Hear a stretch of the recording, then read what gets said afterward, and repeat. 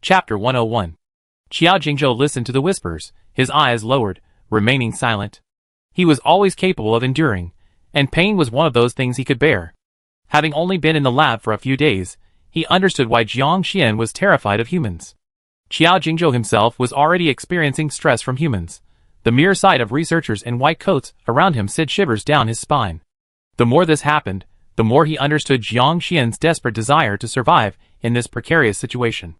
He simply didn't want himself, or those he cared about, to suffer such inhumane treatment again. When he was human, he supported the construction of the new city. Now, he had only one goal to follow. Qiao Jingzhou's vision darkened. A pair of gleaming leather shoes stopped before him, but he remained unmoved. A disgruntled voice came from above. If you don't cooperate, we have to resort to extreme measures. Qiao Jingzhou didn't even bother to sneer. So far, every method he's endured has been extreme. Yet, he doesn't resent pain. Pain is the source of his strength. It was various forms of suffering that sustained him on the verge of zombification, allowing him to maintain his humanity. And now, this endless torture will cause his superpowers to grow wildly. Continue. One day, he will grow strong enough to break free of this cage, taking Jiang Xian and his companions away. Qiao Jingzhou's refusal to cooperate indeed enraged the researcher. They switched to heavyweight methods, approaching him. A chainsaw was pulled back and pressed against Qiao Jingzhou's neck. As if sensing something, Jiang Xian, not far away, suddenly awoke from her slumber. She touched her neck. The lingering chill took a long time to gradually fade. Jiang Xian felt something was wrong with her body. She opened her palm and held it up to the light. Her slender fingers were still covered in wounds, but the skin was still bloodshot, with pinkish veins showing no signs of death. Huh? This is a human body. I'm alive? Jiang Xian was completely bewildered. At first, she couldn't accept that she had become a zombie. However, she had been a zombie for almost 2 years. Even though she wasn't used to it, she had been forced to accept her broken body. So how did she suddenly turn back? And how did she turn back? Wait, I remember Lin Che was also in human form. And Su Su and the other nest mothers also look human. Jiang Xian froze. So, is the nest mother's dual form the normal thing? But how did she suddenly unlock her human form? Jiang Xian froze again. She remembered that she had always had a human form. When her self-proclaimed Haitian personality emerged, she was in a standard human form. Each personality switch was accompanied by a change in physical form. However, the persona she had as Haitian was so different from her current self that they were practically two different people, causing everyone to subconsciously overlook this crucial fact. Why did this alternate personality call herself Haitian, and how was she born? How did the real Yangjin become Haitian? Jiang Xian felt there must be a connection between the two. Thinking back to everything in the memory replay, as she gradually uncovered her memories related to Yangjin, Jiang Xian felt many changes in her body. Just as a fish naturally knows how to swim, and a chick naturally knows how to peck at insects, she naturally grasped many uses for her talents. The human body possesses entirely different talents than the zombie body. Jiang Xian turned her back, using her body to block the one-way glass room. A tiny black orb, the size of a grain of rice, appeared before her. The orb split in 2, then in 4, then in 8. Soon, countless tiny black orbs filled the space before Jiang Xian. In her zombie form, controlling 6 orbs was her limit. With a slight thought, Jiang Xian shrank the black orbs again, until they were invisible to the naked eye. She smiled. Besides her instinctive nest mother powers, her own ability was to calm or detonate the abilities of others. This ability was like a fuse. For example, this tiny black orb was like a spark thrown into a bomb. What truly caused harm was the ability user's own energy. Therefore, Jiang Xian's detonation of the black orbs didn't need to be large. On the contrary, the smaller the orb, the more concealed and difficult to detect. Jiang Xian discovered that controlling her powers was much easier with a human body than with a zombie body. She tried various methods to figure out where to hang the small black ball, so she could easily access it. While Jiang Xian was tinkering with these things, 2 knocks came from outside, and then the door was pushed open. Jiang Xian was still squatting on the floor, maintaining a very ungraceful posture with her legs spread apart, looking particularly foolish. Dr. Ding was caught in a dilemma, unsure whether to go in or out.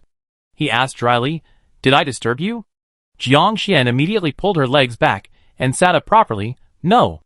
Dr. Ding scrutinized Jiang Xian for a long time, her expression changing, her suppressed features shifting with each passing moment. Jiang Xian chuckled awkwardly. a little unaccustomed, aren't you? She wasn't quite used to her human form either. No, I'm very used to it. I'm used to everything about you. Dr. Ding, in an exaggerated, Disney-like tone, moved closer to Jiang Xian, tightly gripping her hand and stroking it repeatedly. His swaying expression and posture were like that of a pervert. Jiang Xian leaned back, slightly swinging her arm, trying to free her hand. This Dr. Ding, filled with madness and morbid fanaticism, looked particularly frightening, like a zombie. You did very well. Dr. Ding released her hand as she wished, handing Jiang Xian a stack of paper reports. What's this? Jiang Xian stared at the data lines on them, resembling an electrocardiogram, as if reading gibberish. Flipping to the end, she didn't see any doctor's diagnosis or other comprehensive comments. Completely incomprehensible. Every report you submit demonstrates your rapid growth, Dr. Ding said with admiration, as if appreciating a precious gem. There's never been a precedent like yours, your growth so undisguised. Jiang Xian, why do I feel like I haven't grown much? She was still a perfectly good level 2 zombie, her resilience limited to 2 bullets to the head. Dr. Ding shook his head. You are a nest mother, not belonging to either human or zombie category. Therefore, you cannot be evaluated solely based on these 2 biological states. You must be assessed according to the nest mother standards. Jiang Xian suddenly understood. She had long ago discovered that human ability users have their own level assessments, and zombies have theirs as well. Previously, when Jiang Xian was being trained alone by Qiao Jingzhou, she experienced a significant breakthrough. Since then, her control over zombies had improved, and she had unlocked many new skills. But if she had to say, she was still different from other zombies. Chapter 102. Jiang Xian's curiosity was immediately piqued. What's the standard for a nest mother? Mental strength?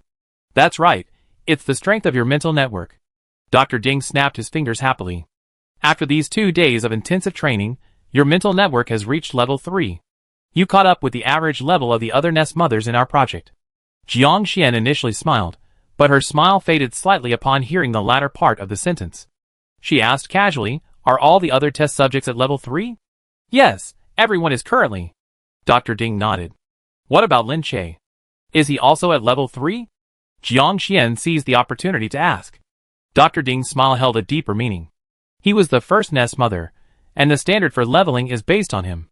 Currently, he hasn't shown any obvious signs of breakthrough. However, even among those at the same level, the upper and lower limits of their mental network strength are still very high. Jiang Xian completely believed this. During her previous duel with Su Su, she clearly discovered that her mental network was weaker than her opponent's, and her control over zombies wasn't as sensitive. Jiang Xian pressed, so, if we use numerical evaluation, what are my and Lin Che's scores respectively? Dr. Ding's smile remained unchanged. Why do you want to know this? I'm curious about the gap between him and me. Jiang Xian still stared at Dr. Ding with expectant eyes. Before Dr. Ding could finish his hesitant words, Jiang Xian leaned closer affectionately, tugging at Dr. Ding's sleeve and shaking it. Please just tell me. Jiang Xian's intimate gesture truly flattered Dr. Ding. Jiang Xian's obvious resentment and resistance from not long ago were still fresh in Dr. Ding's mind, and he had already anticipated a lot of trouble. Yet, only one night had passed, and Jiang Xian seemed completely unconcerned. The relationship between researchers and test subjects is actually quite complex. There are definitely unequal research practices between them, but many projects require the cooperation of the test subjects, and researchers must cultivate the test subjects' favor. In this relationship, as long as the test subjects' requests aren't seriously against the rules, they will be fulfilled. And Jiang Xian, who has suddenly regained her human form, is truly, truly adorable. There are many beautiful girls, alluring, elegant, melancholic, unrestrained, but Jiang Xian possesses a very obedient and gentle temperament. When she tilts her head and asks for help, she has a charmingly naive quality that makes it impossible to refuse. It's as if disappointing her is a grave sin. Dr. Ding, After weighing the options, he realized that Lin Che's situation wasn't entirely a secret in the lab.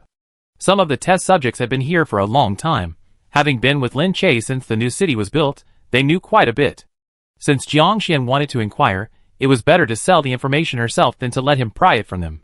Dr. Ding, having made up her mind, explained, Lin Che's mental network strength is 36, while yours is currently only 9. Jiang Xian blinked. The difference didn't sound that significant. She tilted her head and continued, what about Su Su? Dr. Ding smiled. She knew this girl would hold a grudge and remember Su Su bullying her. Her? Probably 11. Jiang Xian's smile froze slightly, and he exclaimed, only 11? Su felt completely overwhelmed by the mental network, yet the data only showed 11. She had thought Su's stats would be at least in the 20s. What? You think 11 is low? Every time your mental network stat increases by 1 level, its strength doubles. Su is stronger than you, but her 11 isn't low. Jiang Xian's face turned green. Just 2 stat differences allowed Su to crush her. Then what kind of god is Lin Che with 36?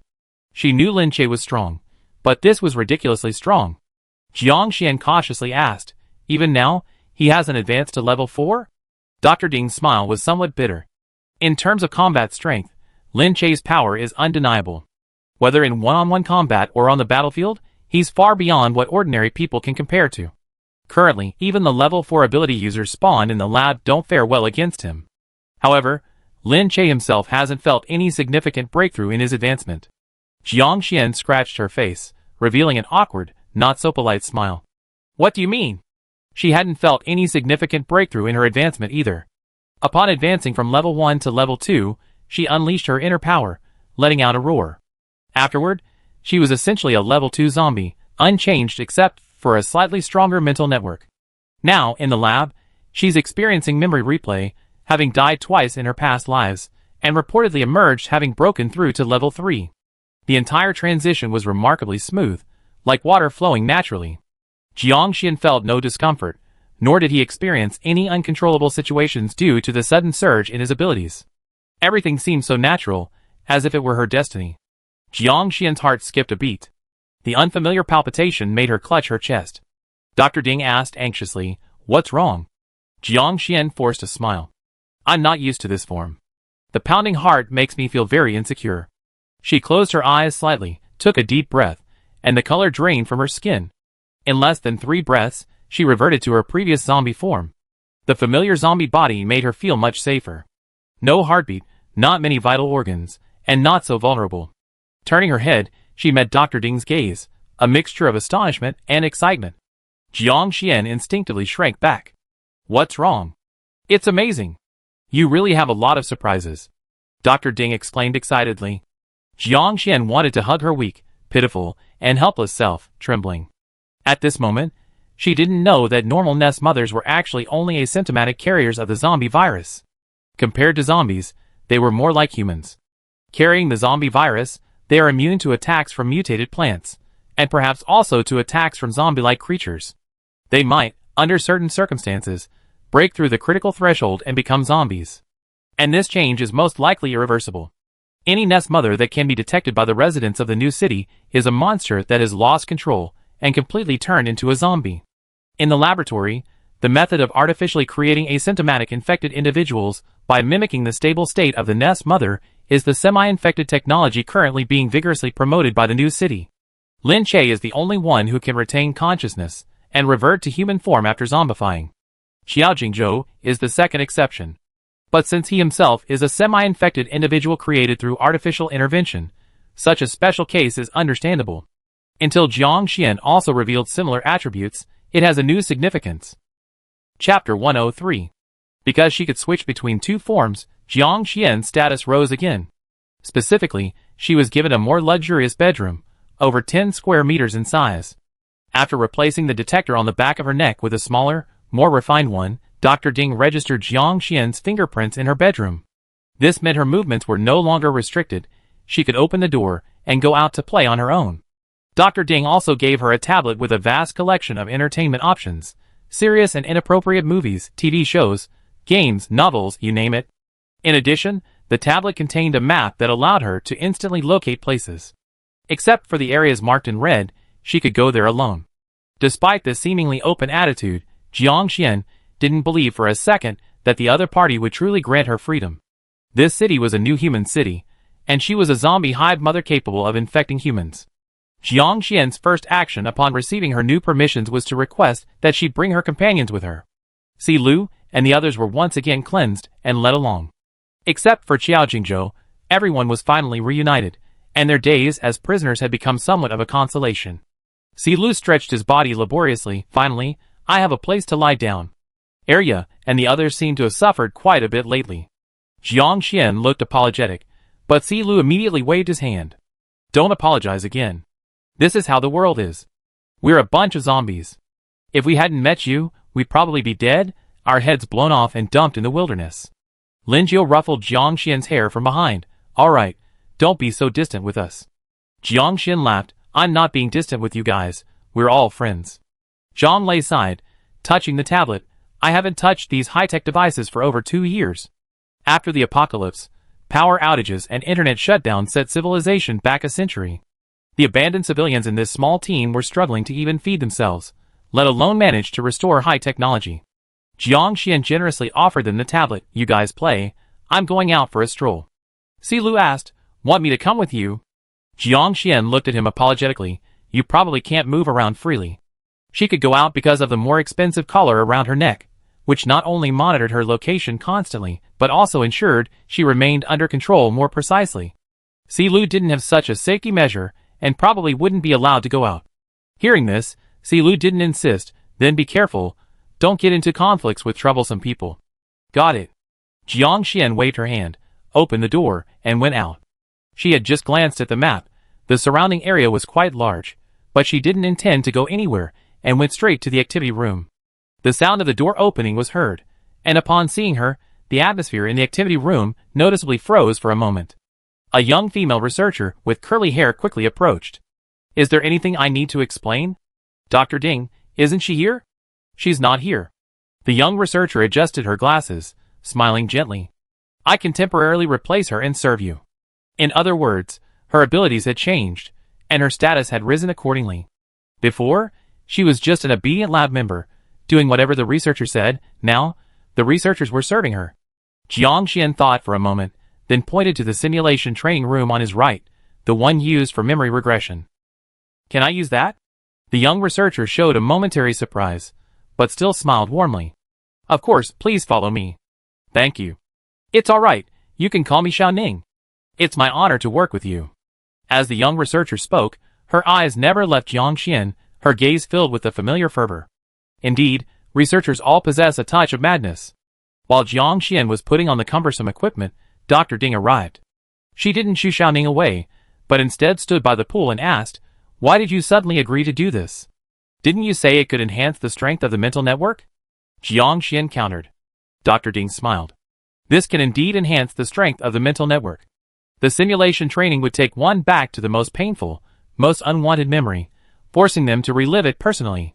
During this process, the individual needs to actively seek out the root of the trauma and confront it directly.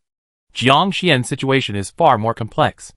Her trauma was so severe that it triggered her brain's innate defense mechanisms, forcing her to forget that memory and even giving rise to an alternate personality.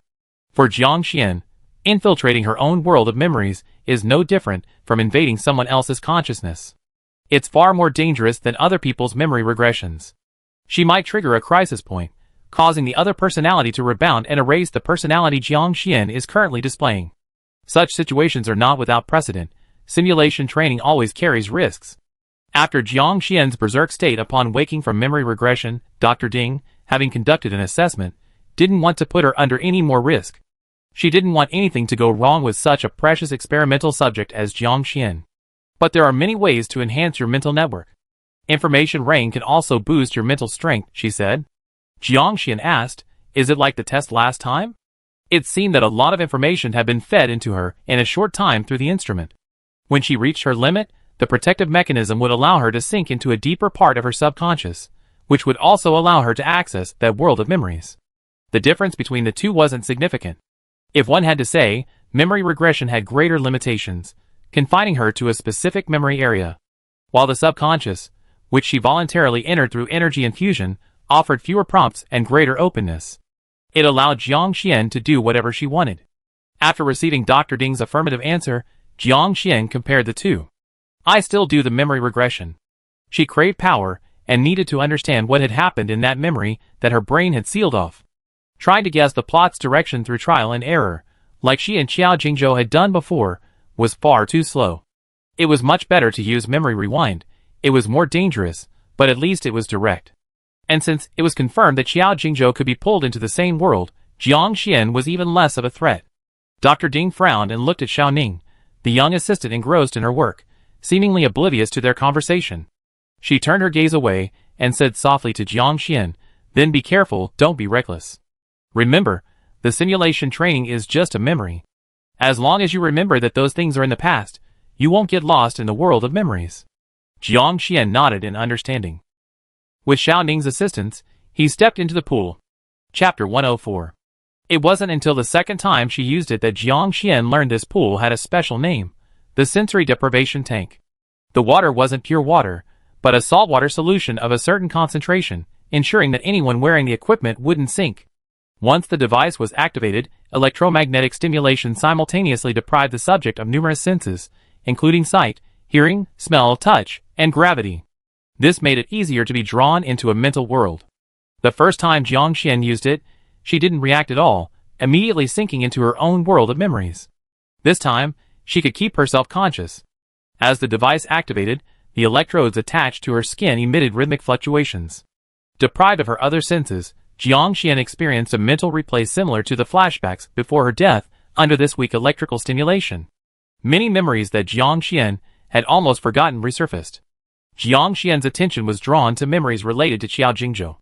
The fierce man, slapping her head and threatening her, cooking her potato noodles, his hurt shouts after she was thought to be lost. The memories flashed by rapidly, and Jiang Xian was shocked to realize how many memories she had with Qiao Jingzhou. The memories ended with Qiao Jingzhou weakly telling her those cheesy, tired jokes, clearly exhausted himself, yet still trying to keep her from worrying. Even when Jiang Xian suffered psychological trauma during the memory replay, Qiao Jingzhou had to force himself to comfort her. Now, rewatching the memories, the last time she saw Qiao Jingzhou, he looked even worse. Jiang Xian frowned, determined that when she met Qiao Jingzhou in the memory world, she would definitely ask him what had happened in reality. Without her deliberate delay, Jiang Xian was quickly drawn into the world of memories. She was still on the street outside the World Trade Center. Before the passers-by could become hostile towards her, Jiang Xian immediately took off running. She still chose to go to the coffee shop where she had arranged to meet Yangjin first. As she expected, the coffee shop was still locked down, and not only that, there were very few pedestrians around the World Trade Center. Seeing from a distance that the coffee shop had been cleaned up and there were no security personnel on duty outside, and that a considerable amount of time had passed, Jiang Xian did not attempt to force her way in. She went instead to the nearby Kaimingsing laboratory, which at this time was not as chaotic as it had become after the apocalypse. The lobby was bustling with people, just like other parts of the World Trade Center. Jiang Xian spent the entire day wandering around the area, observing the comings and goings of people, also waiting for Qiao Jingzhou to appear. Qiao Jingzhou did not appear, but Jiang Xian was not going to wait any longer. She picked up a pebble the size of a goose egg from the flower bed, and carrying the heavy stone, Jiang Xian followed the garbage truck, squeezing into the staff entrance. The garbage was hauled out every 2 hours. A small electric vehicle would go to each floor to collect the garbage at designated points. After entering the staff entrance, Jiang Xian, taking advantage of the fact that no one was looking, jumped into the back of the electric garbage truck. The truck to be used for garbage collection was currently empty. With Jiang Xian hiding there, it wouldn't feel crowded at all. She just needed to wait for the electric garbage truck to go to other floors, and then find a chance to escape. Surprisingly, Jiang Xian wasn't very nervous about doing something so psychologically challenging. She guessed she had done the same thing before, so naturally, she would choose the same method to infiltrate now. Jiang Xian was still considering which floor she should get off at. When the garbage truck arrived at the first floor, she heard a familiar voice. "We need to investigate as soon as possible to find out which mutated strain of the virus leaked." It was Lin Che. Jiang Xian froze. Listening to his voice fade into the distance, Jiang Xian jumped out of the truck and chased after Lin Che, the whole action happening in one fluid motion. In Jiang Xian's previous understanding, Lin Che was just her neighbor and her teaching assistant at school. But since Jiang Xian found Lin Che's work hard at the Kaimingsing ruins in the second year after the apocalypse, it was like the most important piece of a puzzle had been pieced together, and suddenly many things that had been unclear became clear. Yangjin had participated in a project at the Kaimingsing laboratory for her graduation thesis, which led to the tragedy that followed. Jiang Xian had heard Yangjin mention that a teaching assistant at the school had helped her find this opportunity. Contacting Lin Che's work card, and the teaching assistant, who recommended Yangjin, was almost a no-brainer. Later, Yangjin's suffering in the lab, culminating in her rampage and destruction of the world, was partly due to Lin Che's involvement in guiding her into the lab. In this respect, Lin Che's self-reproach was not unfounded. He indeed had to pay a price for this apocalypse. Now, at this juncture, with Yang Zhen's recent incident, Lin Che, as the one who introduced her, was undoubtedly a key figure. Jiang Xian carefully approached Lin Che, and even casually grabbed a white lab coat from the counter in an open room and put it on. Suppressing her nervousness and unease, Jiang Xian walked with her head held high, disguising herself as a researcher in the lab. She jogged and quickly caught up with Lin Che, watching him disappear behind an electric glass door. Seeing the door about to close, she quickened her pace, trying to stop it. Just as she was about to grab onto the crack, a hand reached out from behind, pressed against the crack, and pushed the electric door shut. Jiang Xian turned around in surprise, her eyes meeting Lin Che's without warning. She had watched Lin Che go in, but he had appeared behind her. Jiang Xian turned to look at the door, then at Lin Che in front of her, her initial disbelief turning into understanding. Normally, there wouldn't be two Lin Che's, and Lin Che didn't have a twin brother. But this was a world of memory rewind. The one she had seen before was the Lin Che of her memories, and the one before her was naturally the one in reality. Since Xiao Jingzhou could enter this world of memories, with the aid of the equipment, it wasn't incomprehensible that he would give Lin Che a backdoor. Jiang Xian greeted him with a forced smile. Heh, Captain Lin, you're so free, you even have time to look through the memories? Lin Che glanced at her, his tone commanding and unquestionable. Suppress your curiosity, focus on finding your own memories, don't try to pry too much. Jiang Xian laughed. If I didn't have curiosity, I wouldn't have fallen into your trap. Setting a trap while waiting for someone to run into the trap, and then expecting me to suppress my curiosity, isn't that inappropriate?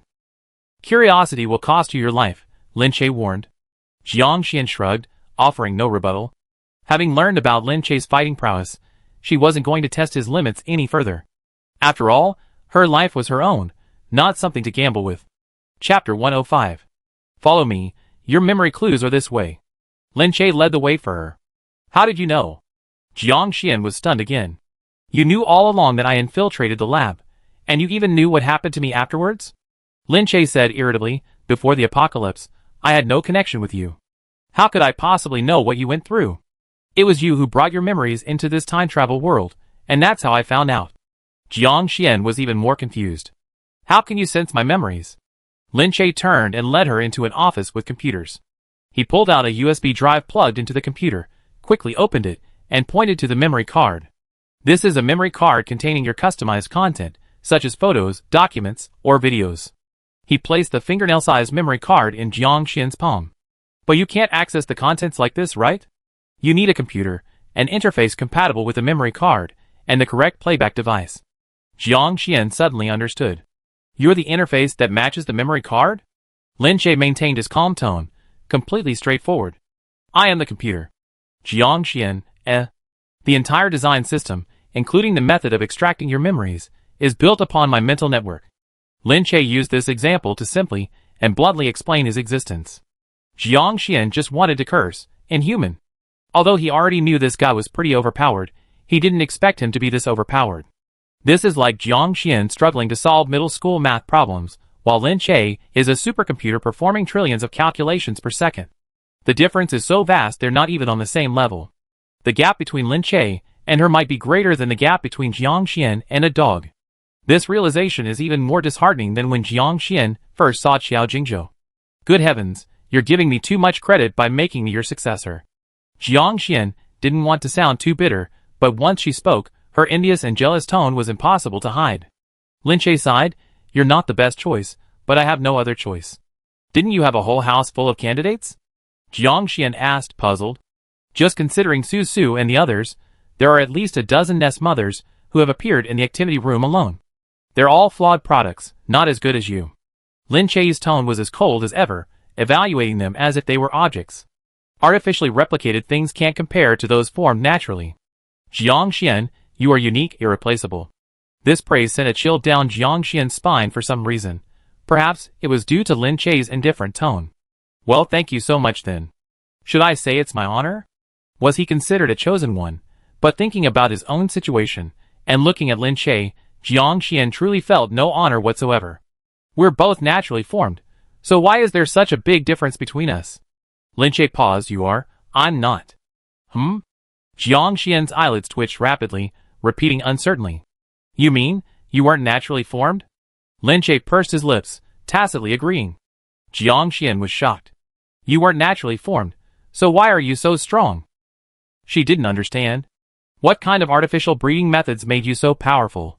But looking at the other nest mothers, Su Su and the others, they clearly weren't powerful at all.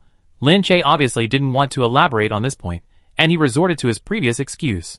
When I need you to know, I tell you everything. Jiang Xian pouted. Fine, now is the time when I don't need to know. As a candidate, you still have a long way to go. Lin Che patiently advised. Jiang Xian coldly retorted, aren't you about to die? Lin Che choked, a crack finally appearing in his indifferent expression. His anger finally seemed to ground him, no longer so aloof. He said irritably, don't worry, I can support you for a while longer, enough time for you to grow. I wouldn't feel comfortable handing you over like this. Jiang Xian could only manage a chuckle, her eyes practically rolling to the sky. If it weren't for the fact that he was speaking the truth, she would have slapped him hard. She would never say Qiao Jingzhou was so infuriating again. Compared to his sharp tongue and foul mouth, Lin Che's skills were simply unmatched. Jiang Xian was kicked back to his main storyline. It felt like playing an open-world game, slacking off on side quests, only to be brutally defeated by a boss with a level advantage. However, exploring this memory world, struggling to survive, wasn't too different from playing a game. With Lin Che's masterful skills, even in a peaceful post-apocalyptic world, he could make a decent living. With countless complaints swirling in her head, Jiang Xian began her thrilling day in the lab. The result, of course, was fruitless. After being discovered by security, she was dragged out. Jiang Xian lay sprawled on the concrete outside the World Trade Center. So, before the apocalypse, she was just a minor character on a one-day tour? She hadn't found any crucial information. Where was Yangjin? What had happened? Most importantly, what was she supposed to do now? Wandering aimlessly, the invisible barrier still in place, Jiang Xian stubbornly persisted until she couldn't move anymore, and was surrounded by passers-by. Countless hands pulled at her, and Jiang Xian finally felt herself free, exiting the world of memories. Outside were a group of worried researchers. Dr. Ding, who had been dozing, almost jumped up when he heard the data change and helped Jiang Xian out. I've been in there for a long time? Jiang Xian looked at her hands and feet, which were deathly pale. Before, she could only be considered a pale, bluish-white zombie. Now, she could easily impersonate a snow sculptor. 4 days, Dr. Ding replied. Jiang Xian was also stunned. How come I was gone for so long? She didn't seem to be doing anything in the memory world. Dr. Ding shook his head. If you don't know, how would I know? Aside from that, have you felt any growth in yourself? Jiang Xian, when asked, sensed it for a moment and shook her head again. I don't feel anything. Dr. Ding showed obvious disappointment, but quickly rallied. Perhaps your growth was quite rapid before, and you need some time to settle and stabilize. Jiang Xian didn't comment on this explanation. She didn't actually perceive her current growth very clearly. She just felt like she suddenly had some new skills, and she didn't feel awkward using them. If she had to describe it, it was as if something that was always meant for her had been reclaimed. Chapter 106.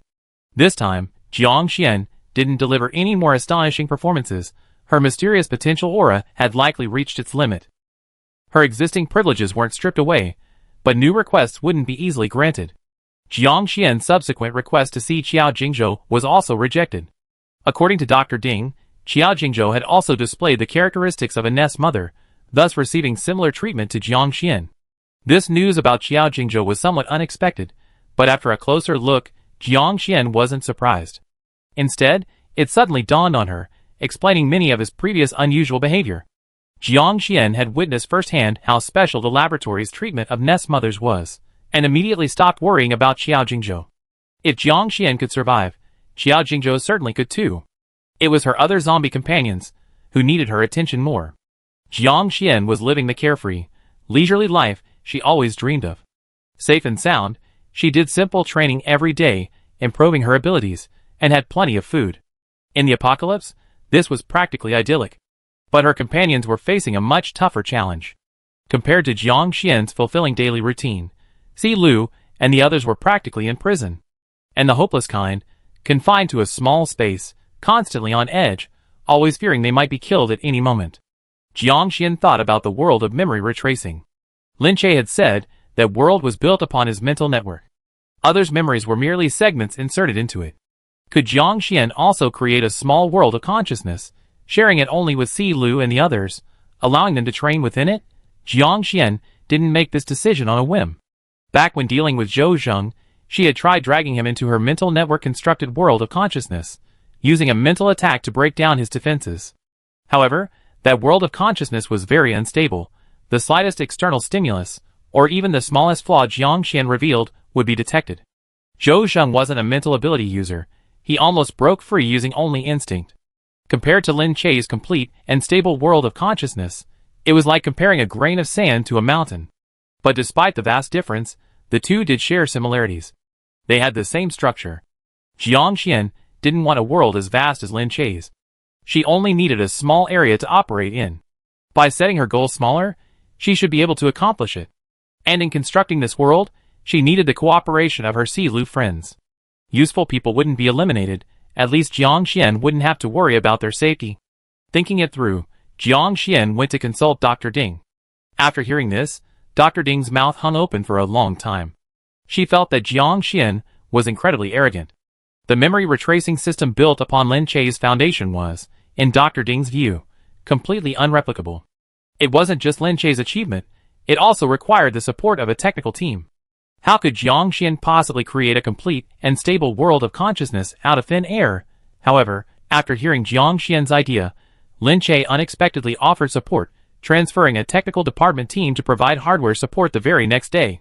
Lin Chei even showed Jiang Xian the main control panel of the memory retracing system. This machine is called the Sky-Gazing Well. The original meaning referred to us as a group of frogs in a well, only seeing a part of the world through a small window. Jiang Xian curiously examined the enormous device.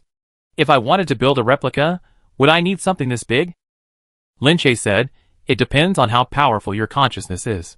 If you can't even build a complete and stable world of consciousness, then there's no need to build a new well just for you. Jiang Xian's own proposal meant she would definitely cooperate. Thanks to her, Si Lu and the others also got the opportunity to participate in the experiment. At least it was a chance to go out, and they could take turns. So, after her new project was established, it became extra training outside of her daily routine. She also needed to stay in the sensory deprivation tank to enhance her mental focus. After 3 days of experimentation, she was able to establish a basic world of consciousness. Jiang Xian could add anything to her world of consciousness, but she could only drag one person's consciousness into her mental network at a time. Firstly, the worker bees already had a close connection with Jiang Xian, and secondly, her companions trusted her and had no resistance, so the initial experiments went very smoothly. In the world of consciousness constructed by Jiang Xian, Si Lu ran 20,000 meters in 1 day. Afterwards, he was paralyzed for several days, unable to even turn over. Dr. Ding explained to Jiang Xian the reverse effect of the world of consciousness on the body. When your subconscious believes your hand is injured, even if your body is not injured, it will have a reverse effect, producing the expected impact of an injury. This is called the reverse mapping of consciousness. Therefore, the subconscious world is also extremely dangerous. In previous simulation training, there were 5 cases where participants became lost in the conscious world, or firmly believed they were dead, causing their bodies to physiologically lose vital signs due to the reverse mapping effect. Jiang Xian stared in disbelief. I died, and come back to life several times in the world of memory replay. Dr. Ding said, this shows that you are not bound by the rules of the conscious world, or that your subconscious is stronger than the information imposed upon you. Dr. Ding laughed at his own dry explanation. It's precisely because of your high resistance and many behaviors that cannot be explained by common sense that you are unique. Jiang Xian understood. Si Lu wasn't seriously injured, it was just that his mind had been racing for too long, causing his body to pre-program its own fatigue and need rest. It was fortunate he was a zombie, in a human body. Such accumulated fatigue would likely have been fatal. As Si Lu recovered, his body also experienced the effects of actual training. This aligned with Jiang Xian's initial intention in creating his own little world. Dr. Ding could no longer refute him and, changing his previous attitude, became enthusiastic about helping Jiang Xian advance the experimental project. The technical department was also working diligently to complete the replica of the Sky-Gazing Well. Let's call it the Illusion Well. Jiang Xian named his new consciousness world. Thanks to the Illusion Well, the presence of Si Lu and the other worker bees, who had been merely observing, was also enhanced. Jiang Xian again requested Xiao Jingzhou's cooperation, her reasons being quite valid. The illusion well is constructed from my mental network. Simply observing other worker bees without mental networks might not guarantee the stability of this well world. Dr. Ding remained silent for a moment, then refused again. She continued her explanation with the same earnestness, while the expression on Jiang Xian's face slowly faded. Chapter 107.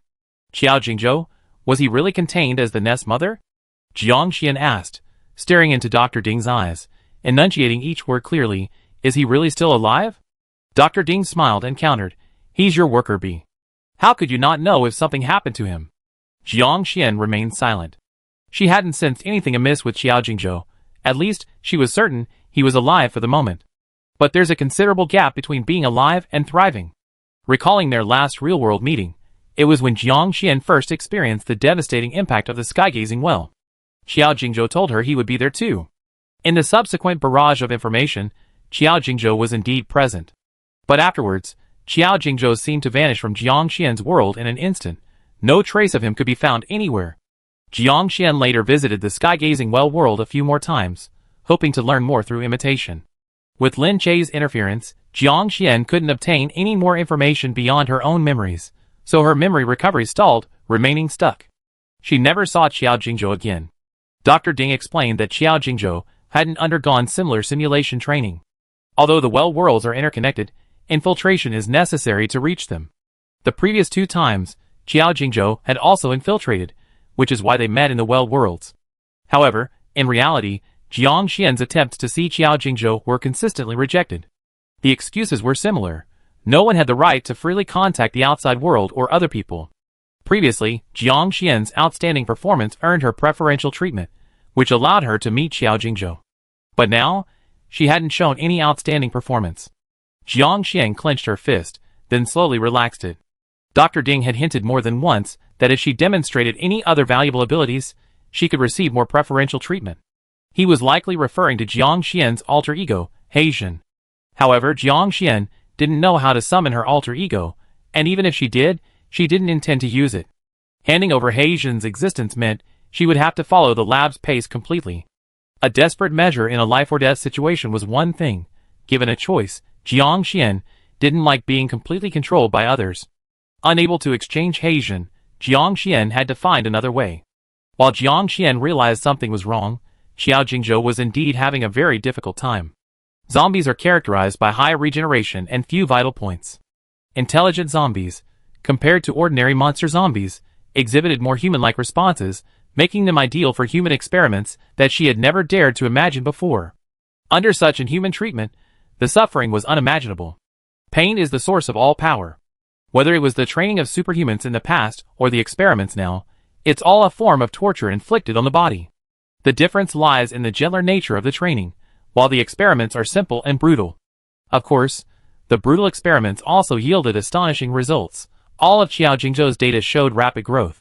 From the upper limit of his superhuman energy to the speed of its operation, and even the effects of different elemental energies, he had reached levels far exceeding those of normal superhumans of the same level. Currently, the new city has only forcibly produced a few level 4 superhumans. This forced growth not only destroys the body's potential and cuts off any further growth, but also has very serious aftereffects. Because of this irreparable aftereffect, they cannot be recognized as true level 4. In other words, they are only slightly stronger than ordinary level 3 ability users. However, Qiao Jingzhou's current data is already far superior to that of a catalyzed level 4 ability user. Even more terrifying is that Qiao Jingzhou seems to have room for growth. As long as pain is continuously inflicted upon him, he will continue to grow. You are cultivating a monster. Finally, the deputy in charge of the experiment roared at his project leader, questioning him. If this continues, no one can predict what kind of monster Qiao Jingzhou will become. But it's obvious that those who use special methods will not have a very friendly relationship with him. Goodwill and loyalty will be consumed.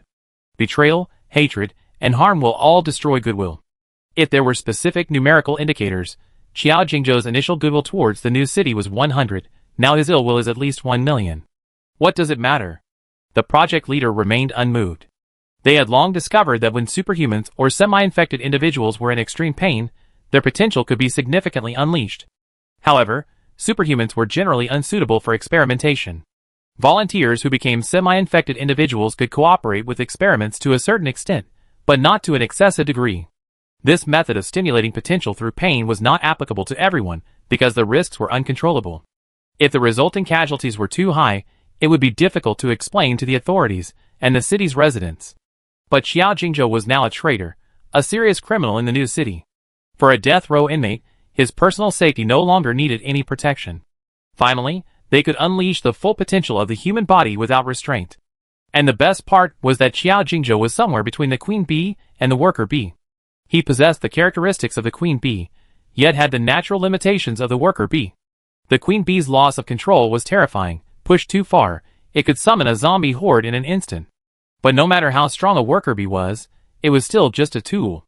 Like Lin Chei's worker bees, almost every one of them was comparable to the highest combat power in the new city, yet under Lin Chei's suppression, even a city gate manager could make them bow down. Above Xiao Jingzhou, there was a queen bee controlled by the laboratory, suppressing him. There was no need to worry about him losing control unilaterally. Even the last worry was gone. Such a perfect experimental subject. If it wasn't pushed to its limits, it would be a complete waste. The project leader was completely immersed in confidence, refusing to listen to anyone's advice. How much pressure are you under? 10 times the pressure. Double it again. It's okay. Listen to me, go ahead. As he gave the order, it was as if he hadn't seen Xiao Jingzhou in the high-pressure room, his skin torn and flesh ripped open, every bone in his body utterly shattered under the pressure. Only his golden-brown eyes still gleamed with a cold, scarlet light. Like amber, or even flowing magma. Xiao Jingzhou remembered this pain vividly.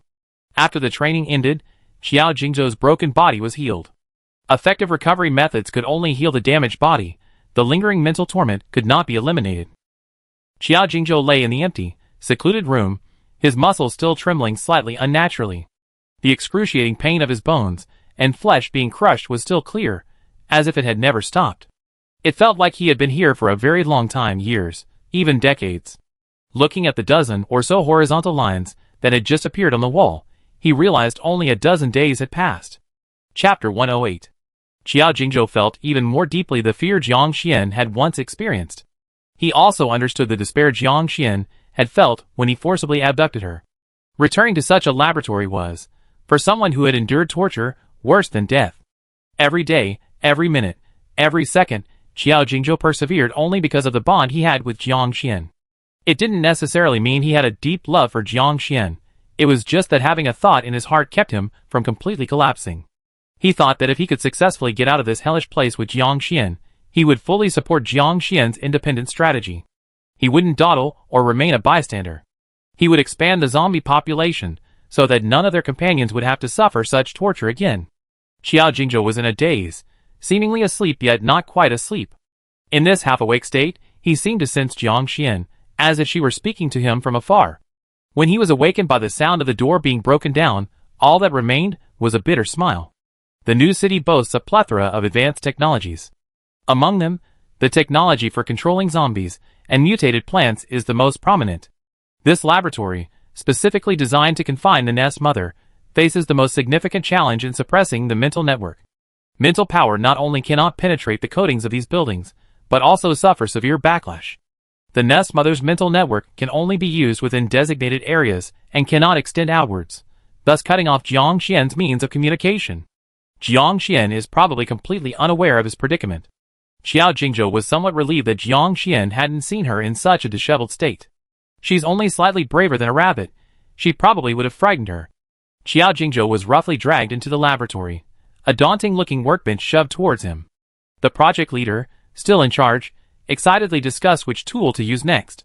Xiao Jingzhou slowly closed his eyes, bracing himself for another round of torture. At the same time, Jiang Xian abruptly awoke in her room. She clutched her clothes, clenching her teeth to suppress her anger. The connection between the queen bee and the worker bees was an unbreakable bond, far deeper than outsiders imagined. The cage-isolating mental energy could affect Jiang Xian's outward mental network, but it couldn't affect her intangible senses. Just as she, far away in Silver City, could vaguely sense her other companions near the dense forest of the distant Wucheng. Some had died unexpectedly, some had perished. If she paid attention, she could roughly understand their basic conditions.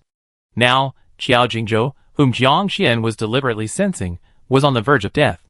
As expected, Dr. Ding's explanations were all deliberately misleading her. Xiao Jingzhou wasn't good, but being locked up here, Jiang Xian had no right to ask what the lab was doing. Even if she got angry, it would only result in a powerless rage. Jiang Xian forced herself to calm down and consider what she could do now. Today, she was taken to the activity room as usual for the ordinary training with the other nest mothers, which was ineffective and was stopped. The only training she needed to do with the other candidate nest mothers was practical combat. Practical combat involved briefly manipulating a zombie using her external mental network. Without a strong mental network, the manipulated zombie was like a puppet's glove, and the mental network was like the puppet's hand. The controlled zombies have very low autonomy, but their advantage lies in the fact that their death doesn't cause much psychological damage to the controlling mother. Combat training has always been Jiang Xian's weakness. Zombies she controls have too low synchronization and are not agile enough, let alone capable of performing high-difficulty supernatural attacks. Once again, her controlled zombie was bitten to death by its opponent, and Jiang Xian indifferently withdrew her mental network. She suddenly realized that establishing worker bee connections requires the mother to sever a portion of her mental network to restore the individual's will, giving the worker bees a certain degree of autonomy. But if Jiang Xian were to divide her mental network further, splitting her will in two and infusing it into the worker bees, could she create her own clone? This is a very risky operation, but Jiang Xian decided to try. First, she needed to choose test subjects. Humanoid zombies were the first to be ruled out. The zombie threat was too great, and the zombies kept in captivity in the new city were under strict control. When Jiang Xian conducted combat training, he had to maintain mental contact with zombies through a layer of bulletproof glass reinforced with steel wire. Other targets, such as small animals, were a good choice. Jiang Xian had a worker bee associated with a zombie rat. He had initially thought it was too small, but now, the connection between the queen and her worker bees was always one way. Jiang Xian's perception of her worker bees depended on which one she was focusing on to know its status. Otherwise, if she had to provide real-time feedback to Jiang Xian, her head would have exploded long ago. So when she turned her attention to the forgotten zombie rat, Jiang Xian was shocked to discover that the zombie rats associated with him were no longer just one, but a whole swarm. A rough estimate puts it in the hundreds. Jiang Xian was utterly bewildered. She only controlled one zombie mouse, so where did all these come from? The question remained unanswered for the time being. Since it worked, she used it normally. Contacting the worker bees, Jiang Xian's thoughts moved, and the zombie mice received her call, rushing towards her location day and night. 2 uneventful days passed, and the zombie mice, abandoned along the way, reached the edge of the new city. 2 more days passed, and of the 100-odd zombie mice, only a dozen or so appeared in the ventilation ducts of the mobile home. A completely enclosed room requires ventilation ducts to maintain air circulation. Sure enough, even the strongest blockade can't stop mice that can burrow. Especially since these mice are somewhat intelligent, they're even harder to defend against. Jiang Xian's mental network can penetrate normal walls, but there's a distance limit. The denser the wall, the weaker her mental penetration. But having it was enough. Jiang Xian finally found her chance, and channeled her pre-split mental network into a mouse. Jiang Xian suddenly gained a new perspective, receiving images and sensations from both sides in her mind. Plan worked. The mouse, Jiang Xian, took off running through the ventilation duct. Unsure if splitting the mental network would have any side effects or time limitations, she could only hurry. Without any special contaminant to restrict the nest mother's mental network, the mouse, Jiang Xian, used the mental link to locate Xiao Jingzhou and made her way there. As she got closer, the sensations became stronger, and the mouse began to feel a chill. Huh? Is this it? Is Xiao Jingzhou going to die? If he dies, what was the point of all this trouble? The mouse grumbled, but her 4 little paws honestly ran incredibly fast. Please don't die, you big jerk. We all came together, so we should all come together. No one can fall behind. Chapter 109. The closer Jiang Xian got, the more uncontrollable her panic became. Her senses grew clearer. She could almost see Xiao Jingzhou on the verge of death. How could this be? Didn't Dr. Ding say he had the potential to become a nest mother? Would he really treat a nest mother with such deadly force? Jiang Xian couldn't understand, but that didn't dampen her anxiety. Finally, she reached the ventilation duct of Xiao Jingzhou's room. As soon as she approached, she heard the mechanical report from inside. The experimental subject's pupillary light reflex has disappeared. Corneal reflex and vestibular reflex have both disappeared. Brainstem reflexes have been confirmed to be completely absent. Reversible coma caused by various reasons has been ruled out. The experimental subject is brain dead. Jiang Xian's mind went blank. Xiao Jingzhou. Dead? The emergency treatment below was still underway, the high-voltage electricity emitting a piercing beeping sound. She didn't even know how many degrees of voltage had been applied. After several electrical stimulations, Jiang Xian sensed that Qiao Jingzhou's mental energy had suddenly become vigorous again. Cheers and exhales came from inside the room, and Jiang Xian, like a mouse, finally felt like she had come back to life. She had been quietly hiding in the ventilation duct, eavesdropping for only a short while before she was furious. This wasn't the first time Qiao Jingzhou had been on the verge of death. It happened almost every other day, and Qiao Jingzhou always managed to struggle back to safety, so the researchers remained calm. But even though Qiao Jingzhou stubbornly recovered each time, it still meant that he might not make it. This was irreversible human life. What did they take human life for? Jiang Xian could understand why they didn't take zombies seriously. After all, they were just mindless monsters, or to put it bluntly, living corpses. But Qiao Jingzhou was also a nest mother, possessing not only intelligence, but also having once sacrificed himself for the new city. How could someone be so heartless as to treat a former comrade so cruelly? Qiao Jingzhou's near-death experience forced the suspension of his other experimental projects. With nothing to do, the researchers went next door to check the experimental data. Taking advantage of this opportunity, Jiang Xian bit through the ventilation duct filter, its small gray body darting under Qiao Jingzhou's operating table. It released its mental network, connecting with Qiao Jingzhou. Hey Qiao Jingzhou, can you hear me? Qiao Jingzhou felt the familiar sensation of being spied on. It was Jiang Xian's mental network. He was momentarily stunned, a blank look on his face. After receiving no response for a while, the little mouse Jiang Xian risked crawling out again, circling around Qiao Jingzhou's head. It pressed its little paws against Qiao Jingzhou's cheek. With physical contact, the mental network connected even better. I'm talking to you. Can you hear me? The little mouse in front of him was dirty and dusty, smaller than an egg, yet more vibrant than everything around it. It was as if it were the only color in his black and white world. Qiao Jingzhou finally believed that Jiang Xian was truly here, not just a figment of his imagination during his suffering. He smirked. Where did you find this northern mouse? Jiang Xian. What? She asked with immense worry. Are you out of your mind? Qiao Jingzhou was about to explain the joke when his expression suddenly changed, and he reminded her, Get down here. The little mouse Jiang Xian quickly scurried back under the operating table, hiding in the shadows. Soon, footsteps sounded outside. The two researchers returned, looking at Qiao Jingzhou's real-time monitoring data with a strange expression. How come his vital signs suddenly recovered? His emotional assessment has also returned to normal. He recovered so quickly. Didn't it usually take about half a day? That's good news. I go inform the team leader. The two came and went in a hurry. Jiang Xian, She sneakily crawled out, pressed her little paws against Qiao Jingzhou, and sent him a message on the mental network. After the mental connection was established, the information exchange between the two nest mothers was smooth, like making a phone call. Jiang Xian quickly pressed for the important question, Can you still hold on? Qiao Jingzhou smiled calmly. I already held on for so long. Jiang Xian was silent for a moment. I'm sorry, I didn't notice your condition in time. She could explain to Qiao Jingzhou that she had been misled by Dr. Ding, so she thought Qiao Jingzhou should be fine. Even if Qiao Jingzhou didn't blame her, it was still her mistake, and it couldn't be erased. Qiao Jingzhou chuckled. It's alright, it's not too late now. He had indeed waited for her. Now that they had successfully reunited, there was no need to bring up anything else. Jiang Xian asked, How can I help you? Right now, there was definitely no way to rescue Qiao Jingzhou and leave with the other companions. Not to mention the impenetrable walls of the new city, Lin Chei's worker bees were simply beyond the capabilities of Jiang Xian and his friends to contend with. They could only settle for second best and think about how to stop these people from inhumanely torturing Qiao Jingzhou. If I had to say, there is indeed something I need your help with. Qiao Jingzhou thought for a moment and said, Help me deliver a message to someone. Who is it? Where is he? He's in the new city, but I don't know where he lives now. I can only guess his whereabouts based on his behavior. Jiang Xian smiled. Then I have to make a whole set of protective equipment for the zombie mouse. She probably doesn't yet have a concept of how difficult it is to send a zombie mouse out of the lab and find someone in a vast sea of people to deliver a message. But even if Jiang Xian knew, she would find a way to accomplish it.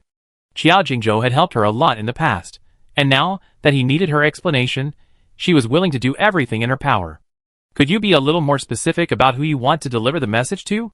Qiao Jingzhou smiled, his eyes filled with the pride of seeing his own child grow up. The person I need you to find is surnamed Sue. We used to call him Sue the Mouse. He has quite a network when it comes to gathering intelligence. Any news that comes through him is first-hand. He's a good friend of mine, and I need his explanation. We need to use his words and his connections to help expose the tragic deception of the half-infected, and to uncover the cruel experiments currently being conducted by the Nest Mother. In this apocalypse, there can be selfless people. But that absolutely doesn't mean that anyone has to sacrifice themselves. Furthermore, no one should stand on a moral high ground and force others to sacrifice. A city built on lies and deception cannot become humanity's true support in the apocalypse. Mouse? Jiang Xian, the mouse, was a little surprised. There were people with such a name. Yes, what a coincidence, a mouse looking for a mouse. Qiao Jingzhou pulled his wandering thoughts back and, unusually, made a joke. Although it was a very lame joke, Jiang Xian the mouse still laughed, his mustache twitching. Very cute. Chapter 110. Qiao Jingzhou attributed this cuteness to the mouse itself. He thought that if Jiang Xian's clone were the common southern gray rats found in Yincheng, it certainly wouldn't be so cute. Jiang Xian's mouse clone was very useful, and would be the main force in helping Qiao Jingzhou find people. Its small size did make it good at hiding, but it meant it was weak in attack power. Jiang Xian initially intended the zombie mouse to be a scout-type character, basically an expendable resource. She initially only had one mouse connected to the mental network, but after half a month of neglect, the number had expanded to over 100, all under Jiang Xian's mental control. However, over 80 were lost during the infiltration of the laboratory alone, and she currently only had a dozen or so spares. This number was definitely not enough to search for people. Moreover, breaking through the laboratory walls didn't mean breaking through the protection of the new city's residential areas. Humanity, plunged into a dark apocalypse due to the zombie infection, had an unimaginable level of control over the zombie virus. Establishing a connection between the lab and the outside world requires careful planning and cannot be done overnight. While the researchers were still away, Qiao Jingzhou inquired about Jiang Xian's recent situation. He wasn't interested in Jiang Xian's illusionary well, but rather in the subsequent developments in her memory replay. No progress. Jiang Xian honestly recounted the incident after their last separation, when Lin Che blocked her way. With Lin Che's restrictions, Jiang Xian couldn't find any more clues in the lab at that time. Her memory replay also got stuck at that point in time, without progressing further. Qiao Jingzhou pondered for a moment, then suddenly asked, "Can your illusory well and Lin Che's sky-gazing well be connected?" Jiang Xian was stunned. She had never considered this possibility. Both wells are built upon our mental networks, and with the help of the instruments, our world of consciousness is amplified and stabilized. Theoretically, the well world can also be extended like the mental network, connecting to the subconscious of others. Thinking about it this way, it really seemed very possible. Jiang Xian excitedly said, "I want to try it right away." "Okay, I wait for your results," Qiao Jingzhou replied. Jiang Xian said, "This mouse will stay here. Call me when you need it." Given a choice, Jiang Xian would actually prefer to communicate with Qiao Jingzhou when they were alone. But only in the laboratory, with its numerous instruments, could the mouse find a hiding place. If they returned to the solitary cell, with its empty four walls, and not even a few blankets, the mouse would have nowhere to hide. Qiao Jingzhou hesitated for a moment. "You should send the mouse back. If it gets discovered, you lose it." He didn't want Jiang Xian to see him in such a sorry state. Jiang Xian insisted, "It's alright, I have many spare mice. If this one dies, I just send a new one." Qiao Jingzhou tried to persuade him further. Jiang Xian said, "My mice crawled in by chewing through the ventilation ducts. They've been running around like crazy, damaging too many filters along the way. It's impossible to hide them. Following the trail of destruction, they eventually find this place. If I remove the mice, when the investigation starts, they discover this obviously abnormal behavior and definitely guess that the mice are being controlled by someone. It would be better if the mouse just stayed here after arriving, pretending to be a real, mindless zombie rat running around aimlessly." Jiang Xian's explanation was impeccable, leaving Qiao Jingzhou speechless. He could only acquiesce to Jiang Xian's observation. Thus, Jiang Xian unfortunately witnessed scenes that were absolutely mind-numbing. When they were alone again, Jiang Xian, like a little mouse, squatted beside him, her dark, beady eyes reflecting Qiao Jingzhou's expression, so sad. It was Qiao Jingzhou who comforted her. "It's okay, I get through this." Jiang Xian rubbed her cheek with her little paws, not continuing the topic. People suffering don't appreciate empty words of comfort. There's no such thing as true empathy. The pain of being stabbed is something only the sufferer truly knows. Besides, This person is Qiao Jingzhou. He has his pride, and wouldn't appreciate her pity. Qiao Jingzhou asked her to break through the lab's defenses to find someone, and it wasn't just a quick message. Judging from his tone, there would likely be some back-and-forth communication. That would make it even more impossible to complete in the short term. Suddenly, Jiang Xian had a brilliant idea. While I can't help you break through the lab's blockade to send messages outside immediately, I can temporarily halt your inhuman experiments. How? Qiao Jingzhou asked. Jiang Xian slapped his face with her little paw. Don't ask. Knowing the truth will make you more vulnerable. Qiao Jingzhou was speechless. Do you think I'm a newbie? Explain yourself. He definitely had to stop any behavior that would put Jiang Xian in danger. Jiang Xian shrank back, his fur practically standing on end, and immediately confessed his thoughts.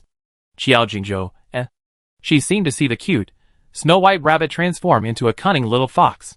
He gave a strained assessment. The plan is excellent, highly feasible. You be careful. Jiang Xian, the little mouse, extended her paw. Don't worry, I'm always very reliable. Besides, she didn't think she was in any danger. Qiao Jingzhou silently swallowed the retort he was about to make. Watching the zombie mouse climb off the operating table, quickly circle the room twice, and then slip out through the crack in the door. Jiang Xian had already spent some time researching how zombie mice expand their population. Now, at her command, including the mouse containing her clone, a dozen or so zombie mouse minions scattered rapidly, heading towards their destination with great purpose. Biochemistry and medicine both rely heavily on live animal experiments, and mice are the most common experimental animals. As a laboratory primarily researching zombie viruses and their related projects, it kept a massive number of laboratory mice. Jiang Xian's zombie mice's destination was none other than the breeding area for experimental animals. Presumably for separate breeding programs, or to prevent outbreaks of infectious diseases, the animals weren't kept in one place. Cages of white mice were placed separately on different shelves. Jiang Xian's zombie mice approached the cages of their fresh, uninfected counterparts. The zombie mice first stood on end, their mouths opened, and they squeaked. One uninfected mouse, seemingly summoned, tentatively approached, only to be bitten on the nose by a zombie mouse through the cage. It was just a minor wound, but it was enough to spread the zombie virus. Inside the cage, the injured experimental mouse rolled around in agony, its squeaks piercingly pitiful. In less than 10 seconds, it leaped up like an unharmed mouse, its eyes gradually covered with the distinctive pterygium of a zombie. Chapter 111. The mouse attacked the other mice in its cage, filling the cage with squeaking noises. Meanwhile, the first zombie mouse responsible for the infection hopped around outside its various cages. It didn't attack each cage indiscriminately. Often, it acted more like a normal live mouse, standing still or cautiously surveying its surroundings. It would only occasionally jump onto one or two cages and attack a particular mouse, making its efficiency rather low. If someone watching from behind the monitors were observing, they would only see it as a wild, untamed mouse driven by instinct. However, its infectivity was extremely high. The first zombie mice it bit had already mutated throughout their entire cage. The mutated laboratory mice were much larger than their ancestral source of infection. Their skulls had changed slightly after the mutation, with longer snouts, allowing their mouths to open wider, and their attack power increased. Jiang Xian's zombie mice could gnaw through metal ventilation mesh. For the zombified laboratory mice, destroying an iron cage would be a piece of cake. They surged out of the holes in their cages like madmen, then scattered in all directions. It was enough to cause heart palpitations in anyone with trypophobia to look at them. These newly hatched experimental zombie rats weren't as picky as their ancestors. Once dispersed, they immediately began to wreak havoc on their counterparts in other cages. All the small animals in the entire breeding area suffered a terrible fate that night. In less than half an hour, Jiang Xian's zombie rat minions had multiplied to over 50,000. This was only because the laboratory detected the zombie rats' activity through monitoring footage, and immediately mobilized to exterminate them within an hour. Otherwise, the number of zombie rats could increase even further. Jiang Xian's control over the new zombie minions decreased gradually, depending on their direct infection status. The mice initially chosen by Jiang Xian held a position similar to the lead sheep in a flock, able to influence the flock's movements. While the newly infected mice were also Jiang Xian's minions, their control was diluted and no longer as absolute. But it didn't matter. Jiang Xian's primary objective wasn't to create a large army of zombie rats. Successfully conducting this experiment was already an unexpected bonus for her. Admittedly, those who could come into contact with the nest mother were semi-infected and generally wouldn't be reinfected. However, This didn't mean that all the organisms in the lab could do the same. A small, black fruit fly buzzed over and landed on Jiang Xian's arm. Summer was approaching, the weather was getting hot, and the insects were starting to become active. Jiang Xian released the small fruit fly, resting his chin on his hand, and roughly understood the complex feelings humans had towards the nest mother. Her zombie body was far more threatening than she had imagined. She, in this state, had never considered doing evil, and therefore had never experienced such feelings. But once she utilized the infectious properties of the zombies, the destructive power would be beyond imagination. The sudden outbreak of zombie rats plunged the entire laboratory into a level 1 disaster response state. Jiang Xian and his team were forced to halt their research and living conditions, being moved from the mobile home to their respective rooms, and warned to remain completely silent. Dr. Ding even bluntly warned Jiang Xian, zombies posing a significant threat must be eliminated according to zombie eradication regulations. Jiang Xian stared blankly with wide eyes, and nodded vigorously. Dr. Ding wanted to say something more, but hesitated. The zombie rat's discovery and outbreak occurred in a very short time, and the entire process was strange, highly likely to be controlled by someone. And all the nest mothers in the lab possessed the ability to do this. Among them, the seemingly docile and harmless Jiang Xian was the most suspicious. Therefore, Dr. Ding and his team specifically revoked Lin Xian's preferential treatment of spending time with Si Lu and the others, packing them all up and changing their holding locations. If Jiang Xian was later proven innocent, she could be returned under the pretext of temporary containment. But if it was confirmed that Jiang Xian was behind it, then they could weaken her power as much as possible. Jiang Xian waved to Si Lu and the others. See you in a while. It's okay, I'm here. I won't let you get hurt again. Hearing her assurance, Si Lu immediately felt relieved and didn't think much of it. Seeing how calm she was, it probably had nothing to do with her. Of course, it's unrelated. The culprit is indeed Jiang Xian herself. She's currently trapped in a cell specifically designed to restrict the nest mother's mental network. This seemingly unsolvable cage cannot sever her connection with herself. The split mental network is equivalent to creating two Jiang Xians acting simultaneously. Now, the zombie mouse carrying her mental network is frantically sprinting through the ventilation ducts, trying to make the most of its time.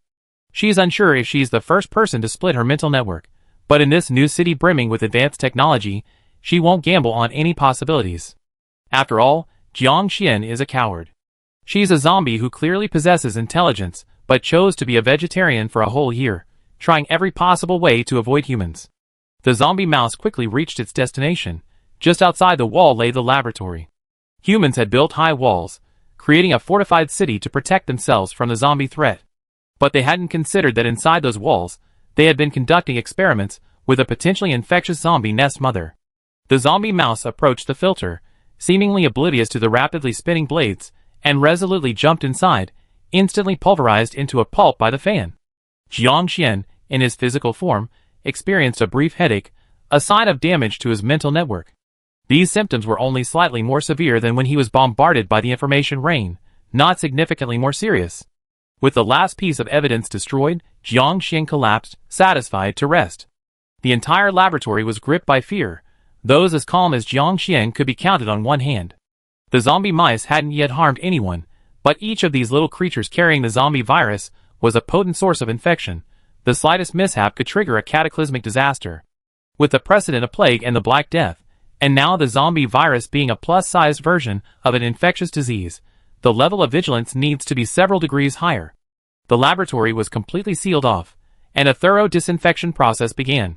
All zombie mice showing signs of activity were located from various locations, killed, and then disposed of by centralized incineration. With so many zombie animals, almost all artificially bred experimental animals were infected. These roaming creatures posed a significant threat. Their loss was itself a huge blow to the laboratory. Those without scientific research experience may not understand the importance of laboratory animals to research. Chapter 112. This seemingly harmless zombie mouse riot directly paralyzed over 90% of the experimental projects. Qiao Jingzhou's task force was also forced to halt operations. Using humans for live experiments was still a minority. Most experiments required observing certain effects on mice and other experimental animals before transferring them to humans for verification. Otherwise, using Qiao Jingzhou for every small experiment would be too wasteful. The number of human subjects was still insufficient. They simply couldn't withstand such a waste. In terms of the severe losses from this mass zombie-like death of experimental animals, Xiao Jingzhou's project team would probably rank in the top 3.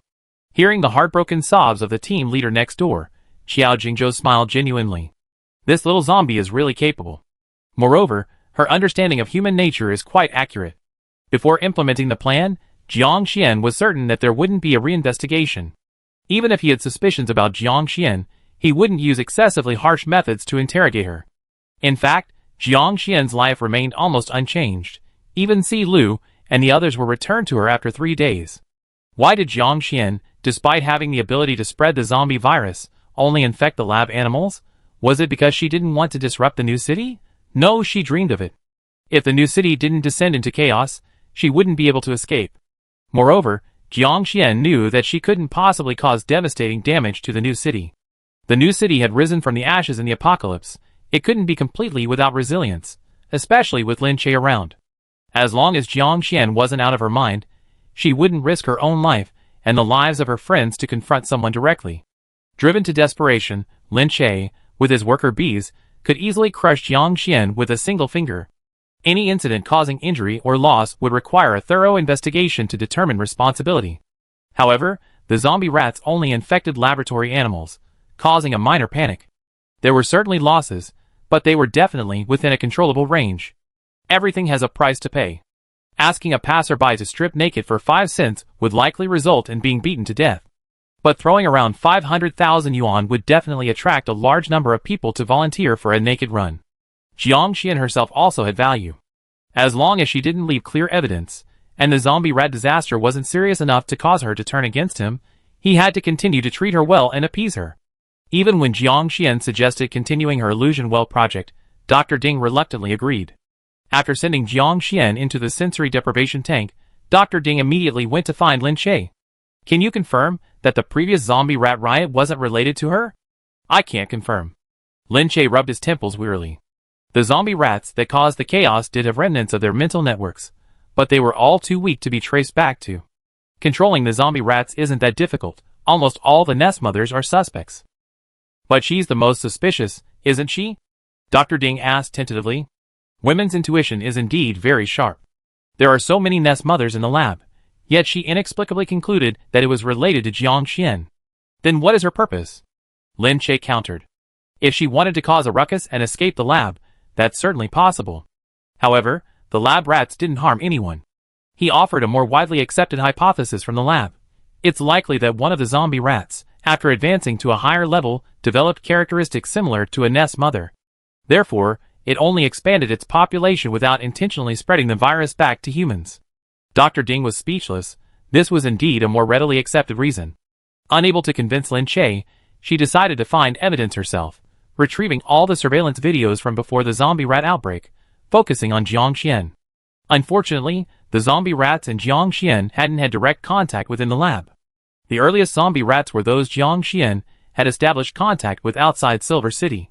In the ventilation ducts, Jiang Xian only needed to split his mental network to escape, no longer requiring physical contact.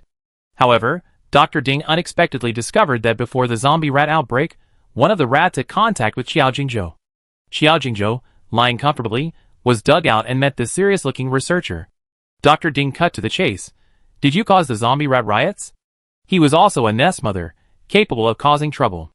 Xiao Jingzhou gave a cold, indifferent laugh. If I could act, do you think I would let you continue to harm me? Dr. Ding was speechless. She knew perfectly well what Xiao Jingzhou had gone through. She felt that anyone in Xiao Jingzhou's position would become incredibly extreme. Given the opportunity to retaliate against those who had hurt him, he would show no mercy. Having gained nothing from Xiao Jingzhou, Dr. Ding could only dejectedly dismiss her doubts for the time being, and carefully save the intercepted surveillance footage to a corner of her favorites. Shutting down the computer, she composed herself. She was still Jiang Xian's exclusive, gentle, and approachable researcher. A minor, unexpected incident forced Jiang Xian to temporarily halt her exploration of the illusion well. Now, she decided to verify Xiao Jingzhou's suggestion and test whether her illusion well was connected to Lin Che's sky-gazing well. The illusion well was an instrument that amplified and stabilized the consciousness world. Thinking about it from another angle, it might even have an auxiliary effect on the mental network itself. On her first attempt, Jiang Xian rashly withdrew her mental network, and her consciousness world instantly collapsed. If the consciousness world within the illusion well could be described as a castle pieced together from building blocks, then Jiang Xian's mental network was the load-bearing floor. The entire room's machines emitted piercing alarms, and Jiang Xian was forcibly ejected from the illusion well device. Jiang Xian, roughly pulled from the sink, appeared to be awake, but her consciousness was clearly not yet fully developed. Dr. Ding roared at her in anger and despair, but in her eyes, she only saw the silent opening and closing of his mouth. She heard nothing from his mind. Then, her head lolled to the side, and she lost consciousness.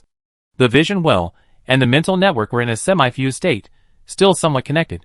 Removing the mental network caused the vision well to collapse, resulting in severe backlash damage to Jiang Xian himself. The first attempt ended in a disastrous failure. The next day, Jiang Xian, lively and energetic, went back to courting death, no to try again. Dr. Ding was dumbfounded, her jaw nearly dropping to the floor, and she screamed in disbelief, "You're all right?" Jiang Xian covered her ears, appearing even more surprised than her. "Weren't you monitoring my data?"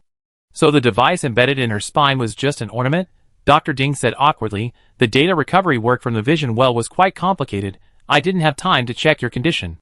In reality, she never expected Jiang Xian to recover so quickly. She knew all too well how serious damage to the mental network could be to the nest mother. There had even been cases of brain death caused by improper use of the vision well. Chapter 113. Jiang Xian's entire illusionary well collapsed. Based on previous cases, even if he didn't die, he'd be paralyzed and suffering from headaches for 10 days to half a month. How could he be alive and kicking the next day? "Lend me Jiang Xian for a moment." Lin Che appeared from behind, leading a dozen or so researchers in white lab coats. Jiang Xian glanced over them. A row of bald heads practically reflected light, all hairstyles of powerful individuals. Not a single researcher was under 50 years old.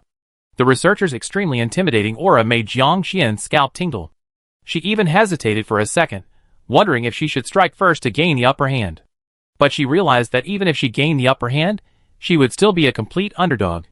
She already knew how ruthless Lin Che was. Even a surprise attack from Jiang Xian might not be able to deliver a fatal blow to Lin Che. Jiang Xian resigned herself to her fate, and obediently let Lin Che approach, placing his hand on her shoulder. As she was being led away, Jiang Xian was still wondering where she had gone wrong. The senior researchers took Jiang Xian to a room marked with a radiation indicator and, without a word, pressed her onto a new, unidentified instrument. Jiang Xian couldn't hide the fear in her eyes. Lin Che smiled gently at her and softly comforted her. "It's all right." Jiang Xian stared wide-eyed again. "Did this look like she was all right?" Lin Che explained further. "It's because your mental network strength is above normal. The senior academicians are very interested in you and want to give you a comprehensive examination." Jiang Xian breathed a sigh of relief, but her heart immediately jumped again. It wasn't just that they had found out she had caused the mouse riot, but the examination in the lab didn't seem easy to endure. The last time she was supposed to undergo a full examination, the information overload nearly caused her brain to explode, leaving Jiang Xian with a painful memory. But the current situation seemed to leave Jiang Xian no room for refusal. Holed to the machine like a prisoner awaiting torture, Jiang Xian had to lower her eyes to hide the resentment within. This feeling of being manipulated was unbearable, no matter how many times she experienced it. This test, just as Lin Che had said, passed without incident. Even the information overload didn't disrupt Jiang Xian's consciousness. The dosage was increased 3 times in succession, before being stopped just before Jiang Xian felt she was reaching her limit. Jiang Xian was drenched in sweat, as if she had just been pulled from the water. The researchers huddled together whispering. Lin Che had rescued her from the machine. "I told you it would be all right," Lin Che said gently, teasingly. Although Lin Che had been gentle and mild-mannered before, Jiang Xian sensed a change in his attitude towards her. She looked up in confusion. "Did something happen to me? Why are you suddenly so kind?" Lin Che chuckled. "Nothing." Jiang Xian didn't press further, letting Lin Che carry her back, limp and powerless. The proper princess carry gave Jiang Xian goosebumps, and she struggled. "Put me down, I can walk myself." Lin Che did as she said, but Jiang Xian's legs had no strength, and she tripped and fell flat on her face. "I'm fine." Jiang Xian quickly waved her hands, her legs trembling as she stood up, preferring to slowly incline forward rather than let Lin Che get close. Lin Che didn't insist. After walking a short distance, he asked about yesterday's events. "Why did you blow up the mirror image while you painstakingly built?" Jiang Xian chuckled dryly. Would you believe me if I said it was an accident? No, unless you're planning to use the mirror image well to further manipulate the mental network for other purposes. Lin Che spoke casually, but Jiang Xian's guilty conscience was churning inside her. She tentatively glanced at him, only to see Lin Che's dark pupils, deep and unfathomable like a bottomless pool. Jiang Xian couldn't figure out his true intentions, and didn't reply. Lin Che didn't ask any more questions. He escorted her to the activity room door and reminded her, Dr. Ding is waiting for you. Before Dr. Ding could greet him, Lin Che turned and left. Jiang Xian's hands, hidden in her sleeves, clenched into fists, only relaxing after a long while. If she understood correctly, Lin Che was teaching her how to fabricate excuses, but why had Lin Che suddenly changed his attitude towards her? Jiang Xian immediately connected this to the large group of senior researchers. The only thought running through her mind was, unsolicited kindness is always suspicious, they're definitely trying to use her, or have some ulterior motive. This is a double-edged sword. It can't be simply categorized as good or bad. The lab and Lin Che's style clearly aren't charitable organizations. Once she catches their eye, how they use her, and whether it will harm her, she has no idea. The most frustrating thing is that Jiang Xian herself can't refuse. But correspondingly, the higher Jiang Xian's value to her, the higher his tolerance for her. She can try to increase her preparations for an escape. This provides a safety net. Even in the worst-case scenario, everything is within her control. The fire in Jiang Xian's eyes grew brighter. This was an opportunity fraught with risk, and she would seize it. While she was lost in thought, Dr. Ding was observing her. Once she came to her senses, he asked if the previous progress had gone smoothly. Jiang Xian wasn't sure if it had gone smoothly or not. The last few information rainstorms were a bit unbearable. The last few? Dr. Ding grasped the key point. Yes, 3 information rainstorms, each one more difficult than the last. Dr. Ding, It was her fault. Jiang Xian had been busy researching the illusion well, and her mental network had been severely strained, not at its peak. She hadn't thought to conduct another intensity test. It was simply that Jiang Xian's growth, compared to other nest mothers, wasn't just monstrous, it was practically cheating. When Jiang Xian first arrived, all her evaluation data were very low. If Lin Che hadn't made an exception and insisted on including her, the lab wouldn't have even considered her. After some refinement, this gem of a person, Jiang Xian, burst forth with astonishing growth. There were other nest mothers who worked even harder than her. But only Jiang Xian's growth was so illogical. Her extraordinary talent was indeed comparable to that of the monster Lin Che. If only she didn't have such a rebellious streak. Thinking of this, Dr. Ding couldn't help but feel a headache coming on. What rivaled Jiang Xian's talent was the extent of her accident. Dr. Ding pressed. What exactly were you trying to do in the illusion well? Why did it cause the illusion well to collapse? Huh? Jiang Xian scratched her chin and said seriously, I wanted to try blowing it up to see if I could just blow it up all at once. Dr. Ding, She felt a sharp pain in her heart. She gasped for breath, suppressing the curse that was about to escape her lips, and weakly asked, Why did you want to blow it up? Wasn't that a world constructed by your mental network? Chapter 114. Yes, it's because of my mental network. I was thinking, if I can build it, can I also blow it up? Jiang Xian answered with the same earnestness. His narration and attitude were just like those of researchers when they discuss new research ideas, full of a pursuit of true knowledge. The path of research does indeed require practice from different angles, so Jiang Xian's idea and his putting it into practice seems quite understandable. Dr. Ding was speechless. After a long pause, she could only suggest, next time you have such an idea, tell us in advance. We back up the data from the Mirage Well first. Jiang Xian asked in surprise, the data is backed up? Then can it be restored to its previous state quickly? Dr. Ding, She meant to tell us in advance, but what was Jiang Xian's focus? She was desperately trying to figure it out, but she still had to reply dryly, the Mirage Well is backed up regularly. The lost data is only from the last 2 days. It's been successfully debugged and can be restarted. Next time we still. Great. Jiang Xian seemed to have only heard about the restart and excitedly said, Shall we continue? What could Dr. Ding say? Of course, she supported her. It's just that the test subject was more concerned than the researchers. Something felt off. Jiang Xian was naturally concerned. She proactively put on the equipment and entered the sensory stripping tank. This time, she began the second experiment on the Mirage Well. 2 days before the backup data stopped, the Mirage Well world seemed to have few missing elements. Jiang Xian had previously removed the mental network, causing the Wangxian well to collapse. Now she began to compress the world of the Mirage well in a specific direction. To put it more figuratively, for the same volume, the smaller the height, the larger the area it occupies. Jiang Xian attempted to expand the world map of the Mirage well, but quickly reached its boundary, proving that this approach was not feasible. So she decided to do the opposite, shrink the area it occupies and increase its depth. Speaking of which, the Mirage well is already deep within consciousness. If she dug deeper, where would she go? The deeper parts of the subconscious? As the Mirage well expanded, Jiang Xian was filled with anticipation. When Jiang Xian came to her senses, she was standing on a bustling street again, surrounded by blank-faced passers-by hurrying by. She closed her eyes slightly, sensed something, and suddenly her expression became strange. There was one thing she had misunderstood before. Her second intrusion into memory regression was caused by an information rain that overwhelmed her consciousness, leading her into this world of consciousness. It was exactly the same as Lin Che's sky-gazing well. Even the process was very similar, leading Jiang Xian to believe that the two were the same thing. But this time, as she delved deeper into her own vision well, she discovered that these seemingly similar worlds of memories were actually not the same. It was like two different movie theaters showing the same film. Even with similar sensory and physical sensations, they still belonged to two different territories. Previously, Jiang Xian was a novice and couldn't discern the difference, but this time she clearly perceived it. The biggest difference was that the vision well was under Jiang Xian's control. Jiang Xian immediately walked towards the Morning Star laboratory.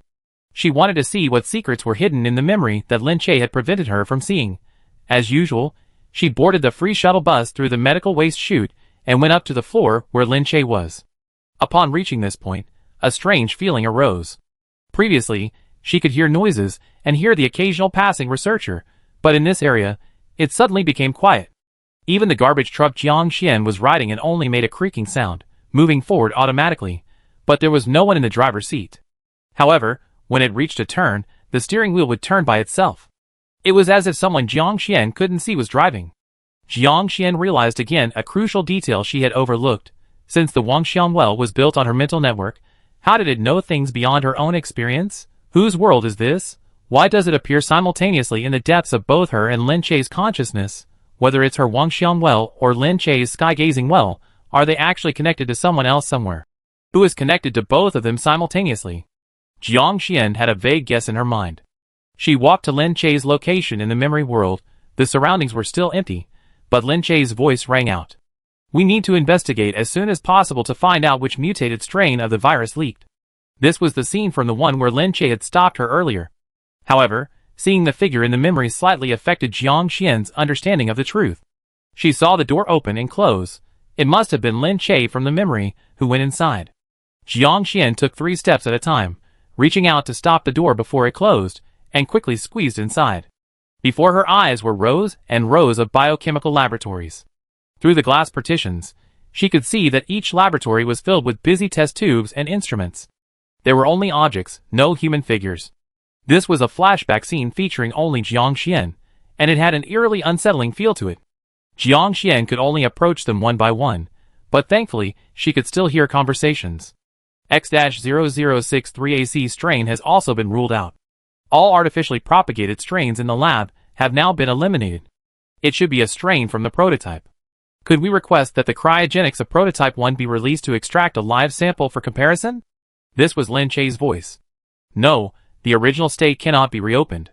But Yangjin's situation can no longer be concealed. She carried a mutated strain of virus cultivated in our lab and broke out in a densely populated area like the World Trade Center. Everyone near the World Trade Center at the time was at risk of infection. Isn't this situation serious enough to warrant temporarily breaking the previous restrictions?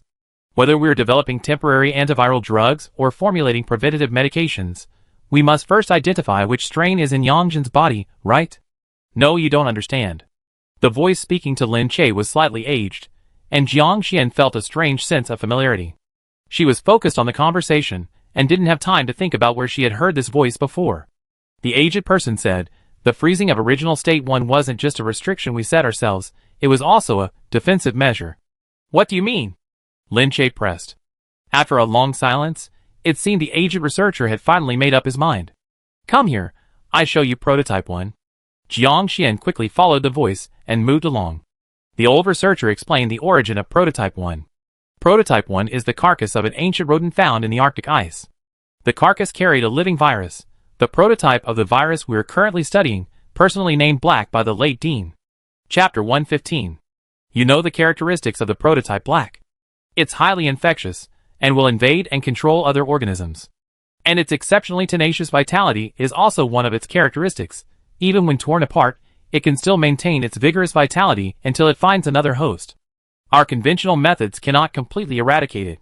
The old researcher's tone was heavy, as he recounted information that was almost universally known in the lab. Lin Che had grown impatient and pressed on. What's the necessary connection between this, and not being able to extract the live virus from it? We only need to thaw it, extract a small amount, and compare it to the strain found in Yangzhen. The key point now isn't the strain, but that Black's consciousness has already leaked out. The virus is merely one of the channels through which it adapts to its environment and spreads itself. The old researcher's tone also became agitated. Calling Black a virus isn't accurate. It actually possesses independent consciousness, more like a parasitic life form. Each strand of its DNA can inherit this consciousness. Creatures infected by it will also be controlled by Black's consciousness. How is this possible? Lin Che stammered. That's the truth? The old researcher's weary voice came. Actually, Black's consciousness has already been leaked. Do you remember the catastrophe in the lab a few months ago? The Black True elimination plan? Lin Che asked tentatively. Then do you know who Black True refers to? The old researcher countered. Jiang Xian had no way of knowing Lin Che's reaction during the conversation, but 2.5 years later, standing here listening to the whole thing, Jiang Xian was trembling violently. Everything had connected. The old researcher choked back tears. Yangzhen has long been corrupted by the Black consciousness. A consciousness called Blackshan is hiding inside her body, but we can't do anything about it. We can't even restrict her movements. We can report it. Surely the higher-ups won't ignore it. Lin Che said with difficulty. We have no evidence. The Black consciousness remains unproven. Blackshan's attack methods seem more like supernatural phenomena. Yangzhen herself cannot be convicted or held responsible in this incident. We don't even have the right to restrict Yangzhen's personal freedom. We can only watch helplessly as Yangzhen, carrying the Black consciousness, tries every means to spread it. Even if we thaw the original specimen now and identify the prototype virus, it's useless. The Black consciousness will cause the virus to mutate again.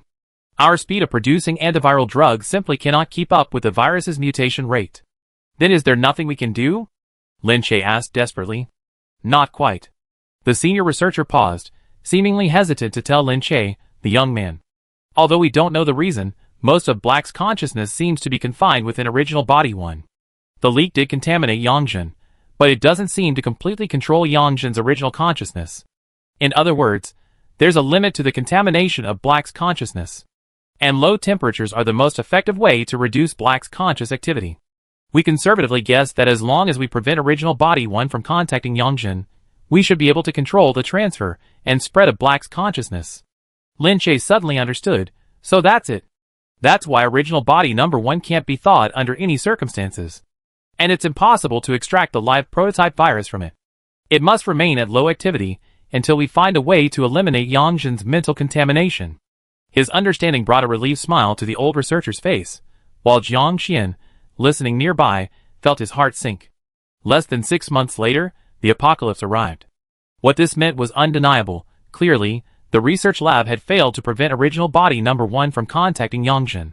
The zombie virus ultimately used to spread Black's consciousness was likely a mutated branch of the prototype virus carried by original body number 1. Lin Che's statement that Blackshan brought about the apocalypse and caused countless deaths was truly accurate, without any exaggeration. The infected humans and animals mostly had their individual consciousness destroyed, turning into mindless zombie monsters. Among them, a few special creatures gained the favor of Black and became carriers of Black's consciousness. These were the Nest Mothers. The so-called mental networks of the Nest Mothers are actually a part of Black's consciousness. This isn't just an instinct to control zombies, it's the zombie virus carried by the zombies, which inherently possesses Black's consciousness. As for Heijin, she is also a fusion of Black's consciousness and Yangzhen's own consciousness.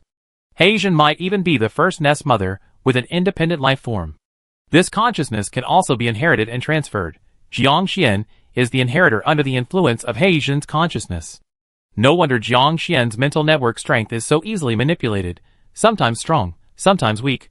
With a little scientific training, it grows rapidly. It's not that Jiang Xian is weak, it's that she hasn't learned how to use it.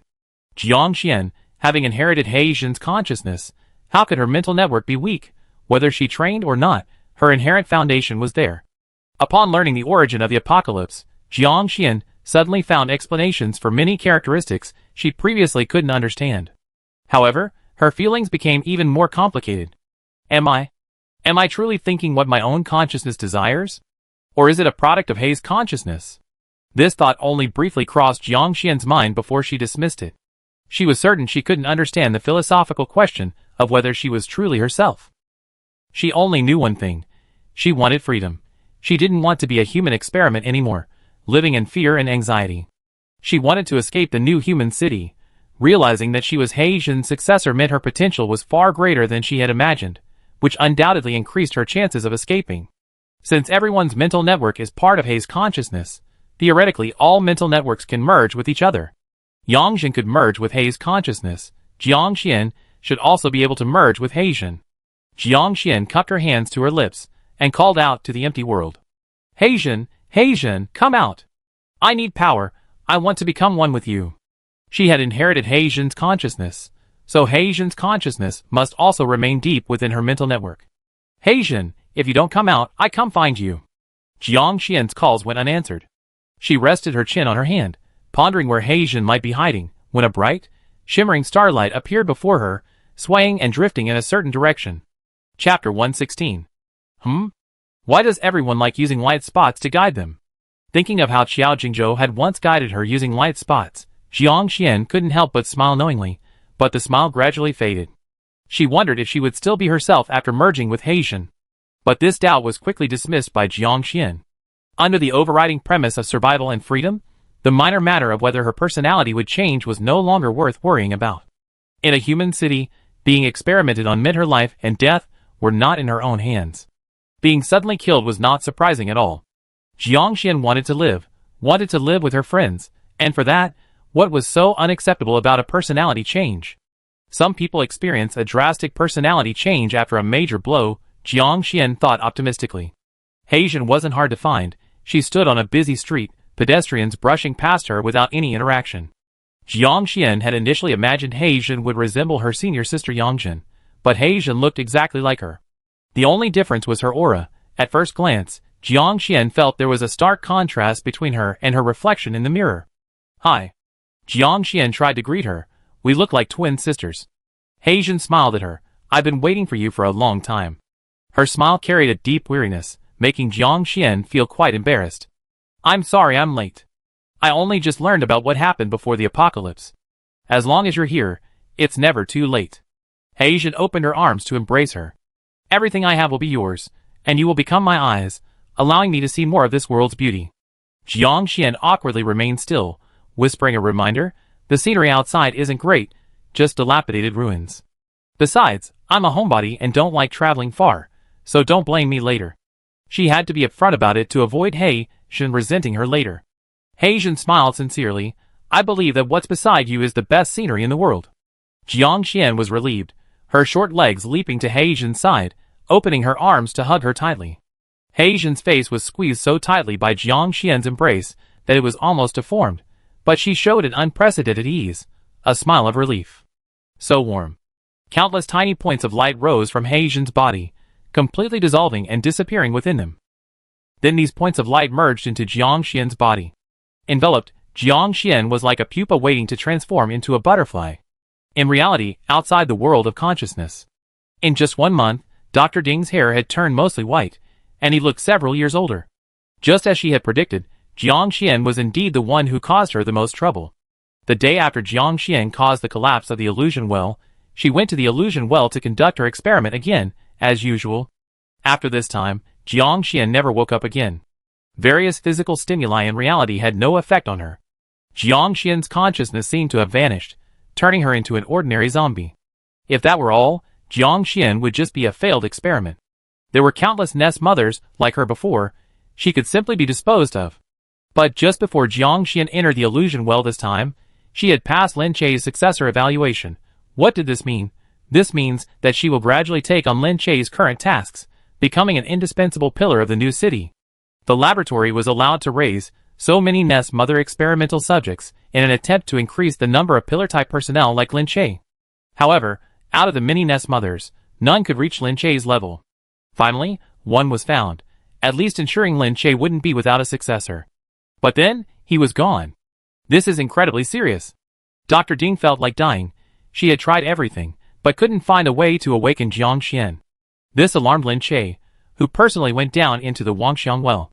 He thoroughly searched the newly formed well world, but still found nothing. Jiang Xian seemed to have vanished into thin air within her own consciousness. Based on the situation, Lin Che guessed, her consciousness went to a deeper place. A deeper place? Where is that?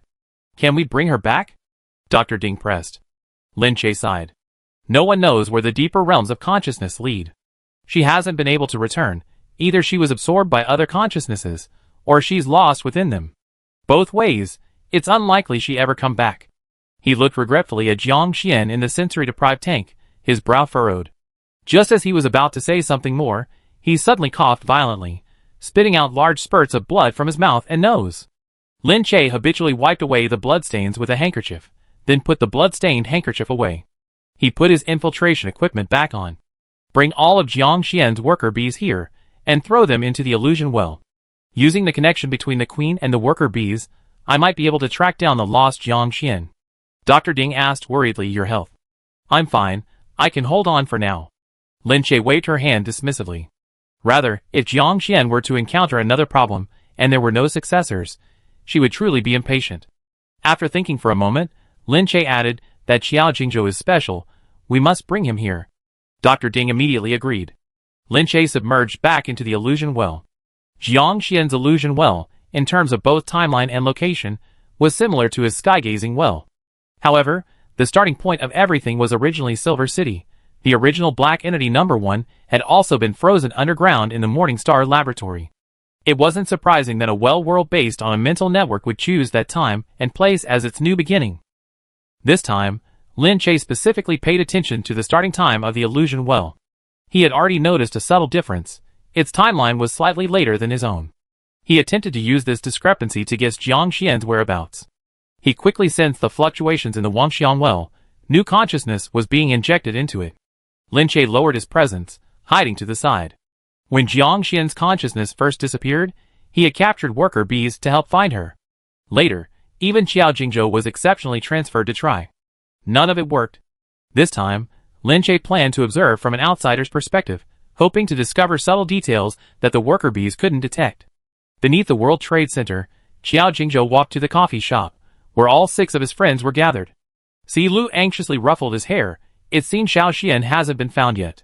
Where else could she have gone? Lin Jiu was also puzzled. Ariel was also frowning anxiously, as she practiced diligently. Sure was still young. He looked completely bewildered. As for Zhang Lei and Luo Li, their styles were quite different. They were making the most of their time to train.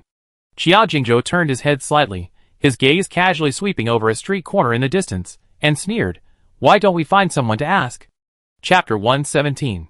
Lin Che emerged from his hiding place. He was expressionless, looking at Xiao Jingzhou and the others as if assessing a piece of meat. Even without Xiao Jingzhou's prompting, the youngest, Sure, held Lin Jiu's hand and carefully moved to form a defensive formation. The oppressive aura emanating from Lin Che was already unsettling just by his presence. Xiao Jingzhou, as usual, stood at the forefront. He scoffed, "I was just about to ask someone when you appeared." Lin Che's expression remained unchanged. Jiang Xian disappeared into the deeper recesses of consciousness. "I'm looking for her too, and I happen to need your explanation." "Oh!" Xiao Jingzhou raised an eyebrow. "What do you mean?" "She values you so much. If we kill you here, maybe she react. For Jiang Xian's sake, please die." Lin Che explained calmly, as if the zombies present were honored to sacrifice their lives for him. Xiao Jingzhou sneered, "I refuse. We also look for Jiang Xian, but we won't use your tricks. If someone has to die, why not you? What gives you such confidence?" Lin Che's tone was heavy. He raised his cold, black eyes, and the ground beneath his feet suddenly cracked open, revealing a serpent-like mass of earth rapidly extending from beneath him towards Xiao Jingzhou. "I take it." Lin Jiu clashed her fists together, slamming a powerful punch down at the earthen serpent rushing towards her. A similar earthen dragon shot from her fist, meeting Lin Che's attack head-on. The two forces collided, sending sand and gravel flying, creating a deep crater half a person's height in the center of the ground. Lin Jiao seemed quite surprised. This pretty boy is really strong. She had originally thought she could not only blast the earth snake to pieces, but also send it flying.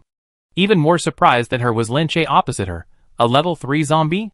He thought that Xiao Jing was the only useful person around Jiang Xian. Don't be fooled by this being a world of consciousness. The infiltrator's abilities and physical constitutions must still be affected by the real world. It's impossible for an athletic failure to suddenly become a supercar champion after entering the well world. They still be the same as before. In other words, if Lin Jiao wanted to punch a deep crater in the well world, it meant she had equivalent strength in reality. This was clearly inconsistent with the information Lin Che had received from his worker bees. Lin Jiao clenched her fists. Thanks to all the torment you guys have caused me, I've grown stronger. Zombies can regenerate. If their willpower holds up, the more severe the injuries, the faster they recover and grow.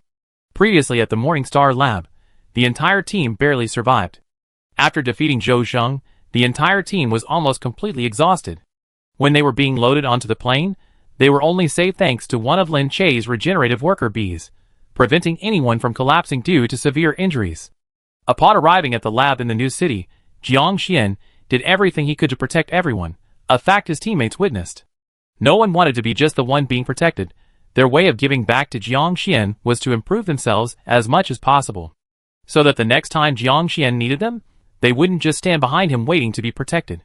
Every opportunity to infiltrate the illusion well was cherished by everyone. Si Lu ran 20,000 meters in a short time, collapsing from exhaustion before recovering, resulting in a significant improvement in his physical abilities. This meant that training in the well world could have the same effect as in reality. Such a good opportunity to gain experience was naturally seized by everyone. In the researchers' eyes, worker bees held no higher status than furniture.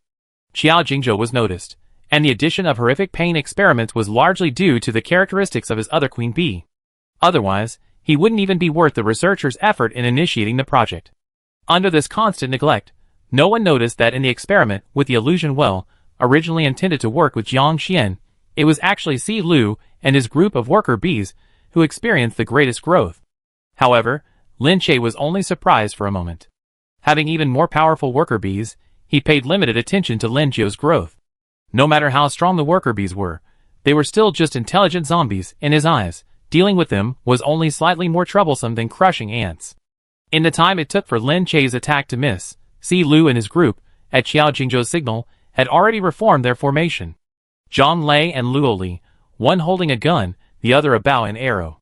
Zhang Lei pulled the trigger first. As the bullet entered Lin Che's vicinity, he and the ground around him suddenly sank. This was due to the gravity-based ability on the bullet. Knowing that the new city possessed such advanced technology as protective shields, Zhang Lei focused his training on using bullets to enhance his gravity-based ability. After applying gravity, there's no direct energy attack, the victim is injured by their own weight. Lin Che, encountering this situation for the first time, was momentarily stunned. In that brief moment of hesitation, Luo Li, with her enhanced vision, spotted him and released an arrow. Zhang Lei's aim was merely supplementary. The real killing move lay with Luo Li. Luo Li's arrows were crafted from the roots of mutated plants, manufactured by Uncle Arya, who also handled logistics and maintenance. As the arrow whistled through the air and pierced Lin Che's left chest, Arya immediately controlled the mutated plant to grow wildly. Countless roots sprouted from the flesh and blood of Lin Che's heart, only to wither quickly under the influence of his zombie blood, leaving countless bloody holes in his chest. Lin Che instinctively clutched his chest, tearing at the withered plants. Behind him, the light flickered, and Sure, having removed his visual camouflage, sprayed alcohol all over Lin Che's face and head at close range. Before Lin Che's counterattack could land on him, Sure swiftly retreated, brushing past the rapidly approaching Xiao Jingzhou. Xiao Jingzhou took the hit in place of the still childish Sure. The crossed metal arm served as a shield no less effective than a protective barrier. Lin Che's counterattack was ineffective, while flames erupted from Xiao Jingzhou's metal arms, slapping towards Lin Che's alcohol-stained face. Both the metallic slap and the burning alcohol were dangerous attacks. At this moment, Si Lu launched a mental attack, releasing it and withdrawing it precisely at the right time. His aim wasn't to inflict any damage, but simply to restrict Lin Che's movements, not much more. Even half a second would be enough. With a crisp snap, Lin Che's entire body erupted in flames, transforming him into a giant fireball. The fireball rolled and struggled, but the flames remained unextinguished. Whether it's zombies or mutated plants, carbon-based life forms are immune to fire. Fire-based abilities are the most offensive elemental abilities in the apocalypse, and for good reason. Xiao Jingzhou, having successfully landed his attack, dared not relax for a moment, retreating back to his teammates, nervously watching Lin Che struggle. Chapter 118. Despite the smooth progress, Xiao Jingzhou felt a strange unease. Lin Che shouldn't be this weak. As if confirming Xiao Jingzhou's suspicions, the burning fireman abruptly vanished. The surrounding environment rippled with spatial fluctuations, forming a square box with a ceiling, like a glass box, trapping them inside. The world outside the box was instantly submerged, turning into darkness. From the darkness appeared a giant hand, each finger larger than Xiao Jingzhou and the others, easily holding the glass box containing the 7 of them in its palm. Then came Lin Che's enormous face, enough to drive anyone with megalophobia insane. Then, as if the black mist obscuring the moon and clouds had been parted, Xiao Jingzhou and the others were horrified to discover that they were merely ants in Lin Che's palm. How can he be so big? Lin Jiao and Si Lu exclaimed in unison. That day, they remembered the fear of being dominated by giants. Xiao Jingzhou's face turned a grimace. This is the well world. Everything here is a consciousness. Just as he guessed, Lin Che was definitely not weak. Lin Che was the first person to establish a complex sky-gazing well within his own mental network. His consciousness was unimaginably powerful. There was no way they could easily crush him. Then what happened just now? Zhang Lei nervously swallowed. Xiao Jingzhou gritted his teeth. It should have just been a consciousness projection. This is his true consciousness. Even Jiang Xian, a novice who had only figured out how to use the mental network on his own, could change his form within the world of consciousness. How much more so Lin Che? In reality, Lin Che might need the protection of worker bees, but in the world of consciousness, he was an absolute overlord. As expected of someone with the nest mother's characteristics, your senses are quite sharp. Lin Che smiled approvingly at Xiao Jingzhou's answer. Unfortunately, from Xiao Jingzhou's perspective, all they saw was a strange, wide grin spreading across the giant's mouth. Knowing the difference in strength is a good thing. It saves you from futile resistance. Lin Che, the giant, continued his condescending tone. His enormous eyes swept over Xiao Jingzhou's companions. Let me see, I picked the most useless one. As soon as he finished speaking, Shirshir suddenly floated into the air. Lin Jiao quickly grabbed his arm, but couldn't stop him from drifting towards the giant Lin Che. No, Shirshir! Lin Jiao cried out in anguish as he was forced to let go. Shirshir struggled frantically, his voice trembling with tears. Help me!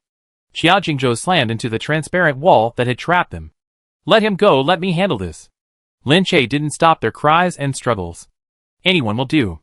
Cry your most desperate cries, let Jiang Xian hear them. He needed the connection between the worker bees and the queen hive. By torturing these small worker bees, he wanted Jiang Xian to sense something and generate clues. Therefore, Lin Che wasn't in a hurry to kill the little ants on his hand. Shirshir finally floated in midair, his limbs twisting unnaturally, as if an invisible hand was breaking him. With the first crack, Shirshir's foot was broken. Zombies don't feel pain. Despite the severe injury, with bone spurs seemingly piercing through his flesh, Shirshir felt mostly fear. Having been a zombie for so long, you've forgotten the pain? Lin Che was rather disappointed. Next time, I just crush your head. Giving a heads up beforehand only intensifies the fear and despair. Shirshir felt the pressure on his head, his face streaked with blood and tears. He screamed and begged for mercy, but Lin Che remained unmoved. Xiao Jingzhou, trying to break through the transparent wall, had blood streaming down his hands. He had told Lin Che to stop countless times. Unfortunately, the cries of the inferior were like the desperate screams of ants, utterly ineffective. Shirshir's skull cracked. Lin Che deliberately left him enough time to experience death, intending to crush his skull little by little. This was cruel to humans, but Shirshir wasn't human. A zombie long dead, an extension of a black consciousness, was a manifestation of sin and a desecration of the dead. Killing such a thing again wouldn't bother Lin Che. Blood streamed from Shirshir's eyes, and one eyeball burst open with a pop. Just as everyone's eyes widened in horror, Lin Che, who was focused on sensing, suddenly showed surprise. Xiao Jingzhou also seemed to sense something, and the two turned their heads simultaneously, looking into the darkness. A blurry female silhouette slowly emerged. Her skin had porcelain-like crack patterns, emitting a faint bluish-green glow in the darkness. She walked barefoot step by step out of the darkness. Jiang Xian? Lin Che's smile gradually froze. The woman in the darkness finally came into everyone's view.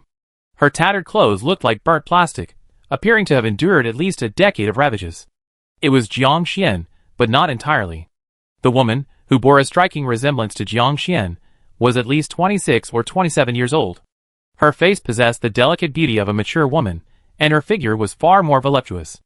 Her long, jet-black hair cascaded down her back, reaching her ankles, giving her an eerie, siren-like beauty.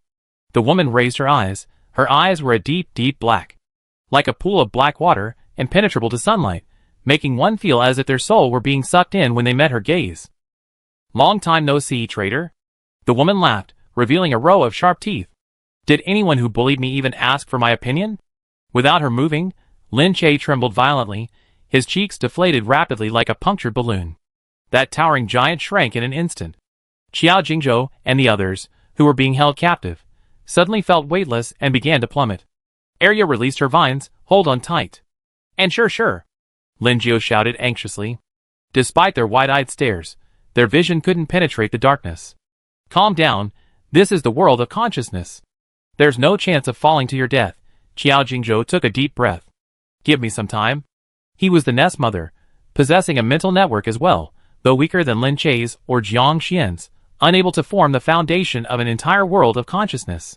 But even weak, building a foothold deep within consciousness wasn't difficult. A clod of earth formed beneath his feet, quickly crumbling away. He gritted his teeth, recalling the laboratory where he conducted his painful experiments.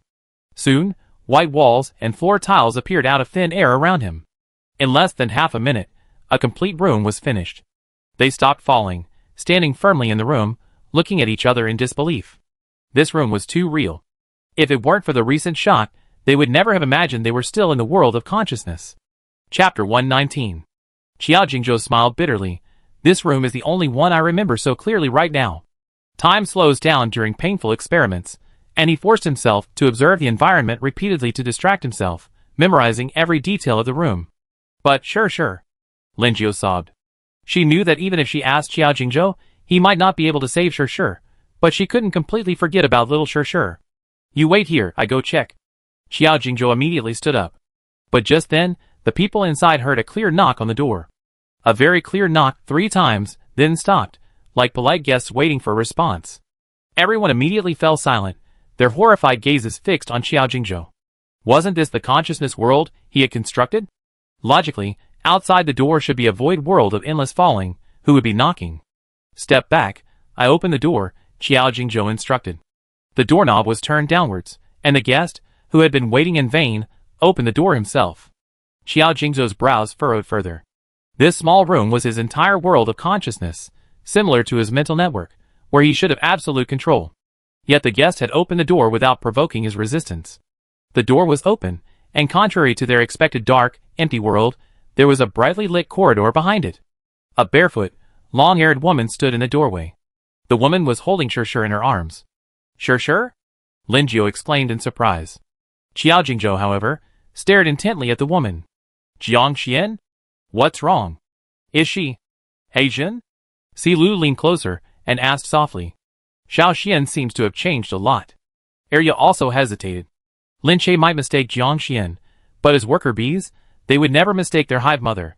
The connection they sensed did indeed extend from the woman in front of them. She was indeed Jiang Xian. But her change wasn't just in appearance.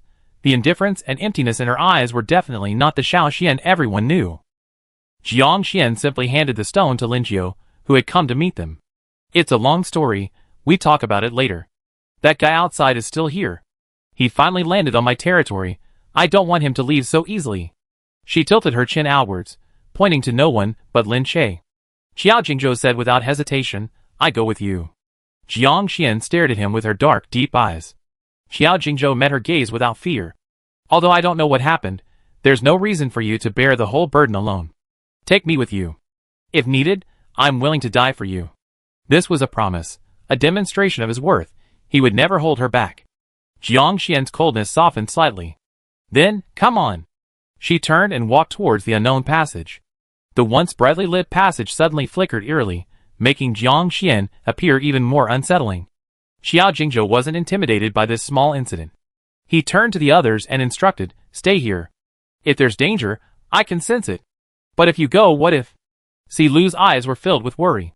In the real world, Xiao Jingzhou was a powerful and unstoppable figure, but this was the world of consciousness within the mental network. Clearly, Xiao Jingzhou wasn't an omnipotent figure. He was an adept at dealing with opponents who specialized in mental manipulation. "It's all right." Xiao Jingzhou patted his shoulder reassuringly. "That's Jiang Xian, after all. If I don't trust her, can't I trust her? It's precisely because of her that I'm a little hesitant to trust her." Si Lu couldn't help but mutter under his breath. If it were the naive Xiao Xian of the past, Si Lu believed that Xiao Xian would risk injury to bring all his companions back. But the one now? He felt a similar sense of unfamiliarity to Lin Che, a feeling that was too strong for Si Lu. But Xiao Jingzhou's mind was clearly made up, and Si Lu could only wave goodbye. All right, you should go now. Don't keep Xiao Xian waiting. Be careful."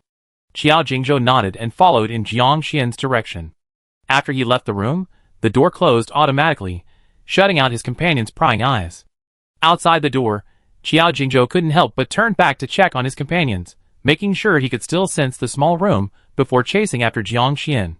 Unexpectedly, Jiang Xian walked away nonchalantly, but she hadn't gone far, nor was she too difficult for Xiao Jingzhou to find. She stood at the front of the straight corridor, the flickering light casting shadows on her head, making her slightly lowered, fair face appear and disappear.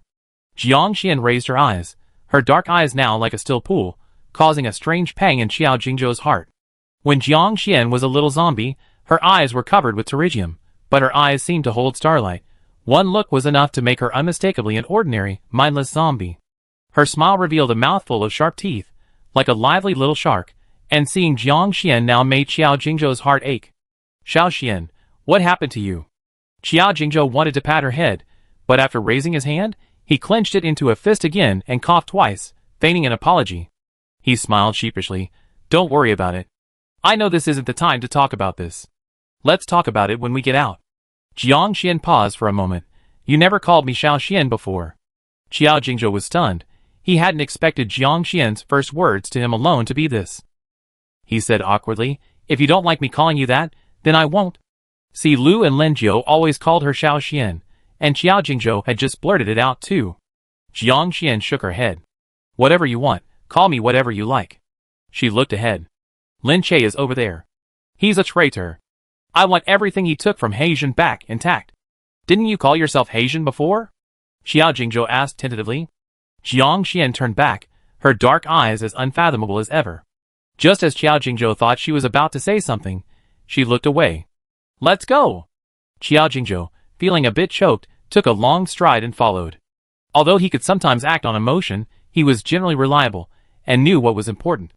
After leaving here, he would have a chance to talk to Jiang Xian properly. But right now, he needed to deal with Lin Che, who had finally managed to enter Jiang Xian's consciousness.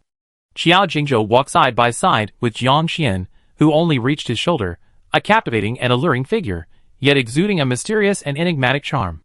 The other was tall and handsome, but his face was full of murderous intent, and his walk exuded a fearsome and oppressive aura. Chapter 120. The flickering lights overhead created an eerie and unsettling atmosphere. They walked for an unknown amount of time, Jiang Xian remaining silent, and Xiao Jingzhou simply followed. Finally, they stopped outside the heavy doors of an operating room. Jiang Xian's hand had barely touched the handle when Xiao Jingzhou pulled it open for her, gesturing for her to enter. Before stepping inside, Jiang Xian whispered, "There won't be Heijin anymore, only Jiang Xian." In the instant Xiao Jingzhou was stunned by those words, Jiang Xian disappeared before his eyes, as she entered the operating room. Xiao Jingzhou was shocked, immediately snapping back to reality and chasing after her. Even though it was just a doorway, stepping inside caused him to lose his footing, a feeling of weightlessness washing over him, and he plummeted straight down. But the initial panic subsided when a small hand grasped his, and Xiao Jingzhou inexplicably felt a sense of calm. Unsure if he could speak in the current environment, and to avoid alerting his opponent, he wrote in Jiang Xian's hand, "Give me orders." Jiang Xian's hand visibly recoiled, and her deep voice came through, "It's all right, you can speak. I'm right beside you, he won't notice. What are we going to do later? Do you have a plan?" Xiao Jingzhou felt it was inappropriate to ask about a plan so late. He had been distracted by too many random thoughts, a major taboo before a battle. But Jiang Xian asked in confusion, what kind of plan? So how do you plan to deal with Lin Che? Catch him and beat him up. Jiang Xian's answer was simple and direct. Xiao Jingzhou, are you serious? Jiang Xian chuckled, what else? When outnumbered, use tactical flanking maneuvers. When invincible, use overwhelming firepower. I don't need tactics to deal with him. Just fight him. Xiao Jingzhou couldn't help but glance sideways. It was the first time he'd seen Jiang Xian so domineering. The usually timid Jiang Xian, speaking with such confidence, didn't seem out of place at all. Jiang Xian turned his head, seeing the meaningful look in Xiao Jingzhou's eyes, and raised an eyebrow, slightly annoyed. Worried I'm exaggerating? Before he arrived, his friends had fought Lin Che and suffered a crushing defeat. He figured this guy with his incredibly strong pride must be feeling frustrated. Jiang Xian was trying to explain how he was invincible against Lin Che when he heard Xiao Jingzhou laugh and say, of course not. Xiao Xian never does anything beyond his capabilities. If you dare to say that, you must be confident you can do it. Jiang Xian looked over in surprise. It was still that strangely beautiful face, but this small expression made it look a little adorable. The sense of familiarity immediately returned. Xiao Jingzhou's hand finally landed on Jiang Xian's head, roughly ruffling his hair. Jiang Xian's hair, now longer, felt like smooth satin to the touch, but no matter what, Jiang Xian was still Jiang Xian. This affectionate gesture finally broke down the icy barrier between them. Jiang Xian rudely slapped his hand away, glaring with his dark eyes, and snapped, you messed up my hair, it's so annoying. Jiang Xian's anger only made him more energetic than before. Xiao Jingzhou wasn't angry at being hit, he chuckled and withdrew his hand, his body completely relaxing. Get to business. I'm waiting for you to tell me what happened. Jiang Xian glared at him. Nothing nice to hear, not a good experience. I don't know what hardships you endured. It's hard to understand your pain, Xiao Jingzhou said earnestly. Talking about bad things makes you feel better. Jiang Xian hesitated for a moment. Let's go outside first. What if I feel better, and don't want to talk about it anymore? That's fine. Xiao Jingzhou didn't insist. If you really don't want to talk about it, you don't have to. When you want to confide in someone, just remember I'm your most loyal listener. Jiang Xian turned her head away haughtily, a slight smile playing on her lips where Xiao Jingzhou couldn't see. A true partner is the only hope in times of despair, a lifeline for a drowning person, a glimmer of light in the darkness. They don't need to be powerful, just that sliver of hope is enough to rekindle the will to live. Jiang Xian felt Xiao Jingzhou's smile widen beside her. Imperceptibly, much of her previous aloofness had dissipated. Xiao Jingzhou, emboldened, asked, approximately where are we now? How much longer until we find Lin Che? This is all my mental network. I cut off the exit, he can't escape. Jiang Xian casually waved her hand, and a path appeared out of thin air in the void of darkness. She waved again, and green lawns appeared on both sides of the path, extending outwards. This was the domain of her own consciousness world. With a single thought, she could change the world with ease, more effortlessly than in a dream. This is so big? Xiao Jingzhou exclaimed in surprise. Even Lin Che's sky-gazing well isn't this big. It's probably because the distance in the consciousness world can't be estimated normally. Jiang Xian paused, then revealed a smug expression. That's right, my mental network is this big. As for why it's so big, well, that's a long story. To make a long story short, before Yangzhen died, she transferred her entire personality to me, from her memories to her mental network. But not long ago, she voluntarily relinquished her independent consciousness and merged with me. Jiang Xian was indeed concise. Xiao Jingzhou was still waiting when he noticed Jiang Xian was also looking at him. He asked in surprise, finished? Jiang Xian countered, what else? Xiao Jingzhou covered his head, I don't understand. Explain it to me slowly after you leave. Jiang Xian rarely saw Xiao Jingzhou so frustrated. A faint smile appeared on her lips, adding a mature and alluring beauty to her gentleness. The Jiang Xian of the past was too obedient, making her features appear bland and lackluster. When Jiang Xian became confident, slightly shedding her naivety and timidity, her features suddenly became stunning. Xiao Jingzhou's heart skipped a beat, and he awkwardly looked away. What's wrong? Jiang Xian pressed, noticing Xiao Jingzhou's sudden change in demeanor. Nothing. Xiao Jingzhou quickly shook his head, trying to cover it up. Jiang Xian tilted her head, somewhat puzzled, but since Xiao Jingzhou didn't want to talk about it, she didn't intend to pry. She refocused her attention on the task at hand. Lin Che should be up ahead, but he's also constructed a world of consciousness. We need to find him out of it first. Qiao Jingzhou frowned. What's in his world of consciousness? This isn't your mental network. Can't you just destroy his world of consciousness directly? His world of consciousness is like a defensive fortress built for his true body. Demolishing it directly would be too much for me. It's better to go deeper and dig out his true body. Jiang Xian clenched her fist. Then we can just beat him up. Qiao Jingzhou smiled. Okay. Chapter 121. As they spoke, the two finally entered the realm of Lin Chei's consciousness world, as Jiang Xian had described. A fire door suddenly appeared before them. Qiao Jingzhou looked at Jiang Xian, who nodded, and he went to open the door. Inside was a corridor strikingly similar to the laboratory, bustling with people. In the consciousness world, everything felt illogical, like a dream. Qiao Jingzhou was already too used to this kind of scene-changing drama. He went in first, cautiously observing whether anyone inside noticed him, before gesturing for Jiang Xian to enter. The mental network was actually Jiang Xian's main domain, but she enjoyed this feeling of being protected. In the eyes of those who cared about her, she would always be that same fragile little zombie. It was as if nothing had changed. Jiang Xian took a small step forward, closely following behind Qiao Jingzhou. Where is this? It looks so familiar.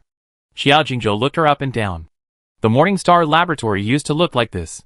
Jiang Xian replied immediately. Qiao Jingzhou quickly turned back with concern, the unease Jiang Xian felt when she entered the laboratory ruin still vivid in his mind. Their eyes met, and Jiang Xian smiled. It's nothing. My unease before stemmed from not remembering anything. Without memories, I didn't know what awaited me here. Now that my memories have returned, and I overcome the most painful experiences, there's nothing left for me to fear or be sad about. Seeing that she wasn't pressuring him further, Qiao Jingzhou said, Then tell me if you feel unwell. Jiang Xian slapped him on the back. I'm not that fragile. Don't be so sentimental all of a sudden, it scares me. Feeling utterly rejected, Qiao Jingzhou said dryly, Oh? Jiang Xian chuckled speechlessly, just be normal. Your sudden change of heart is really jarring. Qiao Jingzhou turned his face away, let's find Lin Chei first. He didn't want to talk anymore. The more fun she used to have teasing Jiang Xian, the more heartbroken she felt now at being rejected. Jiang Xian enjoyed the thrill of the counterattack, her mood was great, and since she had truly let go, she took the initiative to explain. This is the pre-apocalyptic Morning Star. They discovered an unknown virus on a rat's carcass. There was a late Dean Zhang, a very skilled biochemist, who built this laboratory specifically to study this virus. She had previously said she would explain what happened after they got out, but she really didn't know where to begin. Now that she had encountered it, she just casually introduced it. Plague? Qiao Jingzhou frowned. Wait, this virus isn't the same as the current zombie virus, is it? A team of researchers hurried past and entered through a large door that flashed red. Jiang Xian followed behind them, also opening the door and gesturing for Qiao Jingzhou to come in. Rows of test tubes sealed inside biochemical testing chambers came into view. Bingo, this virus is much more potent than the plague. This virus possesses a hive consciousness. Every virus and every infected host shares its consciousness. This consciousness was named Black by the old director. Then Qiao Jingzhou's expression changed slightly. That's right, this is the truth behind the hive mother controlling the zombies. Qiao Jingzhou paused. He had wanted to ask if hive mothers, like them, were also a link in the hive consciousness.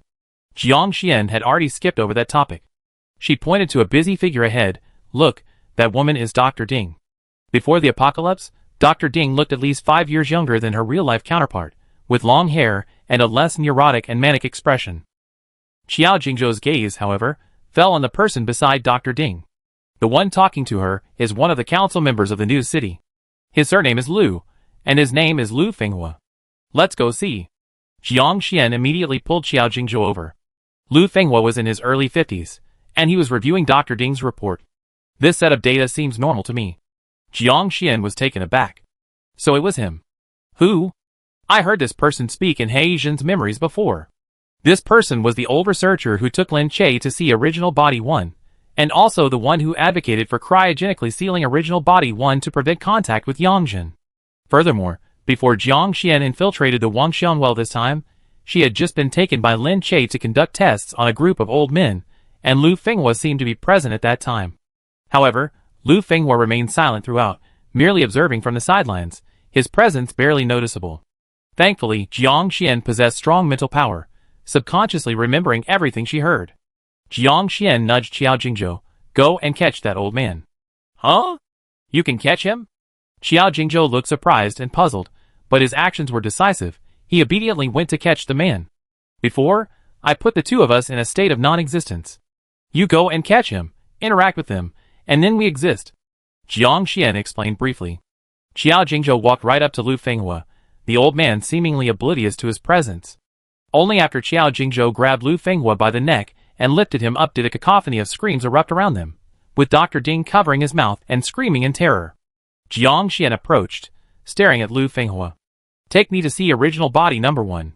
Lu Fenghua's pupils constricted slightly. Who are you? How do you know? Jiang Xian, of course, didn't answer. He gave Xiao Jingzhou a look, then immediately dragged Lu Fenghua away with one hand. Behind them came the sound of Dr. Ding calling security. Yes, they kidnapped Dr. Lu. Just as Jiang Xian had said, the moment Xiao Jingzhou attacked Lu Fenghua, they immediately became a part of this world, detectable by the people within it. What will happen if we're killed by the people here? Xiao Jingzhou asked. I die. Jiang Xian answered decisively. The world of consciousness has a reverse effect on the body. Dying here is the same as dying in reality. Xiao Jingzhou clenched his fist regretfully. Then I can only be a serial killer for once. Actually, I really don't like the feeling of bullying weaklings. Jiang Xian rolled his eyes in annoyance. I know you're a big shot. Hurry up. Security is coming. Big shot. Go. Xiao Jingzhou. The way you call him sounds like you're calling a dog. Then, Jiang Xian changed his approach. Go, Pikachu. Xiao Jingzhou laughed heartily, carrying Lu Fenghua in one hand, but it didn't stop him from slaughtering everyone. By the time Jiang Xian walked over at a normal pace, all that was left was a person rolling on the ground, groaning in pain. Jiang Xian glanced at him. Xiao Jingzhou had sounded so fierce, but he had still held back. He wasn't a bloodthirsty person by nature, and even in the world of consciousness, he didn't have a penchant for indiscriminate killing. After Xiao Jingzhou let slip a move, Lu Fenghua immediately became incredibly cooperative. If someone asks you to lead the way, then you obediently lead the way. Chapter 122. Jiang Xian crossed his arms and asked Xiao Jingzhou, is he really like this in real life? Xiao Jingzhou shrugged. I don't know. He's a member of the council. I haven't even had a chance to meet him. Jiang Xian was speechless. Led by Lu Fenghua, they took the elevator down, and the security guards they alerted were all taken down by Xiao Jingzhou. When they didn't encounter security guards, the other frail researchers all fled for their lives. Wherever they went, a large area immediately emptied out. Xiao Jingzhou was still quite unaccustomed to the effect of this villainous persona. Is this the effect of existence? Do you think Lin Che already knows we're here? He knows. Jiang Xian nodded firmly. From the moment they stepped into the consciousness world constructed by Lin Che, he definitely knew. Then won't he run away? Jiang Xian smiled. As long as he leaves this consciousness world, I can immediately detect him. Staying here makes him harder to find. So Jiang Xian actually hoped he would sneak away. Xiao Jingzhou then considered other questions. This is a world he created. Since there are security guards, won't other armed forces intervene? Or will he create some particularly powerful virtual characters to deal with us? Lin Che has a group of quite powerful worker bees under his command. Not to mention, the people who took over after Zhou Zheng's death were no pushovers. That was the first time Xiao Jingzhou had suffered a defeat in terms of force. Although Xiao Jingzhou was exhausted, the strength of number 19 and his group was undeniable. It was also because of their provocation that Xiao Jingzhou was able to persevere through the painful experiments. Jiang Xian paused, not out of the question. After all, it's the world of consciousness. As long as there's a template, a character can be replicated. Like Yangzhen and Lu Fenghua, they can appear in this world. Then it's possible Lin Che could simulate a number 19 to protect him. Xiao Jingzhou immediately stopped joking around, and from then on, he was on high alert. Lu Fenghua had almost the highest level of access in the lab. With him there, the journey was relatively smooth. Until they stood before another door, the coerced Dr. Lu hesitated. Jiang Xian snatched his access card and swiped it. Accompanied by a beep alarm, a wisp of cold air leaked out from the crack in the door, then it slowly parted. Cold storage? Xiao Jingzhou peeked inside. The room inside was dark, only filled with a chilling cold, a physically eerie atmosphere. Cold environments greatly reduce the virus's activity, so prototype number 1 needs to be cryogenically treated, Jiang Xian explained again at the opportune moment. This drew a sharp question from Lu Fenghua. Since you already know what's in here, you should know the consequences of doing this. What exactly are you trying to do? Meeting Dr. Lu's angry gaze, Jiang Xian nonchalantly replied, "We're going to open Pandora's box." "You're insane!" Lu Fenghua screamed in disbelief. "That's right," Jiang Xian answered seriously. At her signal, Qiao Jingzhou immediately grabbed Dr. Lu with one hand and, in sync with Jiang Xian, stepped into the room. However, what awaited them was a familiar scene change. They clearly saw themselves enter the cold storage, but the moment they took a solid step, the three of them found themselves standing on a bustling street. Lu Fenghua stared in disbelief. What happened? Qiao Jingzhou was equally puzzled. Why the sudden teleportation? The entire journey had been a unified and consistent scene, a fact evident from Lu Fenghua's reaction. Even characters in the realm of consciousness have their own established rules. This sudden, counterintuitive teleportation would also make them feel uneasy. Because Lin Che intervened forcefully, Jiang Xian replied casually, her eyes scanning the surroundings with a hint of excited anticipation. If Lin Che hadn't interfered, I wouldn't have been able to find him so quickly. Only when he acted could I discover clues for counter-surveillance. Jiang Xian's gaze suddenly sharpened, pointing to a figure sprinting across the street. There. Without Jiang Xian needing to remind him again, Qiao Jingzhou immediately abandoned Lu Fenghua, grabbed Jiang Xian's waist, and chased after the fleeing figure. Jiang Xian held back her complaints. Qiao Jingzhou's way of carrying her made it look like he was hauling pork. Only a straight-laced guy like Qiao Jingzhou could do something so unromantic. This straight-laced guy was single-minded and didn't have time to consider Jiang Xian's feelings, but he was certainly reliable enough to get things done. The thin figure being chased didn't look like someone who exercised regularly. Less than 2 minutes later, after running only a few dozen meters, Qiao Jingzhou caught up from behind, tripped the person, and threw them away with an over-the-shoulder throw. Lin Che crashed to the ground, his internal organs nearly spilling out, the pain contorting his once handsome face. Jiang Xian slid off Qiao Jingzhou's shoulder, her bare feet moving like a nimble cat as she approached him.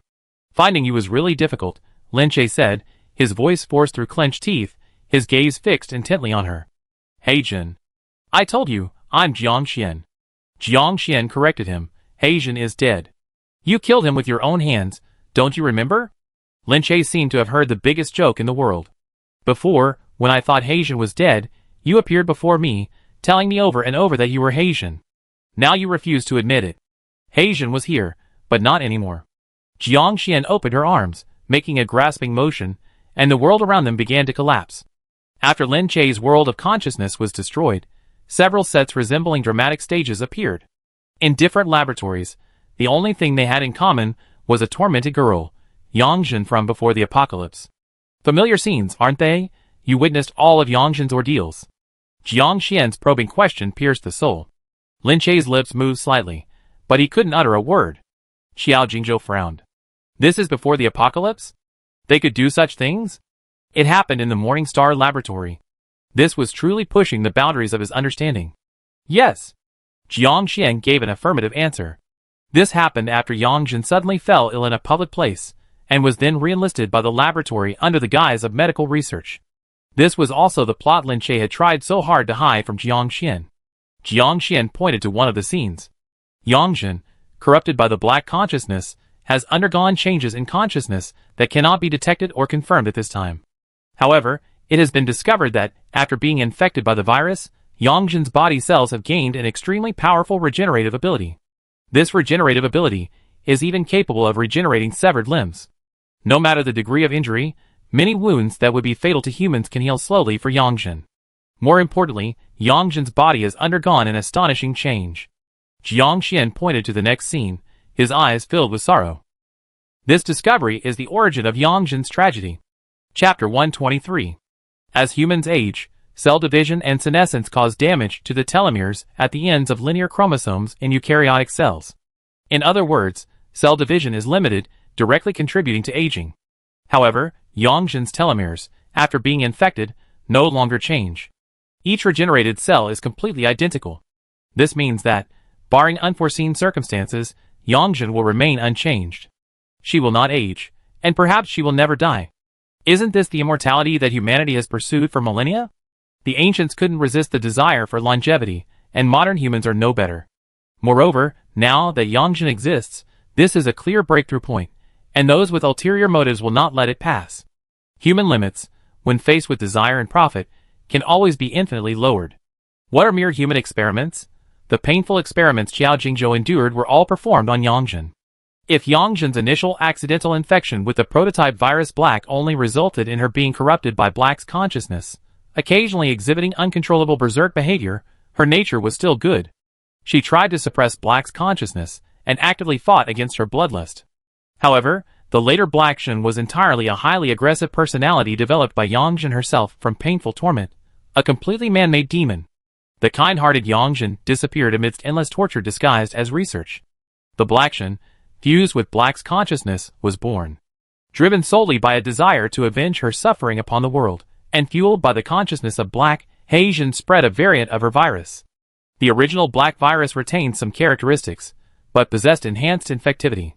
Infected individuals suffered the destruction of their individual consciousness, their bodies entering a state of suspended animation similar to that of original Body 1. Dead, yet not completely dead. They retained some biological instincts, mobility, or aggression. Their behavioral patterns were exactly the same as those of the legendary monsters, zombies. This was the truth of the apocalypse. The scene lingered on the final image. Heijin, no longer resembling a human, like a rotten piece of flesh, dragged her heavy steps, each footprint dripping with blood, towards the cold storage. With a beep of the alarm, cold air seeped through the cracks in the door. Heijin reached out to original Body 1, completing the first fusion of Black consciousness. Qiao Jingzhou stared at this scene, his expression incredibly complex. Is this the truth of the apocalypse? Yes, it's a man-made disaster. Our world was destroyed by a group of greedy researchers. Jiang Xian's gaze never left Lin Che as he answered or explained. The consciousness world of the mental network is influenced by the controller's beliefs. When the mind is firm, the consciousness world is stable. But if the mind is not stable enough, or if one suffers some major blow, the consciousness world will be disturbed. Lin Che also played a part in Heijin's tragedy. If one had to say, Lin Che does bear some responsibility for this apocalypse. Everyone who persecuted Heijin, turning her into a monster, is a sinner. Jiang Xian specifically brought up Heijin's story to awaken Lin Che's remorse for Heijin and further weaken his defenses. When his mental defenses crumbled, that would be Jiang Xian's chance to strike. Lin Che felt Jiang Xian's gaze. He had been looking away since the memory of Heijin appeared, but finally looked up. His eyes met Jiang Xian's. So what about you? Lin Che countered. And how did you get involved with Yangzhen? I killed Yangzhen, and I also severed her mental network. I dismembered her body to the point where she couldn't regenerate, confirming she wouldn't revive, before burning the parts. Jiang Xian's eyes widened suddenly, his blood rushing to his head, his dark pupils becoming even more unfathomable. Yangzhen died after the apocalypse, executed in front of numerous powerful factions. Her death was the collective wish of the surviving humans of this new world. Because she was the originator of the zombie virus, that much is undeniable. She directly killed hundreds of millions of humans. Lin Che's pale face was filled with mockery.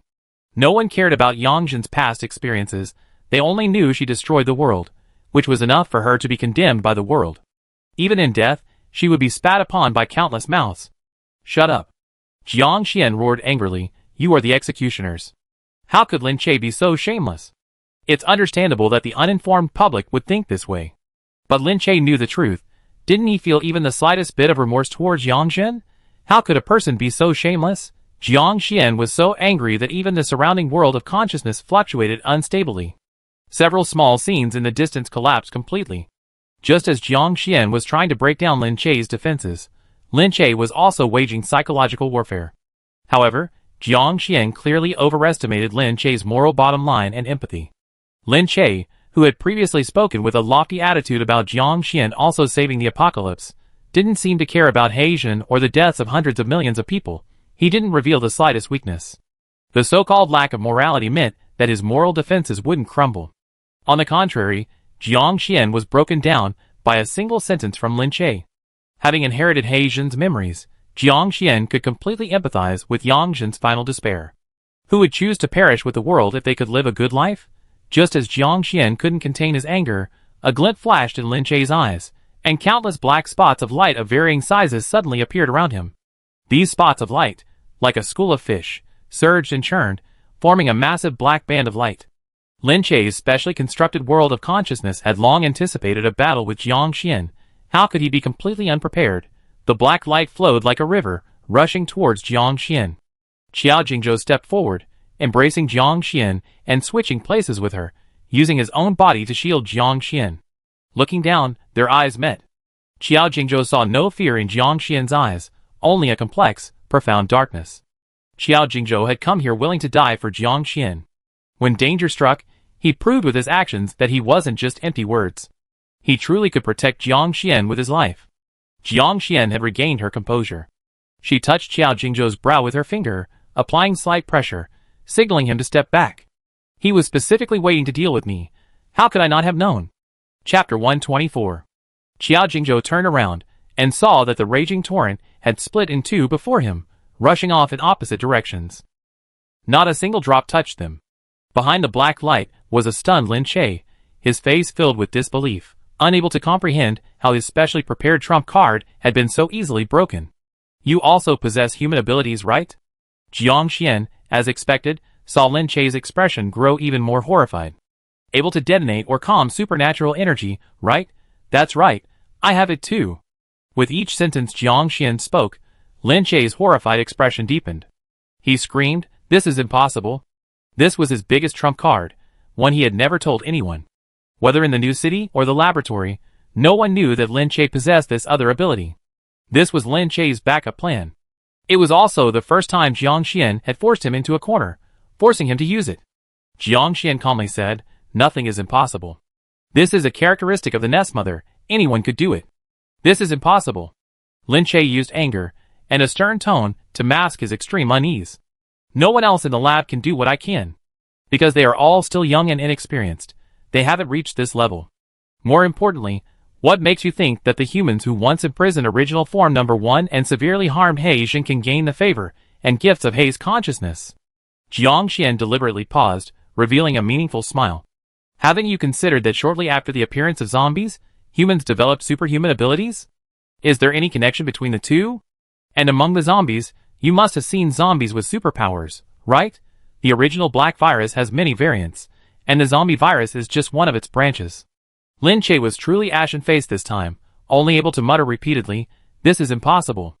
The shock of this news was too great for him, leaving him momentarily stunned and unable to understand anything. He was so shocked that he didn't even notice when Jiang Xian came to his side. When Jiang Xian placed her hand on his brow, Lin Che felt as if he had been doused with ice water, suddenly snapping back to reality. Lin Che finally remembered his situation, and fear slowly crept onto his face. He knew best how much of He Jin's blood he had spilled to get to where he was today. When he personally executed He Jin, he wasn't unaware of the woman before him. He was a pitiful victim. But Lin Che was blinded by the benefits of He Jin's execution. He only wanted to seize her remaining value. Even now, he still basks in the glory of his actions, which allowed him to get ahead in the apocalypse and stand at the pinnacle of humanity. Does he regret it? Lin Che certainly doesn't. At most, he regrets not eliminating Jiang Xian, this potential threat, sooner, and the fear of Jiang Xian's revenge now. He opened his mouth, pleading, "Xiao Xian, no, spare me, it has nothing to do with me." He pleaded mournfully, "I was just a lowly lab technician back then. I wasn't even qualified to have my own projects, I could only do odd jobs for my supervisor. Like that, I had no say in the lab. I really didn't want Yangjin to happen, but what could I do? I had no power to change anything. But you had a choice when you executed He Jin." Jiang Xian remained unmoved. "You originally had a chance not to become a vengeful spirit, but you coveted He Jin's spiritual network, you wanted to seize her power. So you killed He Jin with your own hands, draining all her spiritual power. Therefore, having inherited everything from He Jin, Jiang Xian would not forgive him." When Lin Che realized this, his expression turned ferocious. "Then let's perish together." Spiritual energy erupted from his body, sweeping towards Jiang Xian, who was standing nearby. Jiang Xian remained unmoved, a strange sorrow lingering in his eyes. The energy was blocked by an invisible shield before it could reach Jiang Xian. "Yangjin died like this, didn't she?" Lin Che was completely stunned. Jiang Xian sneered, "You completely forgotten how you dealt with her? You were incredibly careless." Jiang Xian pressed his fingers firmly against Lin Che's forehead, stripping away the spiritual energy that never truly belonged to him. Lin Che was like a fish on a chopping board. No matter how much she struggled, her fate wouldn't change. The energy extraction time wasn't short. The entire world was built on Jiang Xian's mental network, so she didn't need to constantly monitor it. Turning back, She smiled at Xiao Jingzhou. That's a wrap. Impressive, Xiao Jingzhou said sincerely. He was too careless, Jiang Xian said, repeating the same argument. Lin Che had underestimated He Yixin's will to survive. He had actually remained hidden inside Jiang Xian's body all along. She had also underestimated He Yixin's ruthlessness.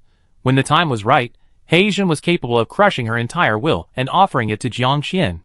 Lin Che's deliberate entry into Jiang Xian's mental network was tantamount to infiltrating the enemy's lair.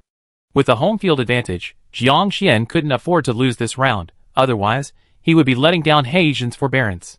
Will he die? Xiao Jingzhou suddenly asked. Jiang Xian looked at him in surprise. You don't want me to kill him? This is the world of consciousness, Xiao Jingzhou subtly reminded her. Their physical bodies were still inside the new city, along with their companions, like Si Lu and Lin Jiu. Killing Lin Che in the new city's laboratory would be satisfying, but there would be consequences. Jiang Xian's bright red lips curled slightly. Even if I kill Lin Che, they won't do anything to me.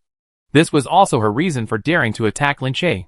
They need a powerful matriarch, though the specific purpose is unknown, but Lin Che's position is clearly essential. It's even to the point that if Lin Che shows the slightest sign of weakness, they immediately begin searching for a successor.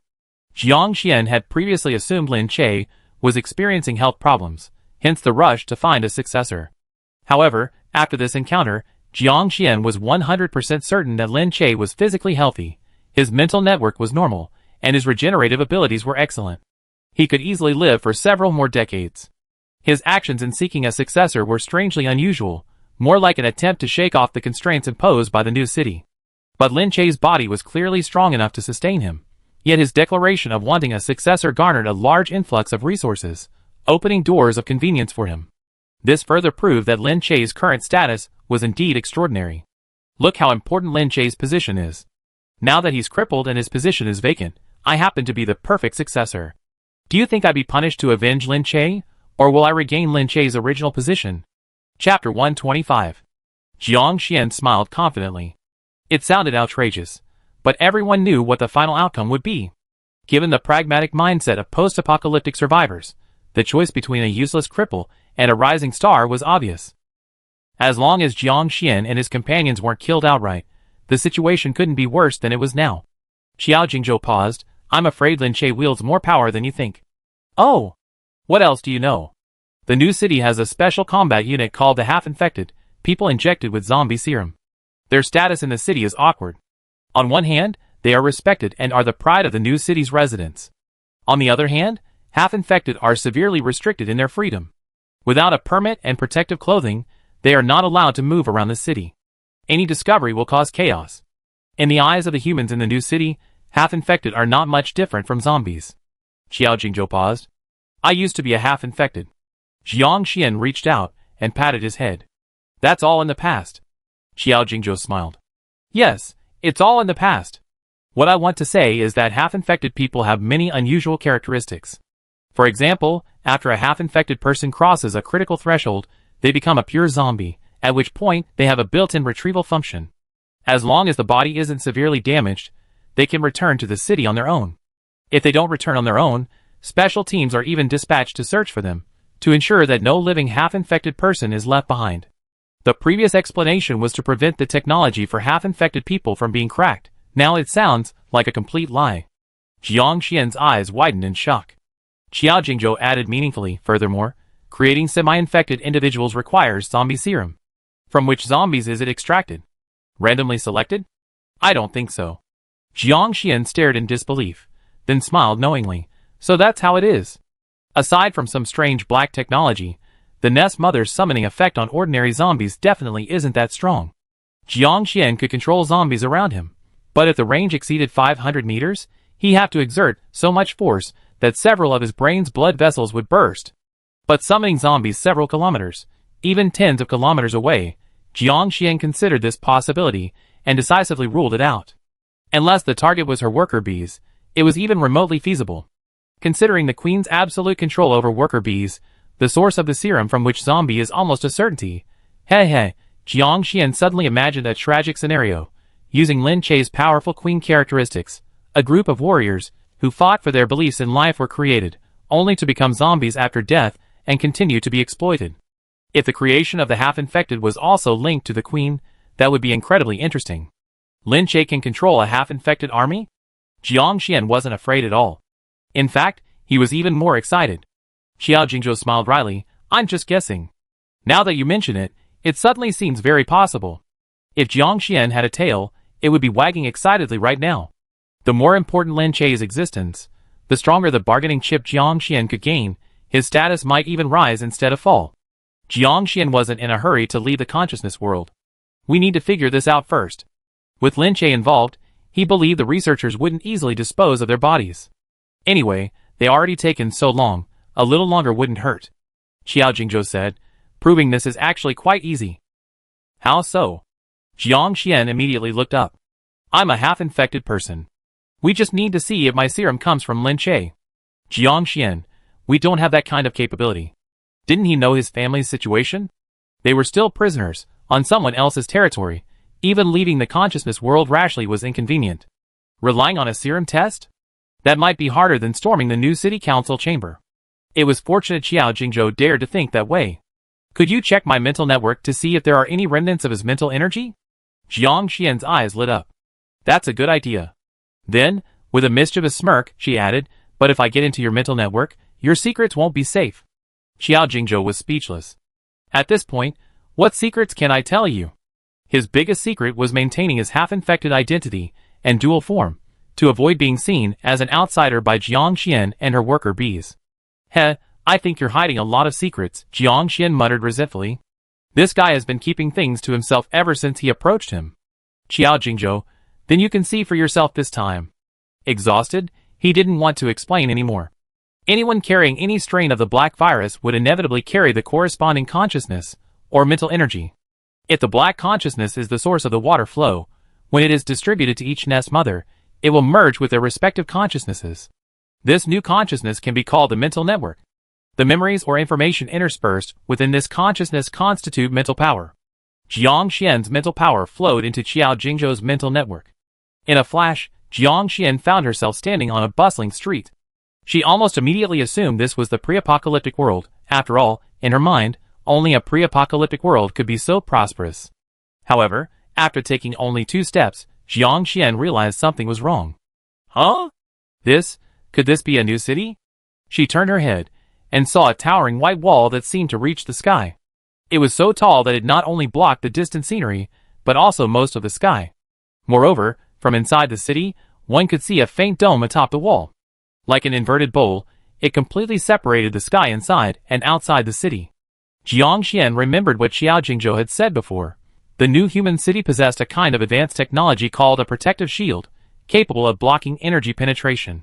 From the outside, this second human city was a colossal steel behemoth towering into the sky. From the inside, it felt suffocating, like a birdcage. Humans living in the city were like birds unable to escape. While Jiang Xian was staring blankly at the sky, someone bumped into her from behind. What are you thinking about? She turned around and saw several enthusiastic faces. None of them were familiar. Little Xiao, still daydreaming? A burly man who looked rather straightforward gestured in front of Jiang Xian. Jiang Xian froze, an even stranger feeling washing over her. Her belated gaze shifted downwards. Chapter 126. Jiang Xian first noticed the muscular pectoral muscles. He wasn't wearing a shirt, just bare-chested. Below were 2 long, hairy legs. He wasn't wearing pants either, just a pair of shorts. That's where the strange coolness came from. Ah! Jiang Xian instinctively crossed her arms and covered her chest. The burly men opposite her were completely stunned. They just watched as Jiang Xian, clutching her chest and legs together, ran away with an absolutely charming running posture. Xiao? Xiao, what happened? Did he get his brain caught in a door? Jiang Xian ran around aimlessly like a headless fly, finally finding an empty alley and quickly diving in. Xiao Jingzhou. She screamed in despair, withdrawing her mental energy. The world spun, and she returned to her familiar world of consciousness.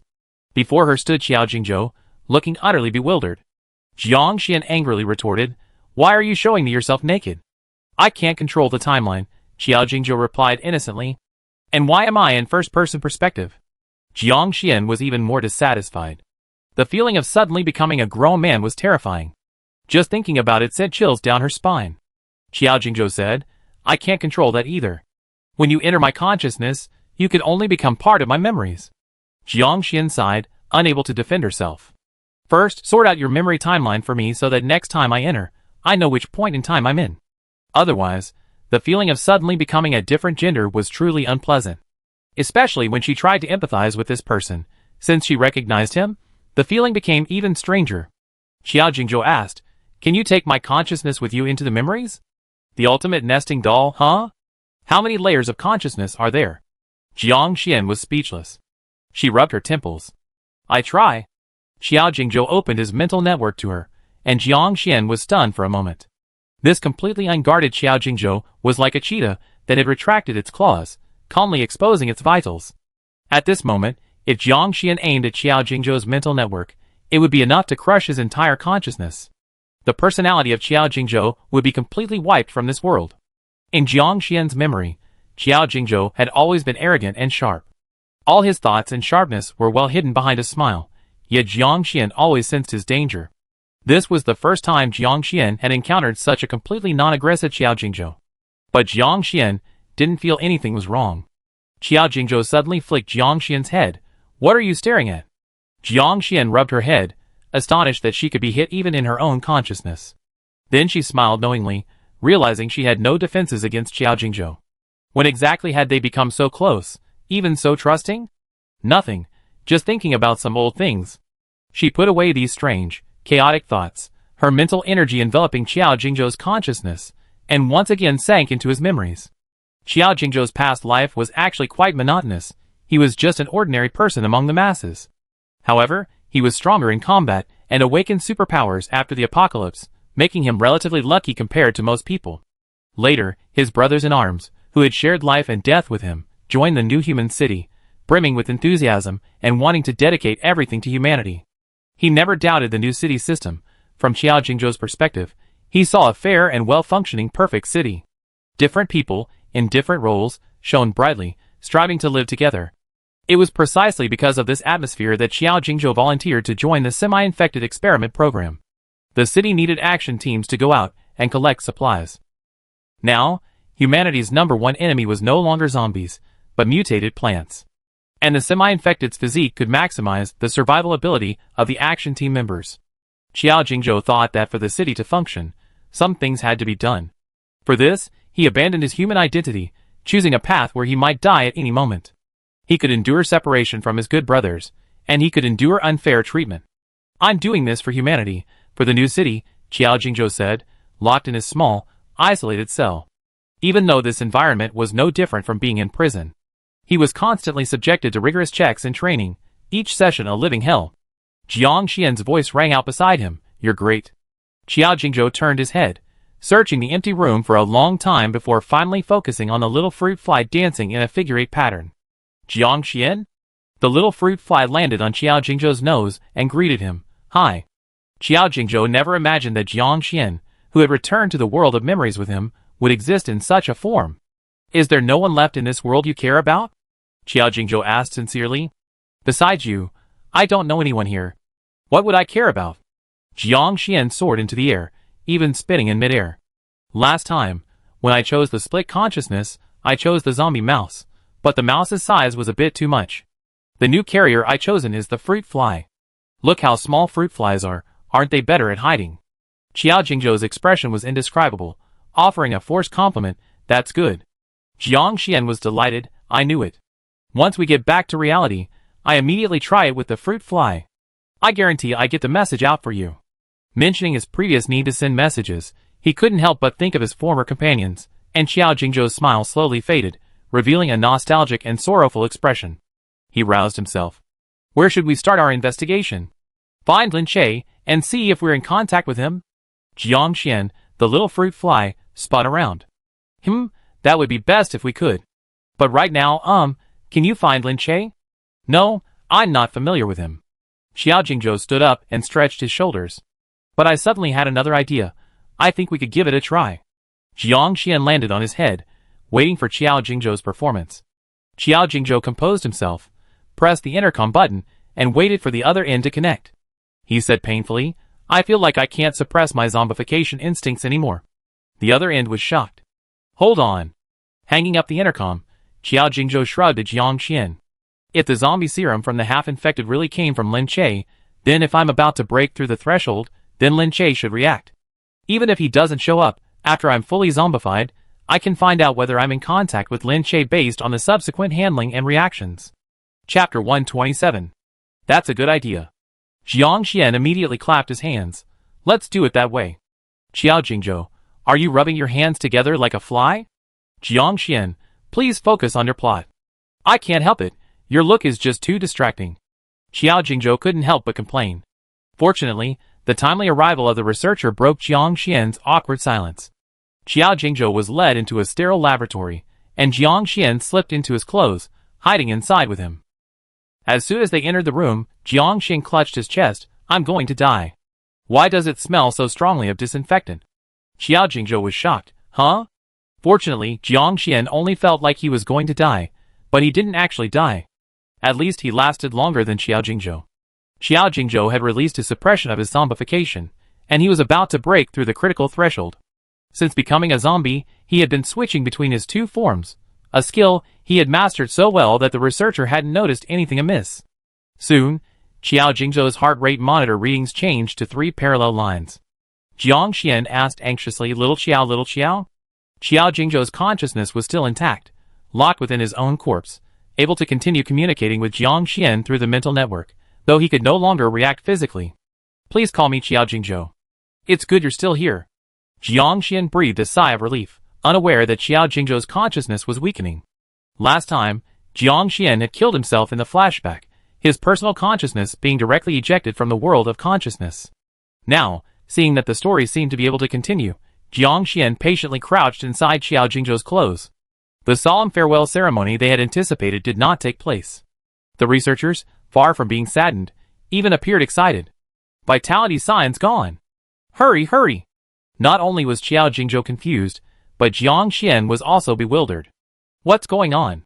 Xiao Jingzhou, I don't know. He had a bad feeling. A cold, sharp pain that felt like a hole had been ripped out of his heart. The time it takes for an infected corpse to transform into a zombie varies, the shortest recorded time being 28 minutes. On average, it should be about an hour. Xiao Jingzhou's corpse was packed up, fitted with a collar and restraints, and sent onto a special conveyor belt.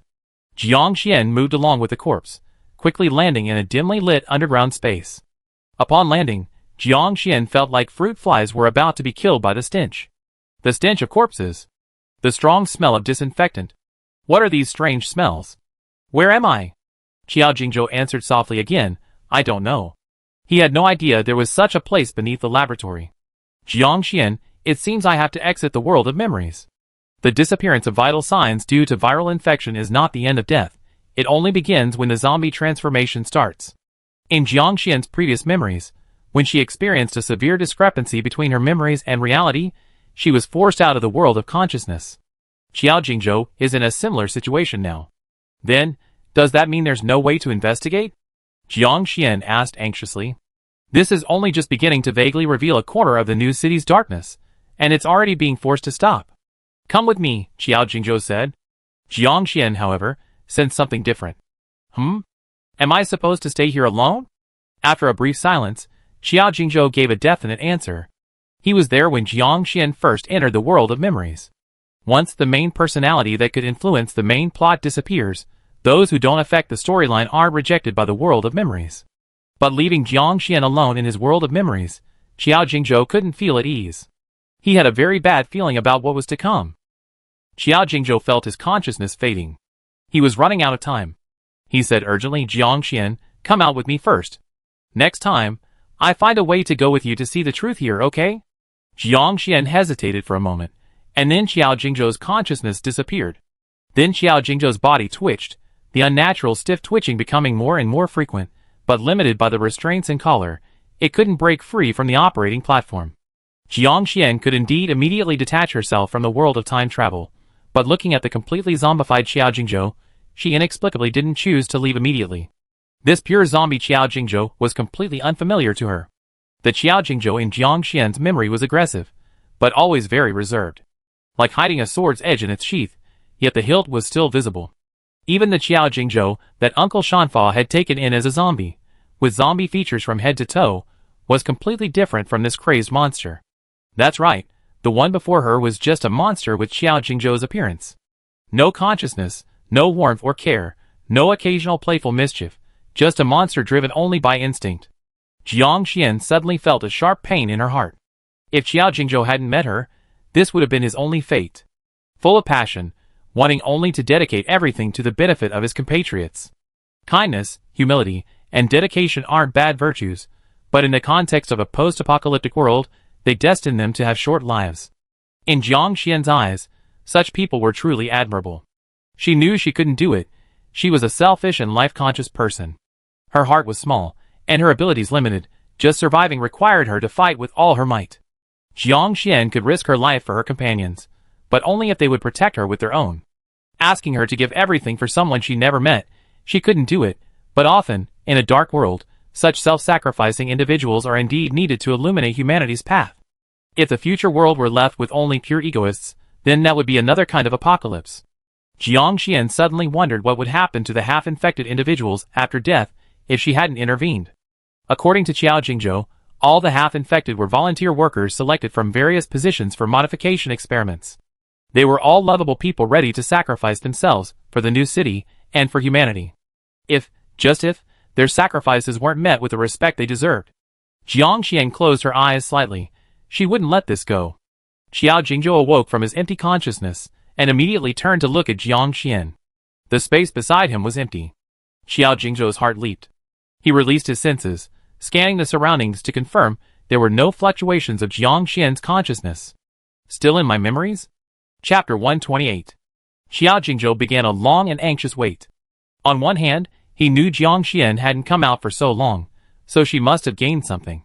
On the other hand, he worried that Jiang Xian might witness some excessively horrific and dark scenes. Xiao Jingzhou could accept being subjected to painful experiments himself, but he couldn't imagine what Jiang Xian would feel in the same position. Jiang Xian should be a carefree little zombie, with starlight in her eyes, a sweet smile revealing a row of small, sharp teeth. He didn't want Jiang Xian to have any connection with those suffering and torment. He didn't even want Jiang Xian to see anything that would defile her pure eyes. Unfortunately, the little zombie, though seemingly obedient and cute, actually had her own ideas. She also had the drive to act on her ideas. When Jiang Xian acted, she had her own scale in her heart. She knew clearly what she could and couldn't do. As long as her bottom line wasn't crossed, no one could interfere with her with a few words. Xiao Jingzhou smiled bitterly. He should have made things clear before his consciousness faded, so as not to leave Jiang Xian alone to face the darkness to come.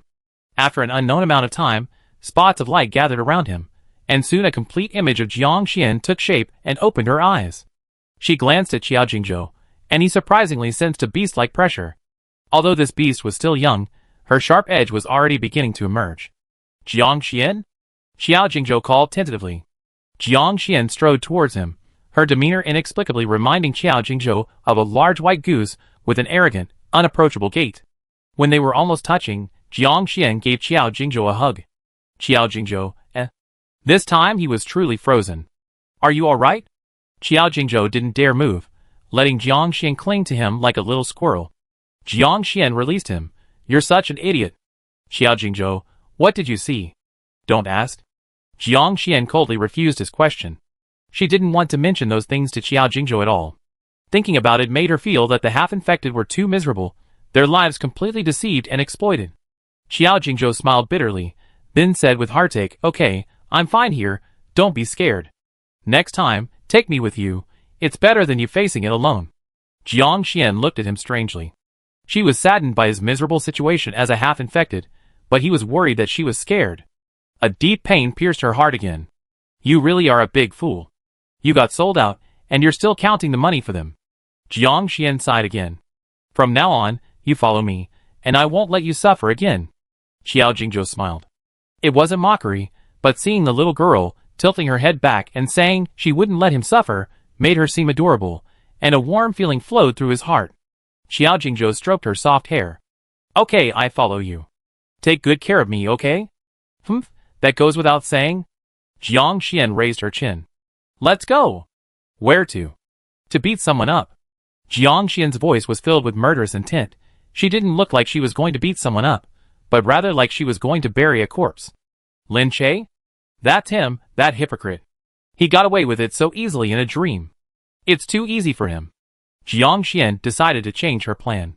Originally, she thought Lin Che was merely a tool to harm He Jin. She could simply reclaim what belonged to He Jin and trap Lin Che deep within his own consciousness, never to emerge again. However, it was clear that Lin Che and the laboratory behind him were plotting something far more sinister and dark, and Jiang Xian could no longer stand idly by. It was no longer a matter of simply escaping the laboratory and escaping death. Jiang Xian wanted to survive. To escape the pursuit in the new city, blind obedience was absolutely insufficient. She needed to devise something more. Lin Che, such a valuable pawn, couldn't be wasted. Jiang Xian explained, as simply as possible, the connection between the semi-infected individuals she had discovered in the laboratory and Lin Che. Your guess is right. The half-infected is indeed a zombie reserve controlled as a worker bee. Beneath this new city, an army of up to 100,000 zombies is frozen. Currently, all these zombies are controlled by Lin Che, the Nest Queen. He's essentially a nuclear trigger button. Xiao Jingzhou's heart pounded. He had guessed the new city might use the Nest Queen to control the half-infected, but he hadn't expected them to have amassed such a large zombie army. Aren't you afraid of a zombie backlash? Jiang Xian pointed meaningfully to his neck. Remember that thing around my neck in the real world? Lin Che has an upgraded version of that monitoring device. Xiao Jingzhou, putting a collar on a wolf king, attempting to tame it, and then letting its wild instincts hunt rabbits. That's a common tactic. Lin Che has long been unwilling to be a controlled weapon of mass destruction. Jiang Xian sneered. Yes, possessing such immense power, yet forced to serve as a mere gatekeeper. Like the worker bees of number 19, so powerful, yet subjected to the wrath of humans without superpowers, not daring to utter a single word. Lin Che was treated the same way. How could he possibly accept this? Finding a successor was part of his rebellion. He wanted to transfer the collar around his neck to someone else. Then, finding a suitable opportunity, he would slip away, escape far away, and enjoy his freedom. Even if he lost all his worker bees, and had to start all over again, it would still be in time. As for the new city, the Nest Mother itself had research value. Its ability to control zombies made it an extremely useful tool for humans. The Nest Mother cultivated according to Lin Che's needs wouldn't be wasted. Both sides were playing a shrewd game. Until Jiang Xian suddenly appeared, shattering the balance forcibly maintained by both sides. What do you want to do? Xiao Jingzhou asked. Do you have any suggestions? Jiang Xian already had an idea, but she wanted to hear Xiao Jingzhou's advice. You should be able to control Lin Che, right? Let him out for now. Let him stand in front of you as a target. After Xiao Jingzhou finished speaking, he noticed Jiang Xian's smile. Her eyebrows curved, her beauty like a blooming peony, yet her eyes remained clean and innocent, carrying a rare purity. This clean gaze always gave Xiao Jingzhou the illusion that Jiang Xian was naive. But in reality, Jiang Xian had experienced no less than him. Jiang Xian had witnessed countless evils, and she herself was a product of darkness. Yet she still managed to retain this pure heart, allowing her to always know which path to take, what she should do, and what she must do. Chapter 129. Seeing Jiang Xian so happy, Xiao Jingzhou couldn't help but curl his lips into a smile. What? You thought the same thing as me? Look, Lin Che is as important as a nuclear bomb. If we don't put 100 or 200 layers of protection on him, who can feel at ease? 10,000 zombie soldiers. What if he acts recklessly and blows up the entire city? The nuclear button isn't something just anyone can press. If I replace him without knowing anything, changing the human nuclear bomb's position, then the restrictions imposed on Lin Che will definitely be imposed on me. Before Jiang Xian began his Nest Mother training, he already had steel needles and a collar inserted into his spine, enough to threaten her life. Even so, Lin Che didn't think much of it. Putting aside the possibility that he was just being sarcastic, the restrictions on Lin Che would only be more complex and severe. Given Lin Che's personality, there was no need for him to make sarcastic remarks about someone as insignificant as Jiang Xian. He wasn't that bored. That leaves only the latter possibility. Jiang Xian, for his part, had absolutely no desire to know what kind of inhuman restraints had been placed on Lin Che. Xiao Jingzhou cautioned, that's true, but you need to be absolutely certain that you can keep all of Lin Che's actions under control. Be careful he doesn't betray you. Sometimes, killing doesn't necessarily involve a direct knife. Since they're already in a new city, if Lin Che wanted to use someone else to do his dirty work, it would be far too easy. Jiang Xian pondered seriously, that is indeed a problem. I need to give it a good try. Qiao Jingzhou nodded in agreement, then turned to find Jiang Xian staring intently at him. What's wrong? My face is covered in flowers. Look at him like that. I want to borrow you for a bit. Jiang Xian rubbed her hands together, eager to get started. Experiments always need guinea pigs, and to ensure everything goes smoothly, all the necessary methods had to be prepared. Qiao Jingzhou, The guinea pig, Qiao, ultimately couldn't escape Jiang Xian's torment. Finally, having made thorough preparations, Jiang Xian controlled her expression, exuding a particularly convincing aura of dominance, and went to see Lin Che. Having just had his mental network stripped away, Lin Che was now worse than a plucked chicken, completely at Jiang Xian's mercy. With a single thought, Jiang Xian could not only crush his will, causing brain death or turning him into an idiot. If Jiang Xian was ruthless enough, she could also use the reverse projection of consciousness onto the body to torture him to death in various ways. Upon seeing Jiang Xian again, Lin Che's attitude and even his state of mind were completely different, filled with intense fear. Jiang Xian's face remained expressionless, like a statue, making it impossible to discern her true emotions. I saw a lot in your memories. She paused deliberately, observing Lin Che's shocked and evasive expression. That thing in your head, I don't like it. It's best if you keep it yourself. Lin Che's eyes blazed with barely suppressed hatred, his teeth grinding. Yes, you saw it all, and you know I'm living like a watchdog now. If I had known that working for them would end like this, I wouldn't have done anything to betray Haitian. Ironically, Jiang Xian still remembered their first formal meeting. That pale, saintly Lin Che, with a compassionate expression, accused Jiang Xian of being too selfish and lacking a spirit of selfless dedication. He was a completely different person from his current ferocious self. After venting his anger, Lin Che looked at Jiang Xian expectantly. I know I was wrong. I spend the rest of my life praying for Haitian. Xiao Xian, please, for my sake, spare me.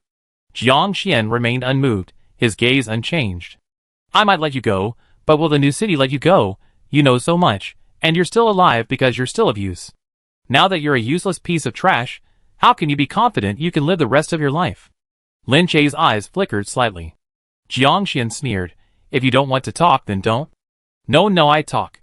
Lin Che quickly said, I actually prepared a plan to fake my death and escape. As long as the monitoring equipment on my body can be removed, I can leave the new city immediately. Jiang Xian raised an eyebrow. Oh?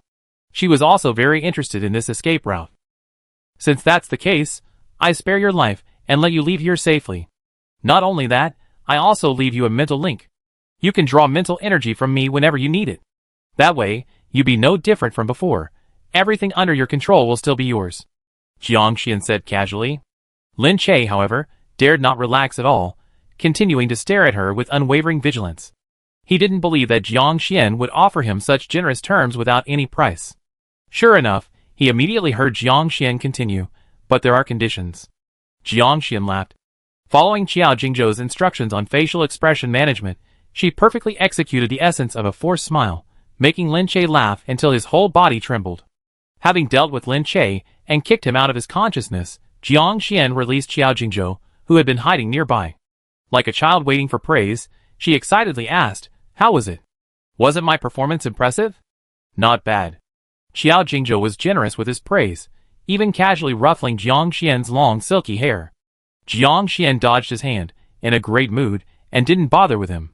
Let's go! We've been out for so long, Si Lu and the others must be worried. She didn't know if her companions were worried, but they seemed to be on the verge of collapse. Why are they suddenly so weak? Jiang Xian asked, alarmed. It must be that our bodies have weakened, and our mental strength has weakened along with them. Qiao Jingzhou guessed. He actually felt this weakness too. Counting the time, Jiang Xian had been asleep for almost a month since Lin Che brought them into her mental world. Jiang Xian immediately grabbed her companions, sending them all out of her mental network. She then pulled Qiao Jingzhou away as well. As she struggled to open her eyes in reality, Jiang Xian momentarily felt as if she were still in the void of her mental world. Her eyes couldn't see anything, and her 5 basic human senses were practically non-existent. Only her powerful mental energy, even without being projected outwards, allowed her to easily perceive everything around her. She saw a strange room that resembled a morgue, with rows of hospital beds where she and her other companions were placed. Accompanied by footsteps, 3 figures strode in, one of them giving orders. Give her an 4 drip, replenish her nutrition. How do we attach it to her body? We can't find any veins. Just insert it into her muscle. Don't worry about a zombie's regenerative abilities. Chapter 130. Jiang Xian felt a slight stinging pain. She moved her arm and saw a withered hand, like a chicken claw. Jiang Xian, It seemed she really did take a long time this time. How did she become a dried-up corpse? Just as the researcher said, Jiang Xian was given a zombie-specific nutrient solution and quickly recovered. Her basic senses returned to Jiang Xian. She looked at her still shriveled body. Prepare some hair-like vegetables for me. Dark algae. The hair-like vegetables she needed were personally delivered by Dr. Ding. Dr. Ding wasn't alone. He was accompanied by 3 people. Jiang Xian glanced over and found that most of them were old acquaintances. The first one was Lu Fenghua, the old researcher who had once guided Lin Che in her memories and was later kidnapped by Qiao Jingzhou. His hair was now completely white, making him look much older than in her memories. Beside him was Xiao Ning, the young researcher Jiang Xian had met when Dr. Ding was busy. What caught Jiang Xian's attention most was that the last of the 4 people approaching, a bespectacled man whom Jiang Xian barely recognized, was at the front. He was a serious-looking, middle-aged researcher with a familiar yet vaguely unfamiliar air about him. Jiang Xian searched for a while before finally calling out the correct title, Dr. Yin. The serious-looking bespectacled man, after a brief moment of surprise, didn't think much of it, assuming Dr. Ding had mentioned him. Hello, I'm the head of the laboratory, my name is Yen Mo. So he was the head of the laboratory. Jiang Xian greeted him with a smile. Although in her current physical state, she probably looked like a zombie villain when she smiled, she still needed to maintain a friendly demeanor. Yen Mo was willing to condescend to see Jiang Xian specifically because of the value Jiang Xian had demonstrated. In other words, she had passed the assessment for Lin Che's successor. These researchers, still kept in the dark, were unaware of Lin Che's planned escape, and even less aware that Jiang Xian had already effectively taken over Lin Che's duties. Lin Che was now an empty shell, a target used by Jiang Xian as a shield. Jiang Xian wouldn't be foolish enough to admit this. She was a master of acting, vividly portraying a flattered and obsequious demeanor, incredibly well-behaved. Yen Mo had no suspicions whatsoever. She rambled on like a principal giving an opening ceremony, spouting off a string of official platitudes. Jiang Xian outwardly listened attentively, but her mind was already wandering. She noticed her friends in the morgue. The most obvious sign is Qiao Jingzhou. Although he still shows signs of dehydration, he has regained slight mental activity, meaning his consciousness has returned. With intravenous nutrition, he should recover as quickly as Jiang Xian. The more troublesome cases are the other zombies. They should have exited the world of consciousness, but their mental fluctuations are still very calm, resembling the state of a zombie in hibernation. It will probably take even longer for them to recover. Jiang Xian was lost in the world of consciousness for almost a month and a half, while the others went at least 14 or 15 days without food or water. It's fortunate they are zombies with stronger bodily mechanisms, otherwise, even if their consciousness returned, their bodies might not have been able to withstand this loss of consciousness. Jiang Xian also noticed that Church's body was noticeably distorted, with one eye socket still empty, a result of being beaten by Lin Che when he first entered the consciousness world, a reflection of which lingered on his body. The zombie's regeneration mechanism wouldn't activate when consciousness was lost, the injury remained. Finally, after Yan Mo finished speaking, Jiang Xian feigned trepidation and saw him off. Dr. Ding also left, while Lu Fenghua and Xiao Ning stayed behind. Jiang Xian finally got to eat the hair-like vegetables he'd been craving. The restorative effects of nutritional supplements ultimately couldn't compare to the natural benefits of hair-like vegetables. As Jiang Xian ate heartily, Qiao Jingzhou started to move. Xiao Ning wanted to help, but Jiang Xian tossed him a handful of hair-like vegetables. It's alright, let him eat some more grass. Vegetarianism was the ultimate pursuit for zombies. When Xiao Ning hesitated, Lu Fenghua nodded in agreement. Give it to him. Jiang Xian gave the old man a meaningful look. She had seen this person a few times in Lin Che's memories. He was a rather meticulous research expert. His research attitude wasn't extreme, in fact, it could be considered quite conservative. The healing effects of dark algae on zombies are so good. We can include it in our research next time. You can propose joining this project. Lu Fenghua stayed because he was very interested in Jiang Xian's request to eat dark algae, and wanted to start a new research project. Jiang Xian immediately patted her chest and agreed, no problem, I will definitely do my best to help. She would definitely do her best to help eat it. Lu Fenghua's smile became even more gentle. It's good that you're focused on your research project, but you should be realistic about your capabilities. You were lost for so long this time. It's all thanks to Lin Che that you were brought back. You can't do this again next time. Jiang Xian nodded very seriously and obediently without stammering, I understand. She was a master at playing the innocent. Lu Fenghua said with satisfaction, you should rest first. We talk about our new research ideas when you're feeling better. Okay. Jiang Xian still acted like a compliant fool. If she were in her human form, it would probably be even more effective. After seeing off all the big shots, Jiang Xian closed her eyes, seemingly wanting to rest. Xiao Ning, understanding, didn't make a fuss. Qiao Jingzhou paused for a moment, but he also concealed his emotions well, revealing nothing. Jiang Xian's consciousness actually passed through the mental network and connected with Lin Che, who had just woken up in the lab. If the mental network were projected externally, like Wi-Fi, the signal would be blocked. So Jiang Xian left her mark on Lin Che's mental network, establishing a connection similar to that between a queen bee and a worker bee. With him, the connection was like a wired network. As long as the connection was discreet enough, it could evade various obstacles that blocked the signal. Jiang Xian, through this conduit, was seeing Lin Che from a third-person perspective. Lin Che felt a pair of eyes suddenly open behind him, staring at him, making the hairs on his body stand on end. He knew Jiang Xian had extended his senses. Several high-ranking figures were also present, separated by a pane of glass, scrutinizing him. His prolonged time spent in the realm of consciousness had greatly displeased the new city's ruling council. Some were already questioning his abilities and value. Chapter 131. If Lin Che were to reveal now that he was being controlled by Jiang Xian wouldn't even need to lift a finger, he could be eliminated instantly. Lin Che had planned a method of feigning death to escape unnoticed.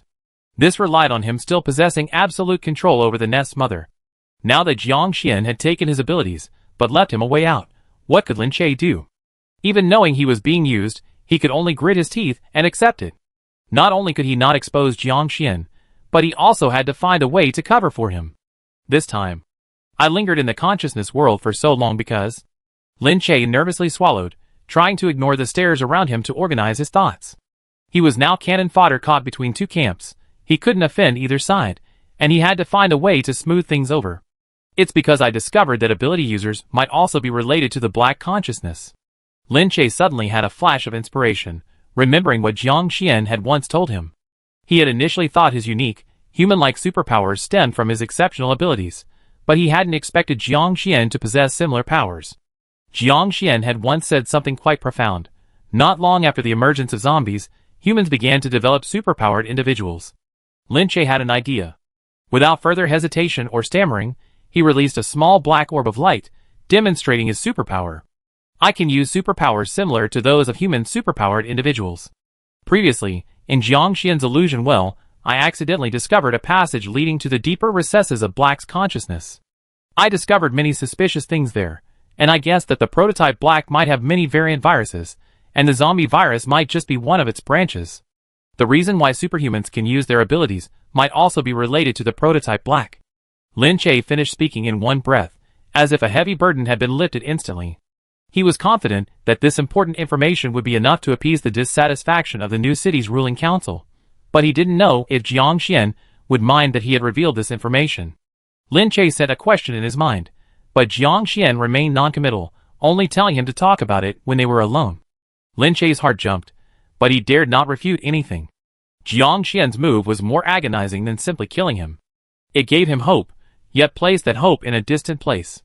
For this faint hope, Lin Che had to be Jiang Xian's puppet, not only having to find ways to protect Jiang Xian's life, but also having to make Jiang Xian do everything.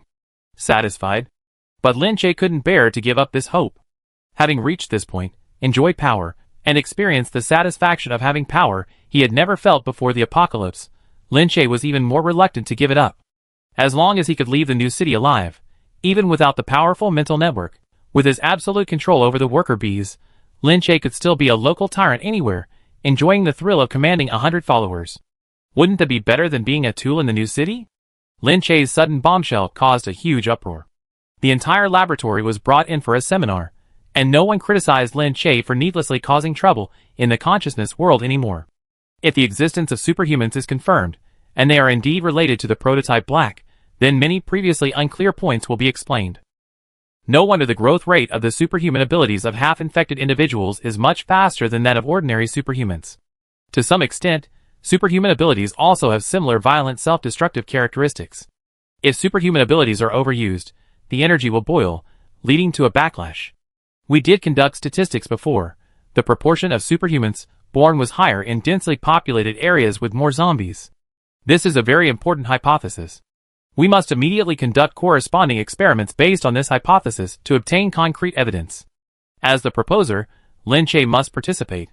After nearly 2 days of sleepless nights, Lin Che finally got some free time to rest. As soon as he was alone, everything went dark, and the world around him transformed into a dense forest. Towering trees, their canopies blocking out the sun, with only faint rays of light filtering through the leaves. Jiang Xian sat on a protruding tree root in the woods, dappled sunlight casting spots of light on her face, giving her skin a translucent, jade-like quality. This forest sprite like Jiang Xian sent chills down Lin Che's spine. The fact that Jiang Xian could disregard his will and forcibly drag him into her world of consciousness meant that Lin Che had no power to resist. Tell me about the new city's council structure and the leadership structure of the laboratory, Jiang Xian said bluntly, having already intimidated him. Lin Che didn't dare utter a single word of dissent, providing as much detail as possible. After the introduction, he tentatively asked, "What do you want to do?"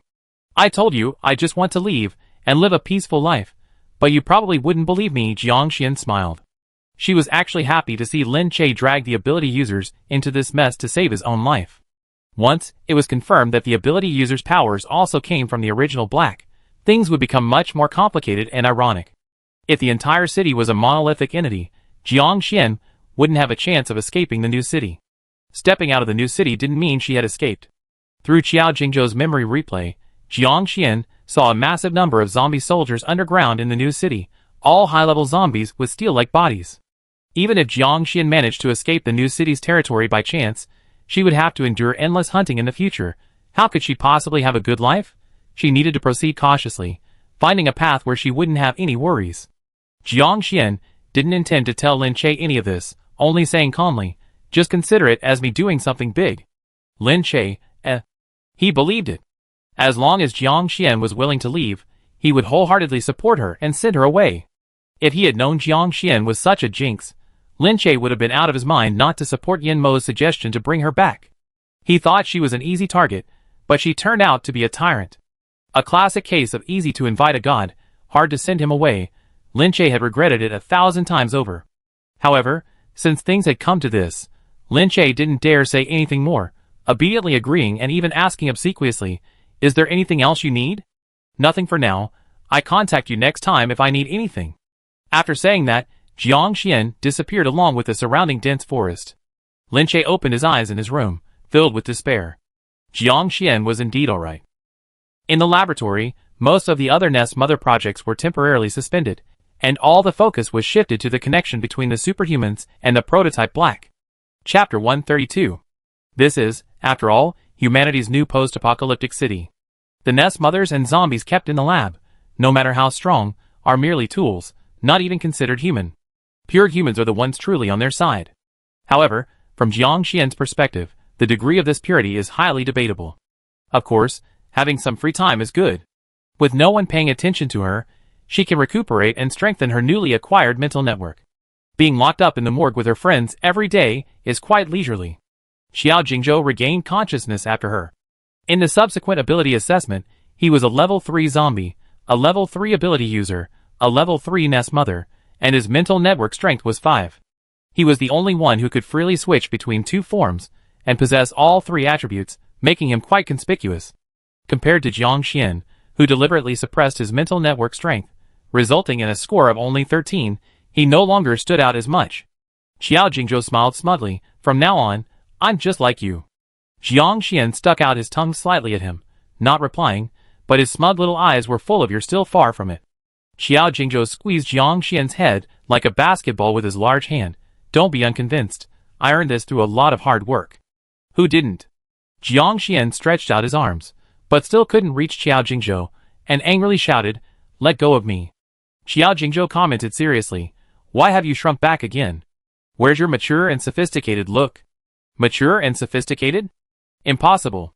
I'm just short-legged. You have a problem with that?" "A little, but not too much." Meanwhile, the other kids were crunching on their hair like vegetables, on the front lines of gossip. Silu asked. When did these two get together? Lin Jiao guessed. The big boss probably had his eye on it for a while. Hey, that little wolf cub. He's actually had his eye on our Xiaoxian all along. Xiao Jingzhou threw a dagger at Silu during the conversation, and Silu immediately shut up. Uncle Arya continued rubbing the hair-covered vegetables. Are you guys still going to eat? Silu and Lin Jiao immediately changed the subject, saying in unison, yes. Zhang Lei was holding the hair-covered vegetables, lost in thought. Sisterly nudged him. What's wrong? Nothing. Zhang Lei didn't want to talk about it. His days as a prisoner here were hopeless, but saying it out loud would be blaming his friends. Jiang Xian and Xiao Jingzhou tacitly stopped their playful banter. Jiang Xian said, my mental network has been upgraded. I don't need the net like well anymore. I should be able to pull you into my consciousness world. Whatever environment you need, I can create it. Consider it special training. At least it won't be a waste of time. Zhang Lei's eyes lit up. He glanced at Xiao Jingzhou and asked hesitantly, I heard that painful experiments can enhance supernatural abilities? Yes, Xiao Jingzhou gave a definite answer. But painful experiments, as the name suggests, require you to experience pain. Zhang Lei was troubled. After becoming a zombie, it seems I don't feel pain anymore. How can I create pain? To demonstrate that he didn't feel pain, Zhang Lei snapped his arm. He remained expressionless. Xiao Jingzhou shrugged helplessly. To make half-infected individuals more human than zombies, most retain their sense of pain. I always felt pain, so there's nothing I can do for you in that regard. Jiang Xian said, that's easy, I can help you regain your sense of pain. The queen bee's control over the worker bees is multifaceted. Pain sensation restored. Aya! Zhang Lei clutched his severed arm, letting out a blood-curdling scream. His friends were so frightened, they almost lost their hair and vegetables. Jiang Xian gave a sincere and earnest smile. Anyone who needs pain recovery, I can help. Pain is an unpleasant sensation produced when the body is subjected to harmful stimuli. It's a protective mechanism of the body. Pain sensation includes the feeling of pain and the pain response. When pain reaches a certain level, it's usually accompanied by physiological changes and emotional reactions, such as increased blood pressure, rapid breathing, dilated pupils, local muscle contraction, and complex active avoidance behaviors. As the old saying goes, the more pain a person experiences, the less likely they are to repeat it, which is a behavior of avoiding danger. Avoidance itself is not pain, but danger. Without pain sensation, one might suffer a fatal injury without realizing it because there's no bodily feedback, which is a very dangerous behavior. Xiao Jingzhou earnestly suggested, pain sensation is actually quite necessary. Many muscle memories and conditioned reflexes are learned through pain. Lin Jiao was the first to raise her hand. Restore it for me. Put me in the consciousness world. I thought of a super powerful killing move, and I need to learn it as soon as possible. Little Shirshir was the second to raise his hand.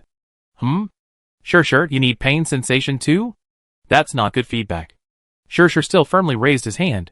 Second brother Silu taught me the zigzag run, but I can't learn it. Even with the wire, I still can't learn it. The wire was used because his legs were cut when they hit it. Without pain sensation, it was indeed useless. Jiang Xian thought for a moment, then tried to communicate, my restoration of pain sensation is irreversible. That means when you feel unbearable pain, I can't remove your pain sensation again. Shirshir remained resolute, but we used to feel pain too, didn't we? When I cut my hand while peeling an apple, it hurt a lot. Jiang Xian smiled, that's true. Okay, I restore your pain sensation too. Having pain sensation is indeed a very obvious sign. Without pain, one is more like a walking corpse, but once one has pain sensation, one is more like a human. Jiang Xian, as promised, pulled all his companions into the mental network. Without the assistance of the Wangxian well, Jiang Xian's world of consciousness couldn't be as large or stable, but simulating a few small training grounds wasn't difficult. I control your training time. He couldn't let the embarrassing situation of everyone starving to death like this happen again. Jiang Xian and Xiao Jingzhou also entered the consciousness world. Having established a mental connection was like having a private chat channel. Any secrets they couldn't openly plot against due to external surveillance could be discussed in the consciousness world. Thus, what the monitors showed was Jiang Xian and her friends, having eaten their fill, going to lie down on the plank. Jiang Xian discussed with Xiao Jingzhou, I need to enter your memory world again. The person you need me to send messages to, please point them out to me in the memory world, how to find them, their habits, etc. Xiao Jingzhou only had some free time for now. Firstly, Jiang Xian had ruined all the laboratory animals, forcing the project to stop. Secondly, Lin Chei's newly released superhuman was also an infected being, shifting the laboratory's research focus. But regardless of the reason, Qiao Jingzhou couldn't completely escape his fate of being tortured. He possessed the characteristics of both a worker bee and a queen bee, allowing him to conduct numerous gruesome experiments unsuitable for the queen bee, without worrying about him going berserk and losing control. Chapter 133. The power of the Nest Queen is immense, as Yang Jin proved before. Once pushed too far, it goes berserk and out of control, making it impossible to deal with. However, Qiao Jingzhou's worker bee characteristics mean that harming Jiang Xian can also harm him. It's like having an extra layer of insurance, limiting Qiao Jingzhou's uncontrollability to a specific range. That would be a waste of his power. Jiang Xian understands the stakes all too well. She can only temporarily protect Qiao Jingzhou from harm, but the experimental animals will eventually be replenished. Jiang Xian can't repeat the same trick. They'd definitely be wary of her. She doesn't want to wait until Qiao Jingzhou is suffering terribly again before scrambling for solutions. Can the person you're sending a message help you escape your experimental subject fate? Qiao Jingzhou's smile was deep, tinged with melancholy. Actually, I haven't decided whether to contact him. Jiang Xian understands his hesitation, finds a comfortable position, and relaxes back. Perhaps due to her years of wandering, she felt a closer connection to dense forests and nature. Her most comfortable projection of consciousness was also this kind of natural scenery. Jiang Xian reverted to her appearance before she became a zombie at age 21, with a pair of innocent and adorable eyes. When silent, she resembled an innocent little animal. However, once she spoke, her words were utterly contrary to the image of an innocent little rabbit, cold and ruthless. Are you afraid that the news you spread will cause unrest in the new city? Qiao Jingzhou remained silent, tacitly agreeing. The new city had clearly concealed far too much from the general public, including countless actions that crossed ethical boundaries. Jiang Xian chuckled. I didn't realize you were such a nice guy. You're almost being bullied to death, and you're still considering whether you hurt them when you fight back? Qiao Jingzhou was a little unhappy. If the target was just those bastards, I would have acted already. But, in this apocalypse, having a human base is already incredibly valuable. If the new city is destroyed, the most tragic victims will be the ordinary people who were sheltered. The people suffer in times of prosperity and ruin. In the end, it's just ordinary people who pay the price for those decisions. Who wants to live in the apocalypse? And who would give up a peaceful life to live a life of constant uncertainty? Lin Xian shifted into an even more relaxed and comfortable position, the dappled sunlight casting blurry effects on her face. I understand the importance of new cities to humanity, but I find it even harder to accept a city built on lies and deception. Trust is the foundation. When trust collapses, this seemingly prosperous city is like a sandcastle built on the beach. It'd be swept away by a single wave. Qiao Jingzhou paused, then his eyes cleared again. It looked like morning dew on leaves, or a gentle breeze brushing past flowers, a fragmented and illusory beauty. You're right. I suddenly become anxious and uncertain. The great wave hasn't even arrived yet, or perhaps we are that wave. Whether such a city can become humanity's future is indeed an unknown. But one thing we are clear about, humanity's future is something we forge ourselves. There may be sacrifices and contributions, but it absolutely cannot be built on deprivation. Jiang Xian didn't ridicule his overly maternalistic tendencies. She hadn't witnessed the city's founding, but she could glean some insight from his numerous memories. As someone who personally built the new city, had his own beliefs, and even sacrificed his life for it, Qiao Jingzhou couldn't possibly be so cold-blooded as to easily overthrow it. That would require considering Qiao Jingzhou's character. Because he was sentimental and nostalgic, he hesitated in his attitude towards the new city, but ultimately he would choose the right path. On this point, Jiang Xian had great confidence in him. Have you decided what to do? She asked. Of course. Qiao Jingzhou smiled. Since you made a mistake, you should correct it. Those who can't correct it should receive the punishment they deserve. He held out his hand to Jiang Xian. Didn't you want to see Sue the mouse? I take you to see him. And you should also understand the structure of the new city. I show you around. Oh, please don't use flies as clones this time. It give me a mental block. Those are fruit flies, Jiang Xian retorted. Even cockroaches won't do. Jiang Xian, you're the cockroach. Compared to the tranquility of Jiang Xian's group, the rest of the laboratory was undergoing a complete upheaval. Most importantly, after Jiang Xian passed Lin Chei's successor assessment, the value of the other nest mothers under cultivation greatly decreased. Following this, Their status and treatment plummeted. The mobile home was closed, and most of the Nest Mother candidates' projects were halted. Those without value don't deserve resources, it's that cruel. These candidates mostly came from stable environments within the city, and were considered to have a higher level of mental well-being and safety awareness. Unlike Jiangxian, they weren't individually housed. They were grouped into large rooms of 8 or 10 people. Now, the people in Susu's room were gathered together complaining. What's going on? They haven't let us move around at all since the day before yesterday. My researcher is ignoring me, and I feel like my project doesn't want to progress anymore. I heard it's related to that Jiangxian from outside. Susu, who had been quiet all along, suddenly said she passed Lin Che's successor selection. How is that possible? The girls exclaimed in shock. Some of the older ones remained relatively composed, not losing their composure, but they still looked quite devastated. The purpose of these candidates was to one day replace Lin Che and become an indispensable part of the new city. But suddenly, they were told that after all this training, they couldn't be of any use, and instead, a wild matriarch would take their place and enjoy that glory. No one could accept such a sense of disillusionment. She's always been different.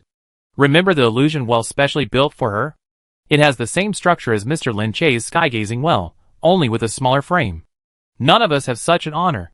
But I don't think she's that strong. I heard her mental network strength is only 9, weaker than all of us. You're behind the times. Her latest strength is 13. Oh my god, isn't that the same as you, Susu? Susu is the strongest among us, and she only reached 13 a few weeks ago. Said casually, but Susu found the words incredibly grating. She suddenly stood up. So what if I'm the same? Strength depends on how you use it, not just the stats. Alright, let's stop talking and rest. Chapter 134. Despite saying that, Susu was still so angry that she tossed and turned, unable to fall asleep. Why? Why should a wild candidate replace them, the ones they had trained so hard for? Lin Che was the greatest behind-the-scenes worker in the new city, the one providing serum to the half-infected. The city would help him find even more powerful worker bees. He could be considered the invisible king among the new city's rulers. But now, it was all ruined, all gone. The more Susu thought about it, the angrier she became. A deep fire of jealousy was being sown in her heart. Jealousy and anger can drive people to unimaginable irrational behavior. No one expected that Susu, who had always been relatively well-behaved, would sneak away during the latest round of group checks. Even more unexpectedly, she had already stolen the lab's access card and broken into Jiangxian's temporary dormitory. Although it had turned into a morgue, it was indeed a standard dormitory for the lab. Susu burst through the door and launched an attack on Jiangxian. The whole thing happened very quickly. Susu was dragged away by security personnel almost as soon as she broke down the door. Dr. Ding, despite her busy schedule, personally came to check on Jiangxian's safety. Are you alright? Jiangxian smiled weakly. My head hurts, but I'm fine. Being subjected to a mental attack can indeed cause headaches. Although the data showed that their mental networks were the same strength, Susu had been their nurturing mother for over a year, and her mental network was stable. Jiangxian, on the other hand, had only been in the lab for 2 months, and his mental network had been fluctuating upwards, so instability was normal. Dr. Ding had no suspicions whatsoever. She even specially sent over a lot of dark algae, ostensibly to replenish his energy. After seeing the researchers off, Uncle Arias scoffed, "What kind of compensation is this? He could sprout a whole bunch from just a small piece of plant root tissue. Alright, this stuff we can easily pick in the wild. In the new city you can only get it by asking a semi-infected person for special favors," Qiao Jingzhou said fairly. Mutant plants are extremely dangerous to human ability users. Even wood element ability users dare not casually cultivate mutated plants. Being devoured by them is no joke, Si Lu sighed, scratching his chin. If only we weren't imprisoned, we could create a better living environment ourselves.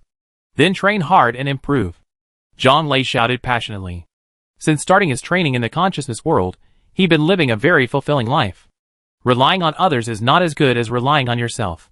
Possessing powerful strength yourself is the right path. His friends were all thrown into the consciousness world for extra training, and Jiangxian and Qiao Jingzhou were chatting there as usual. Qiao Jingzhou, his earlier nonchalance vanished, and asked nervously, "That woman she? We almost got discovered." Jiangxian breathed a sigh of relief, patting her chest with lingering fear. She was concentrating on controlling her mental clone, when Susu suddenly barged in and launched a mental attack. External mental attacks always exchange information upon contact. Just as Jiang Xian could see fragments of their memories when mentally attacking others, Su Su could see what Jiang Xian was doing at that very moment when attacking her. That was unacceptable. Jiang Xian was plotting his escape, and if Su Su discovered it early and told the lab, Jiang Xian would be doomed. Therefore, during that brief mental contact, Jiang Xian decisively launched a more powerful consciousness absorption attack on Su Su. The specific operation was similar to that used on Lin Che. He stripped Su Su of her mental power, and then gave her the means to use Jiang Xian's mental network. Su Su's future use of her mental power would require Jiang Xian's permission. This was equivalent to turning Su Su into Jiang Xian's worker bee. The nest mother's absolute control over her worker bees temporarily suppressed this hidden bomb, Su Su. Through the nest mother's one-sided surveillance, if Su Su showed even the slightest tendency to betray him, Jiang Xian could immediately have her beheaded. Jiang Xian had just informed Su Su of this through mental mapping. If Su Su had even a shred of reason and intelligence, she should know that concealing it was more beneficial than exposing Jiang Xian. Qiao Jingzhou, after hearing the explanation, breathed a sigh of relief. That was too close. Shouldn't we take it slow? Jiang Xian gave a thumbs up. It's nothing, a piece of cake. We deal with Su Su for now, no need to worry about her. She paused, then smiled. Besides, I already taken it slow enough. She was currently using a mouse clone from about a month ago, before she merged with Heijin. Back then, she originally only intended to use the mouse clone to find Qiao Jingzhou. Later, she unexpectedly came up with a clever way to break Qiao Jingzhou's predicament, to kill all the laboratory animals. To destroy the evidence, Jiang Xian erased the earliest mouse clone. The mouse clone jumped into the fan blades, where the air purification filter was located. Once she could get through the filter, the other side of the wall would lead to the interior of the new city. Jiang Xian had made two preparations. If the zombie mouse's incredible regenerative abilities could overcome the injuries from being shredded by the fan, it would revive on the other side of the filter. If the zombie mouse couldn't withstand such fatal shredding, then its fragments of consciousness would remain on its remains. As it turned out, even zombies must abide by the basic laws of life. The zombie mouse, even shredded into mincemeat, would still die. The zombie mouse died, but the mincemeat containing Jiang Xian's consciousness remained for over a month. The fastest possible action would have been best, but Jiang Xian had wasted too much time merging with Heijin. By the time she returned to activate this preparation, the mincemeat had lost a significant amount of life force, leaving very little usable space. With this limited resource, Jiang Xian tried to find a new carrier. It was impossible to expect another mouse to willingly cross this broken passage, so despite Qiao Jingzhou's disapproval, Jiang Xian captured a new fruit fly as a carrier. The fruit fly, carrying Jiang Xian's hopes, finally flew away from the new city on the other side of the filter. At this moment, if Jiang Xian wanted, she could spread her virus among the population, creating a massive zombie army. But this wasn't a good idea. Besides Jiang Xian not being bloodthirsty, there was also the fact that she was a coward. Spreading the virus meant provoking the new city's bottom line. In less than 2 years, the new city had managed to amass an army of 100,000 zombies underground in its laboratory. Jiang Xian didn't believe the new city didn't have other means to deal with extreme situations. Jiang Xian just wanted to live freely, not engage in a full-scale war. Only by playing it safe could one win. Therefore, it was best to operate covertly. The later she was discovered, the more power she could maintain. Chapter 135. So Jiang Xian chose to transfer his clone's consciousness to a new target. The giant rat in the new city. He would use this new clone to find Qiao Jingzhou's friend, Su the rat. It was nighttime, the laboratory was completely sealed off, and there was no sunlight, so there was no distinction between day and night. But in the new city, humans still generally followed a 24-hour sleep schedule. So the new city was deserted at night, except for Jiang Xian's little mouse rat clone, running wildly in the dark corners of the streets. Jiang Xian muttered to Qiao Jingzhou as he ran, "Now I know why you thought my little mouse clone was too small when you saw it before." Qiao Jingzhou chuckled, "It really is very small. The size of your current clone is the size of the rats commonly found here." The previous zombie mouse was one Jiang Xian had fished out of the woods. It was tiny, smaller than an egg. Now, this rat running through the streets was probably the size of a kitten, making Jiang Xian feel particularly unsafe and unconcerned. Qiao Jingzhou, recalling past incidents, couldn't help but tease her again. "Aren't you terrified of mice? You were scared to death when I caught and ate a mutated mouse." Jiang Xian said seriously, "I thought that mouse was mutated, that's why it was so big." Please don't remind me anymore that I'm possessing a big gray mouse now, okay? I'm really going to go on strike from fright, thank you. Jiang Xian had already decided that once she finished her mission of delivering the message, she would humanely euthanize this mouse clone on the spot. So, in this appearance-obsessed world, even mice receive different treatment depending on their looks. With Xiao Jingzhou by his side, and given Jiang Xian's prior knowledge of Su Laoshu's habits, the rat clone search went relatively smoothly. It's a mark left by Su Laoshu. He should be meeting someone here tomorrow evening. Having found a clue, Xiao Jingzhou was in a good mood. In this apocalyptic world, being alive is good news. Then let's wait here until dawn, Jiang Xian asked. She actually wanted to see the new city again, but she was too timid and afraid of causing trouble. At this point, it was better to avoid trouble and proceed cautiously. Alright, find a safe place, so you don't get killed, Xiao Jingzhou reminded her. Thank you, Jiang Xian replied sincerely.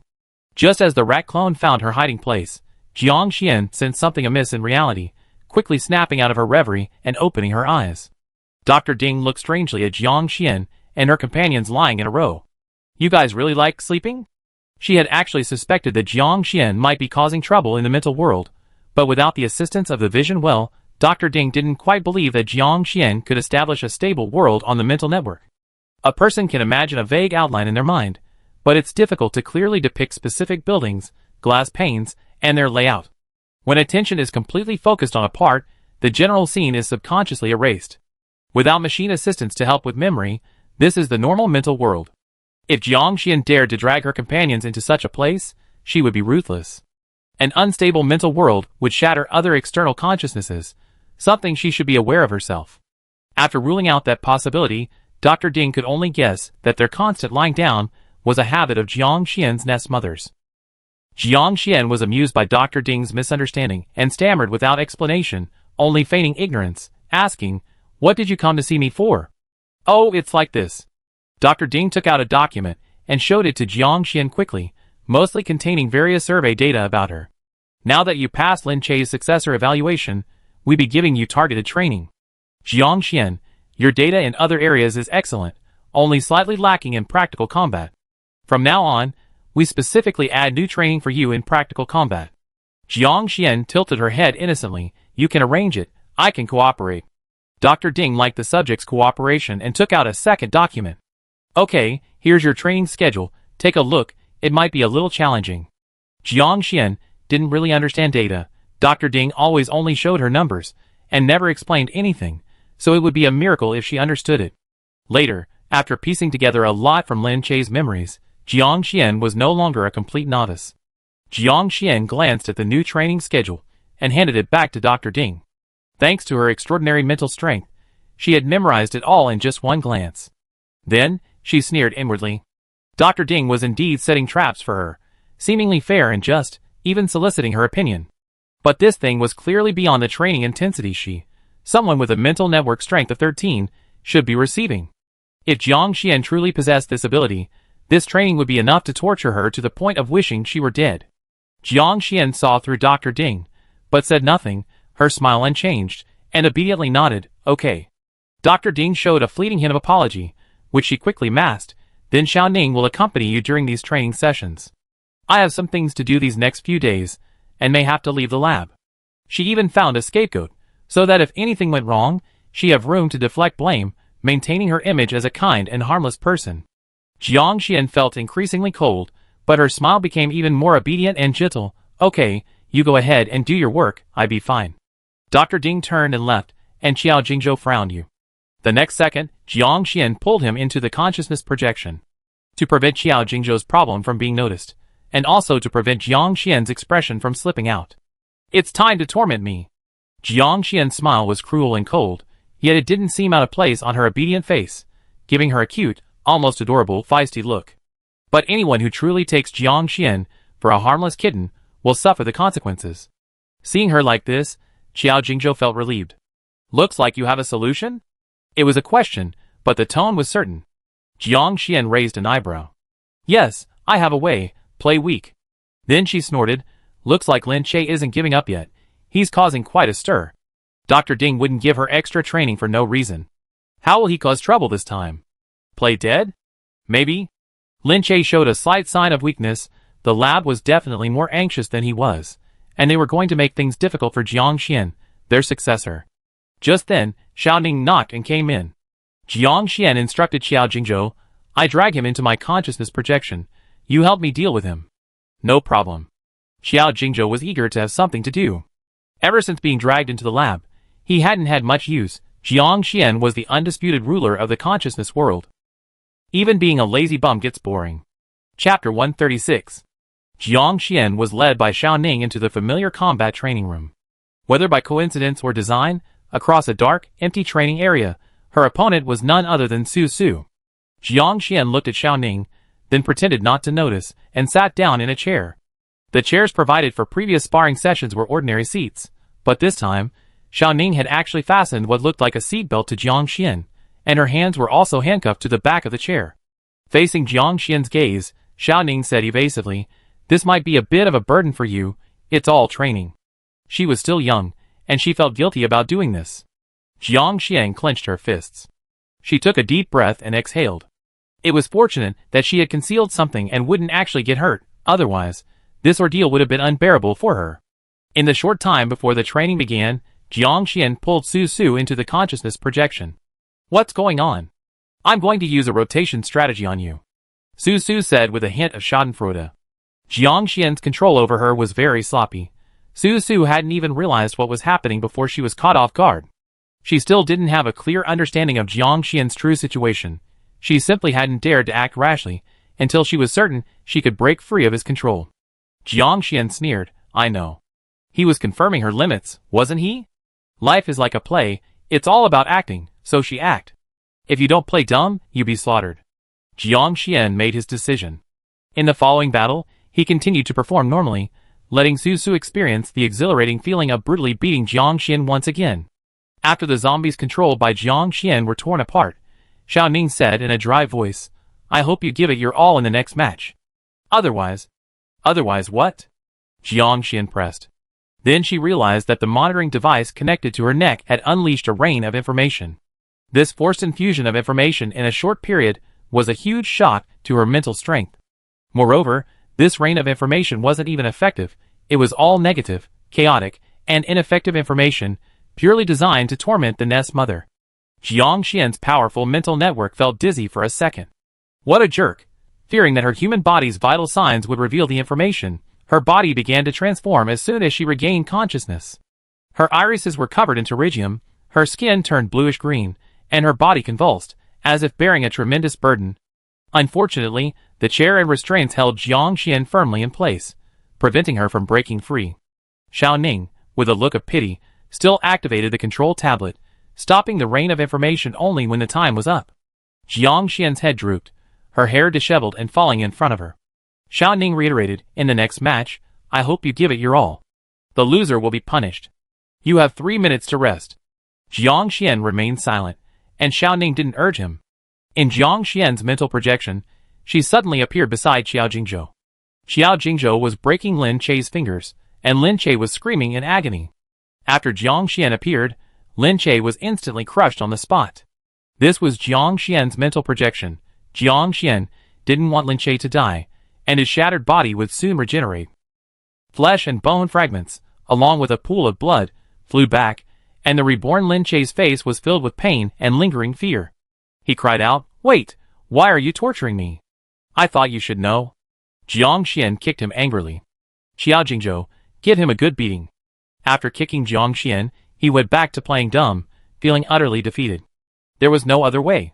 Individual strength has its limits. Even if Jiang Xian crushed 10 Su Sus or Xiao Nings, it wouldn't change the situation. Compared to the sheer size of the new city, Jiang Xian was still too weak. Now he could only continue to play dumb and feign weakness to survive. It was truly frustrating.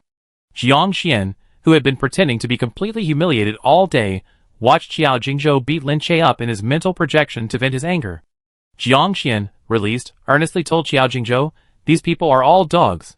How did they come up with so many ways to torture their own kind? Oh, I wasn't talking about you. I really liked your methods for dealing with Lin Che. Xiao Jingzhou, He rubbed his forehead. When should we go find Su the rat? Anything they do now is just treating the symptoms, not the root cause. As long as the inhuman behavior in the lab remains hidden, the harm to them will never stop. No problem, we can go now. In other words, the consciousness world is a very convenient thing. It's just a transit point. She can pull Qiao Jingzhou's consciousness along to explore the night view of the new city. The new city is different at night compared to during the day. This is the most fun time in the new city. Qiao Jingzhou and Jiang Xian's consciousnesses are parallel, watching the new city through the eyes of the zombie rat, like two people huddled together watching TV. The two arrived at the place where they found Su the rat's mark yesterday, but the mark had already been erased. Are we too late? Jiang Xian's heart tightened. Did they have to start tracking again? No need. It's alright if they meet. Meeting at this time is probably just for exchanging goods. Let's wait a bit longer. Once the night market opens, we look around. We're sure to find people who have been in contact with Su Laoshu. Night market? They still have that in this apocalypse? Jiang Xian asked in surprise. Of course they do. Trade is essential. These days it's all barter. Some skilled people make practical things to exchange. Others have connections, knowing the hunting teams. Oh, back then, those action teams were called hunting teams. The hunting teams would bring in supplies they didn't have to hand over to exchange here. Su Laoshu used to love hanging around this area. Qiao Jingzhou's tone was filled with nostalgia as he explained. Listening, Jiang Xian envisioned a more realistic and vibrant city in his mind.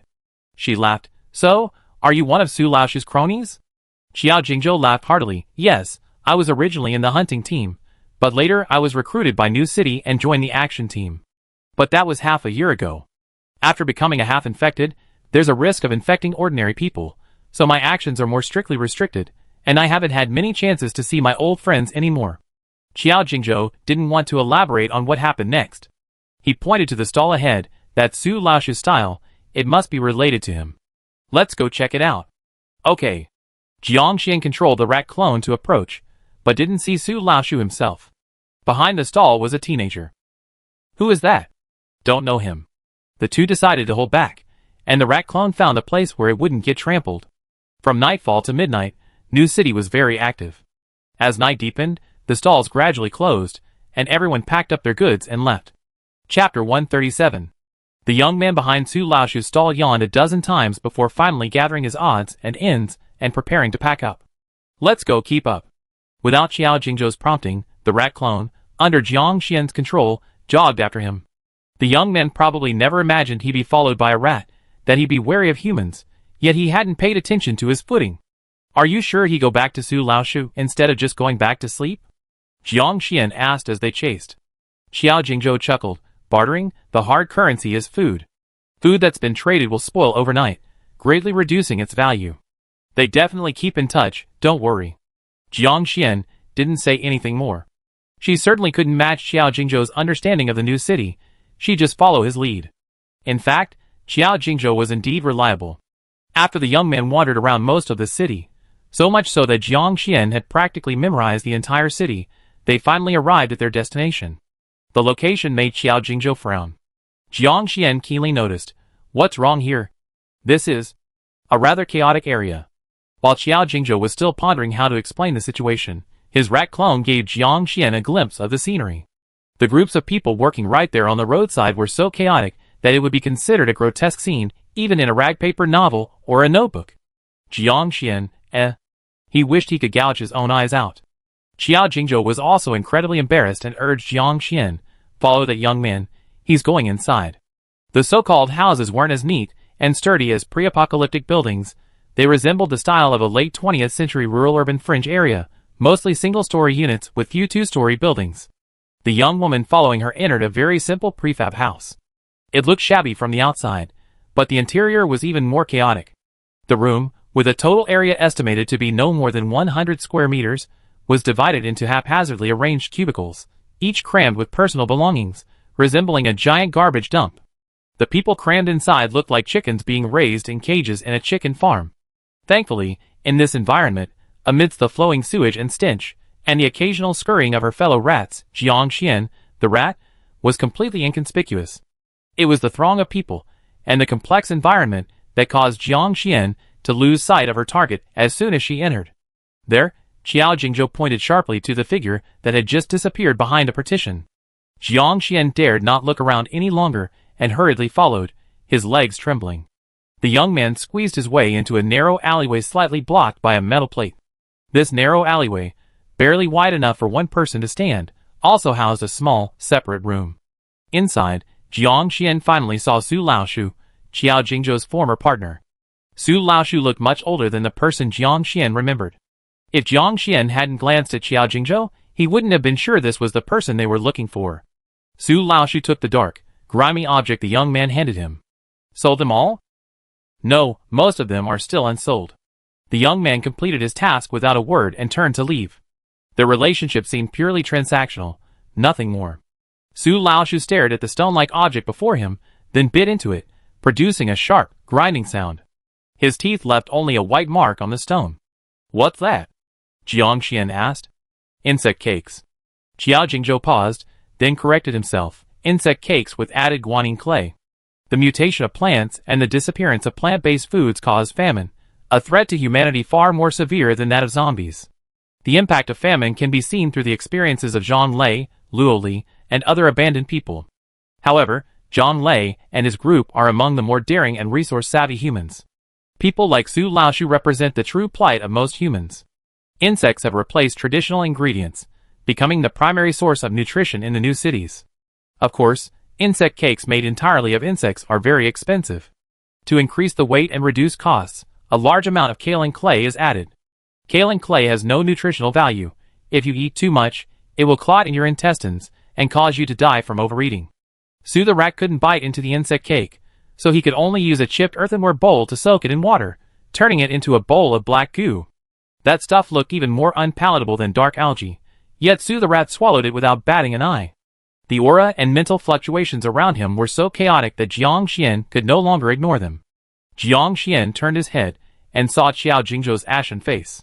He vaguely remembered that when he first met Qiao Jingzhou, this guy was incredibly wealthy, at least in terms of food. Was he like this before you left? Of course not.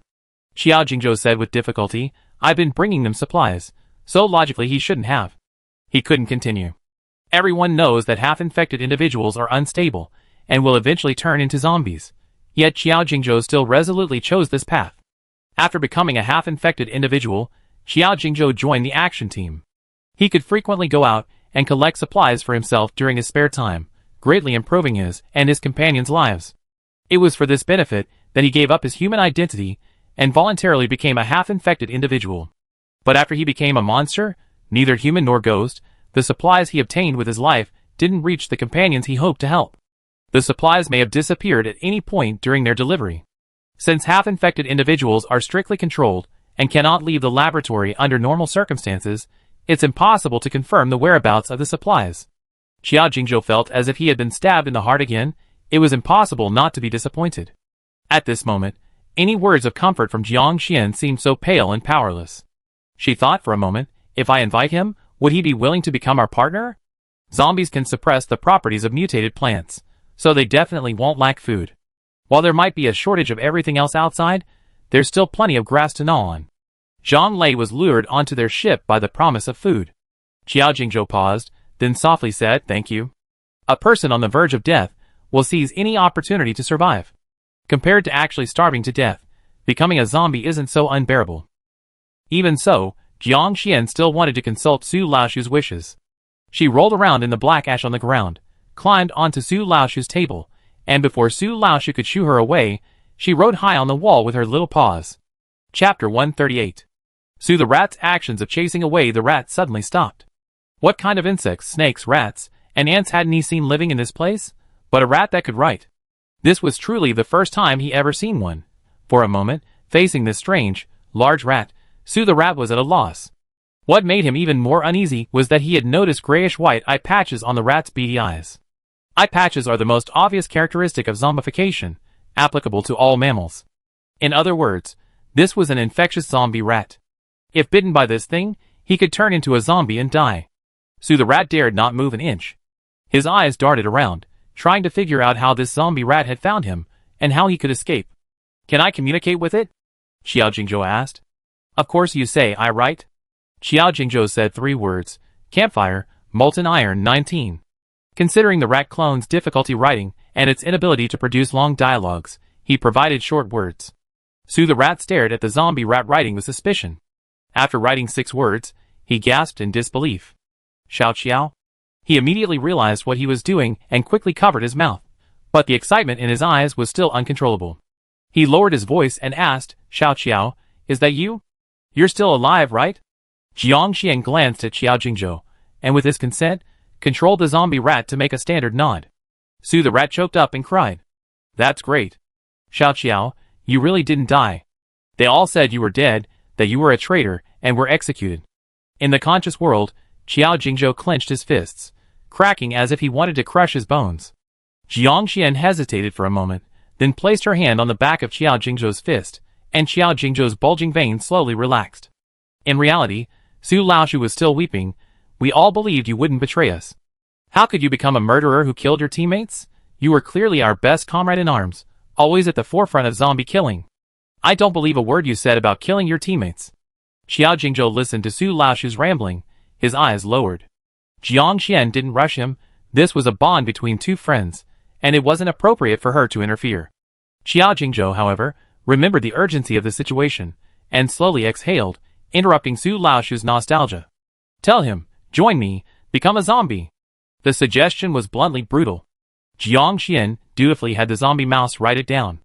Su Laoshu's voice immediately froze, his nostalgic expression hardening. From initial surprise, to feeling indignant for his brother, to now, utter suspicion. Are you really Xiao Qiao? Su Laoshu's doubt was understandable. The sudden appearance of a zombie rat, even with the coded message he shared with his former brothers, was still too vague.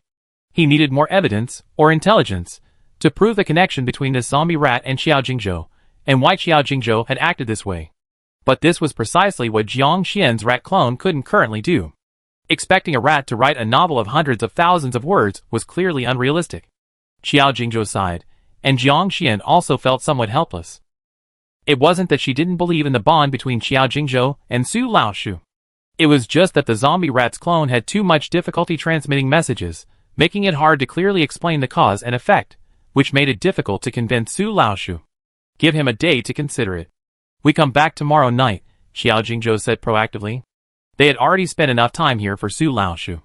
Jiang Xian could only control the zombie rat to painstakingly write the words tomorrow night. Then the zombie rat curled up, lifeless, and with its eyes closed, it looked no different from an ordinary dead rat. In reality, Jiang Xian had withdrawn her consciousness clone, no longer using her mind for 2 purposes. As for Su Laoshu, they had done all they could, now it was up to him to make his own decision. Xiao Jingzhou felt disappointed yet indescribably complex. As for Jiang Xian and himself, Su Laoshu had also become a zombie, sharing the same side and stance, so Su Laoshu would naturally be even more dedicated to helping them. But such an outcome seemed somewhat fraudulent. If Su Laoshu were doing well now, Xiao Jingzhou certainly wouldn't have proposed recruiting him. Becoming a zombie means abandoning one's human identity and being unable to stay in the new city. But seeing Su Laoshu's current miserable state, there's no guarantee he can endure it much longer. It's better for him to join the zombies. Jiang Xian knew he was upset. Actually, if you could wait a little longer, I could accumulate more power and create more clones. I should be able to explain the whole story to him. I'm sure he understands after he understands. Xiao Jingzhou shook his head. We don't have much time left. Lacking direct communication channels, relying solely on brief text messages, Su Laoshu can offer us very little help. Inviting him to join would be far more direct. He comforted her. I understand Su Laoshu, and I trust him. He risked everything to save me from danger. In return, my invitation is also a way of hoping he can have a better life. Once outside the new city, zombies are definitely more capable of surviving than humans. Jiang Xian understood this, but cautioned, just know that even though we're like this, I don't need you to sacrifice your former friends to scheme for us. She had no interest in climbing over others' corpses. She could be inhuman, but she couldn't abandon her moral principles. Xiao Jingzhou chuckled, of course. If he refuses to join, I won't force or deceive him. Whether he joins us or not, Su Laoshu is my friend, and that won't change. However, they all knew that if they brought Su Laoshu into their camp, creating a hidden ally within the new city, it meant they were officially undermining the new city's foundation. This action was tantamount to a formal declaration of war. Once it began, there was no turning back. Xiao Jingzhou knew Jiang Xian's concerns about him. Don't worry, I know exactly what I'm doing. I won't hesitate, nor am I forced into it. It's related to you, but not entirely for you. It's based on my own will, and also on what I told you before. I believe the new city's structure is inherently abnormal. A city built on exploitation and deception is destined not to be humanity's future. Jiang Xian pondered for a moment, then stared at Qiao Jingzhou, making sure his eyes were open and honest, without a trace of difficulty. Only then did he reveal a faint smile. I believe you. They had wasted too much time with the clone, and when they returned to the real world, they found that the people in the lab were already anxiously trying to wake her up again. Chapter 139. Dr. Ding's previous oversight resulted in Jiang Xian's consciousness disappearing from the Wangxiang well, leaving her asleep for over a month and disrupting Lin Chei's schedule for more than half a month. This caused Dr. Ding severe psychological trauma. Returning this time to find Jiang Xian asleep again, unable to be roused, Dr. Ding almost felt like dying. Just before she was about to administer an electric shock to Jiang Xian, both Jiang Xian and Qiao Jingzhou woke up. Dr. Ding asked urgently, "What were you doing in the world of consciousness? Why have you been sleeping so much lately?" I'm tired," Jiang Xian feigned weakness and struggled. "I came back yesterday, and my head hurt so much. I don't want to think about anything, I just want to rest." Yesterday's inhumane information rain, followed by forcing Jiang Xian to control zombies in a relentless battle, was indeed extremely inhumane. Dr. Ding was speechless for a moment, blaming herself for being so sensitive, immediately worrying that Jiang Xian was up to something again.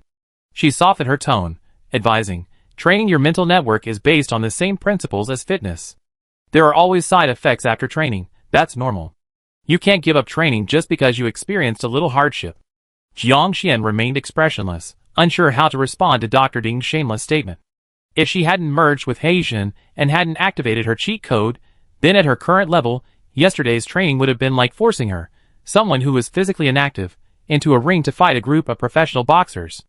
Even if she didn't die, she would definitely be beaten black and blue. And she still had the nerve to describe it as experiencing a little hardship?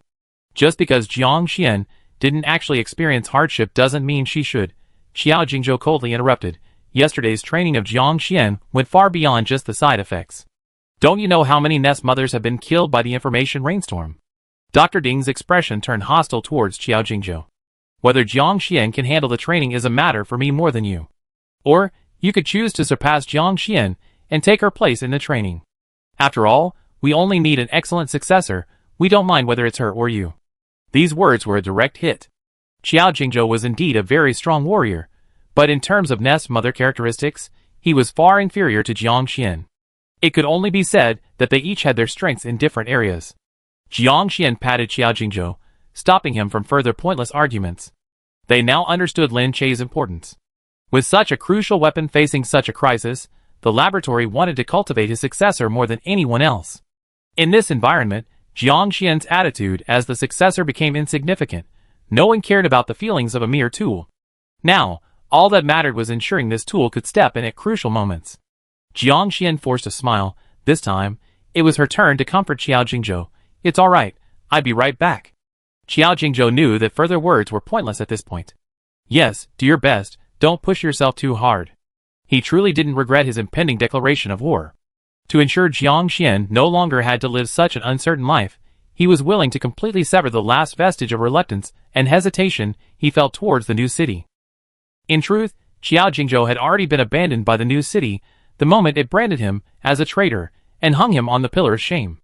The city had abandoned him first, betrayed him. Qiao Jingzhou could endure his own suffering, but he couldn't bear to see Jiang Xian suffer the same fate. Fortunately, Jiang Xian wasn't in such a terrible state today. Perhaps Dr. Ding knew about yesterday's inhumane training.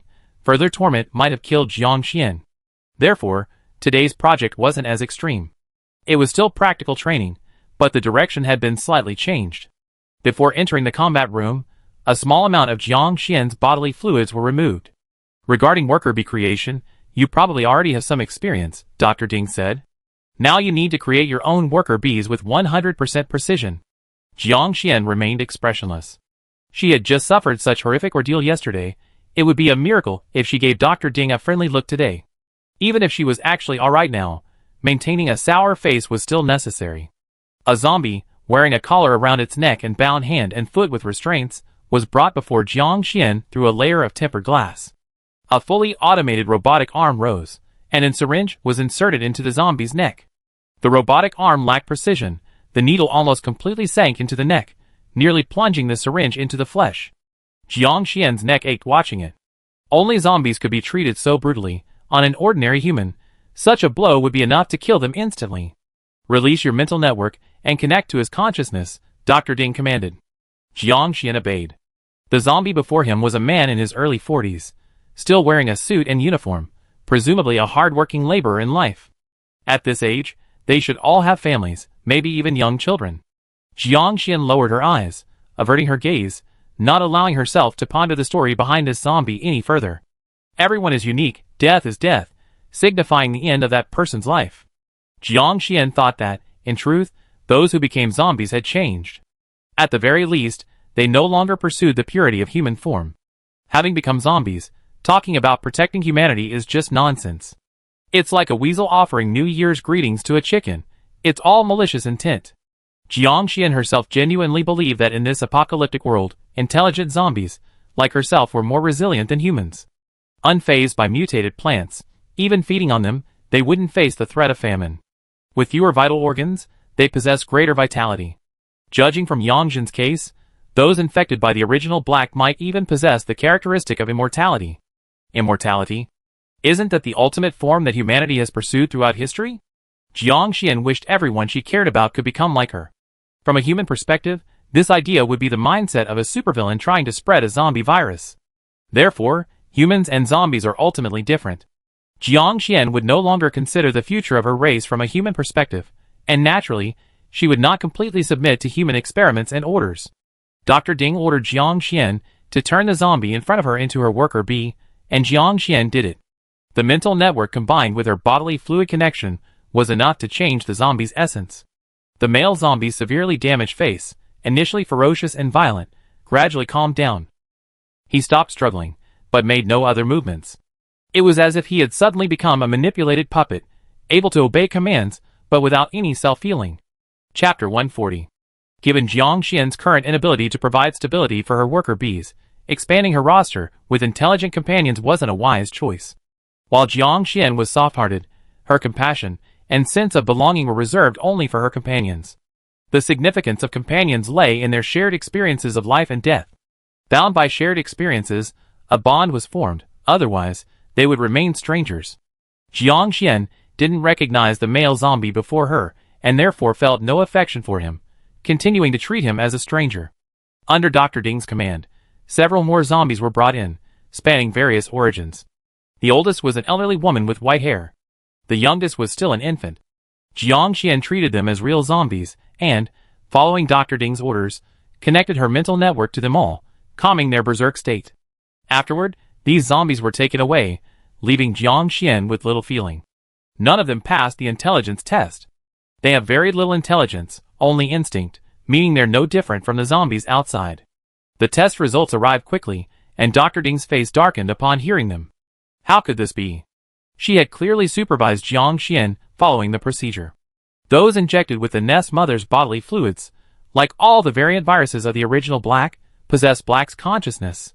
The nest mother's bodily fluids also contained her personal consciousness. Ordinary zombies, a second time infected by the nest mother's bodily fluids, would be possessed and assimilated by her consciousness. At this point, a mental network was established between the nest mother and the zombies. Wasn't this the connection established between the nest mother and the worker bees? This was the process Lin Che used when mass-producing worker bees. How could the exact same procedure have resulted in a different outcome for Jiang Xian? It's important to understand that zombies without intelligence cannot be considered qualified worker bees. Jiang Xian wasn't incapable of creating worker bees. All the worker bees she brought were intelligent. The appearance of one or two unintelligent zombies could be understood as Jiang Xian's lack of expertise, or the virus infecting her well-infused bodily fluids being too weak. If they were all like this, the problem must lie with Jiang Xian herself. What's wrong with you? Dr. Ding questioned Jiang Xian coldly. Jiang Xian remained expressionless, staring blankly at the other woman. Her face was always deceptive, naturally innocent and docile like a small animal. Since merging with Heijin, Jiang Xian had always used her original face, devoid of any complexity or suffering, appearing truly like an innocent young girl. Such a pure expression was extremely rare in the apocalypse. No matter how aloof and untouched by worldly affairs, one still needs to eat. Those who go without food for a few days can no longer maintain their pure and innocent nature. Jiang Xian was lucky. She had encountered many things, but none had left a mark of hardship on her face. Like now, even knowing that Dr. Ding was a beast to her, this little white rabbit still obediently stared at him without moving. Dr. Ding couldn't bring himself to reprimand her. Never mind, go and rest. Jiang Xian obediently got up and followed Xiao Ning. Dr. Ding's voice came from behind. You should continue to rest tomorrow too. Jiang Xian's eyes lit up. 2 days had finally given her a chance to catch her breath. Supported by Xiao Ning as she left the house, Jiang Xian continued to feign weakness, leaning on Xiao Ning's shoulder. Are you all right? Is there anything I can help you with? Xiao Ning asked tentatively. Jiang Xian sensed the guilt in her voice and bit her lip, saying, No, I'm just an experimental subject. I don't deserve your help. Xiao Ning was silent for a long time, then let out a soft apology. I'm sorry. Jiang Xian counted the seconds. Guilt can make people feel uneasy and remorseful in the short term, but over time it can transfer the guilt into aggression towards others. Calculating that the time was about right, Jiang Xian deliberately slowed her pace. I know it's not your fault. But I'm in so much pain, I feel like I want to die. Xiao Ning lowered her head even further, opening her mouth to say something, but unable to speak. Human experimentation is inherently cruel and violates human ethics. The apocalypse doesn't mean the end of humanity. Unless one is completely cold-hearted, apathetic, or has an antisocial personality, they won't be entirely unresponsive to the desperate pleas of those being experimented on. At least Xiao Ning couldn't treat Jiang Xian entirely as a test subject. Even as a test subject, Xiao Ning sometimes felt a moment of weakness. Let alone a pitiful and fragile girl like Jiang Xian. Humans are naturally more forgiving of cute, innocent-looking girls. Jiang Xian recognized this, and spoke even more softly about the pain of her torture. She wanted to increase Xiao Ning's guilt, and pull her into her camp.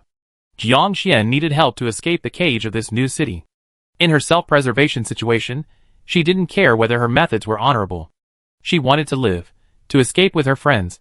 This reason was enough for her to use any means necessary. Jiang Xian even tried to influence Xiao Ning's emotions with his mental power. Xiao Ning was indeed thoroughly awakened by Jiang Xian's deep-seated guilt. Perpetrators of violence may not be unaware that it's wrong, but having a seemingly legitimate reason allows them to act with impunity. Looking back afterward, they won't be completely unaffected. Jiang Xian was the final straw that broke Xiao Ning's back. Upon arriving at the dormitory, Xiao Ning finally broke down. Jiang Xian affectionately shook Xiao Ning's hand, then released it. I go in first. Thank you for comforting me. Xiao Ning didn't notice the tiny, almost imperceptible cut on Jiang Xian's finger, a smear of blood on her arm. Rest well. Call me anytime if you need anything. Jiang Xian smiled and nodded, bidding farewell to Xiao Ning. Watching Xiao Ning walk away, Jiang Xian's fake smile vanished as she turned to open the door. Jiang Xian rubbed her face, thinking to herself, you guys provoke me first. Sure enough, doing bad things always makes one feel guilty, even if she had a legitimate reason. Going too far is definitely not good. Entering the room, Jiang Xian discovered that their dormitory, which resembled a morgue, actually had a guest. You? Jiang Xian hesitated, looking at the tough man in protective gear in front of her. After thinking for a long time, she finally remembered that the first person she encountered when she was escorted to the lab was this man. His name was Sheng Yang. Jiang Xian's powerful mental strength certainly had its advantages, such as her exceptional memory. She could remember people she had only met once. But then another problem arose. Why was someone she had only met once and hadn't interacted with since suddenly coming to see her? Chapter 141. Seemingly noticing Jiang Xian's confusion, Sheng Yang turned and exchanged a glance with Si Lu through their protective suits before explaining to Jiang Xian, we know each other. Huh? Jiang Xian was stunned. With Si Lu? Come to think of it, Si Lu had indeed mentioned contributing to the construction of the new city, but he sacrificed himself before the outer walls were built. He died relatively early in the apocalypse. Si Lu also showed a nostalgic and sorrowful expression. Yangzi and I were neighbors. When the apocalypse struck, I survived thanks to him saving me many times. What are you talking about? Didn't you save me too? We were in the same building, and in the end, only the two of us made it out. Sheng Yang said, his expression also turning sad. Everyone died, only we were left. The two fell silent.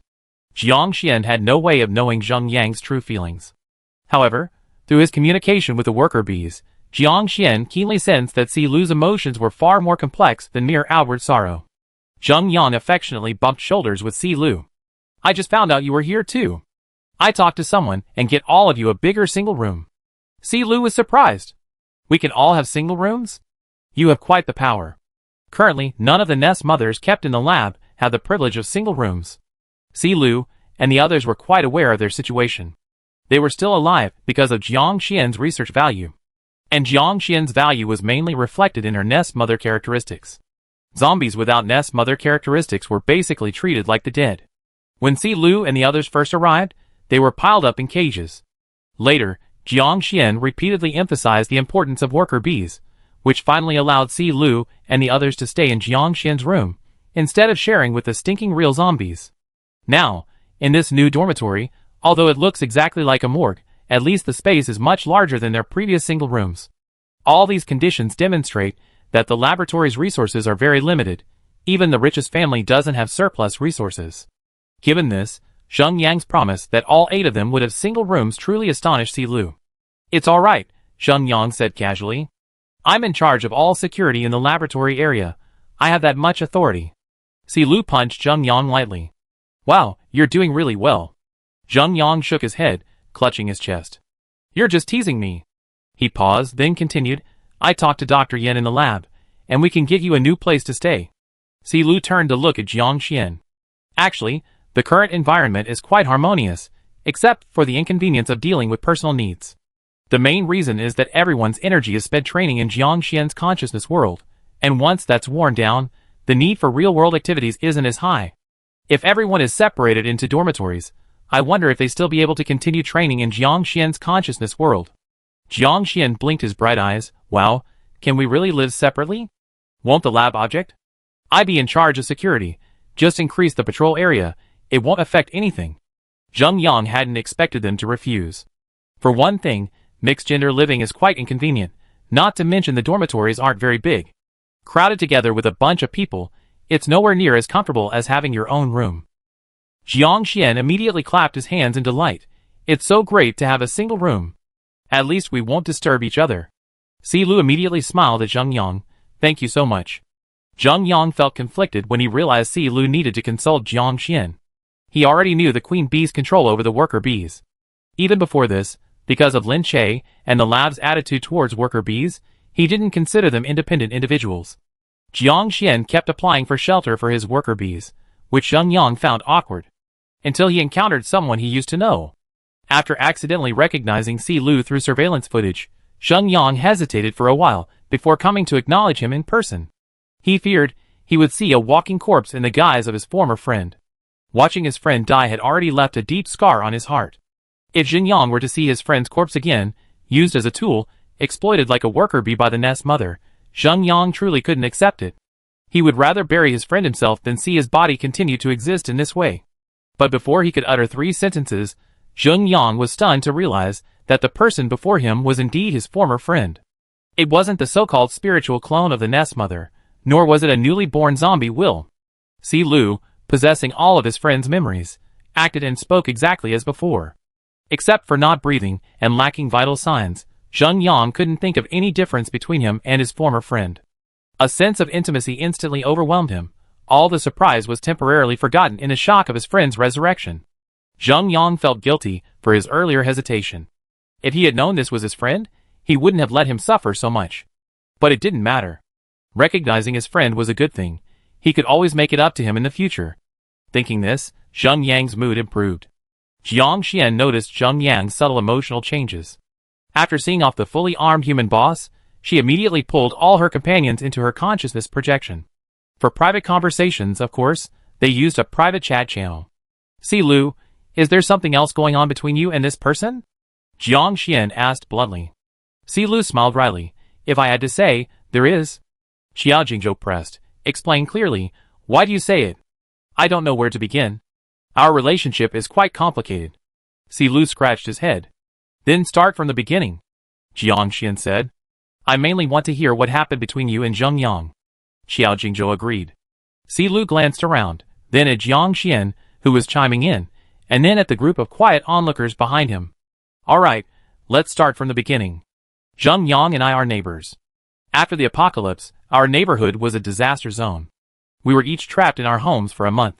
Only after the water supply was cut off did we try to leave the neighborhood as a group. The journey wasn't very smooth.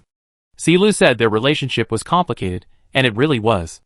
Zheng Yang and Silu were originally neighbors in the same building, and they went to the same high school. Zheng Yang didn't have many friends. Silu was the only one he was willing to hang out with. Later, they went to different universities, and their relationship gradually faded. They became close again after the apocalypse, when they were both trapped in the building.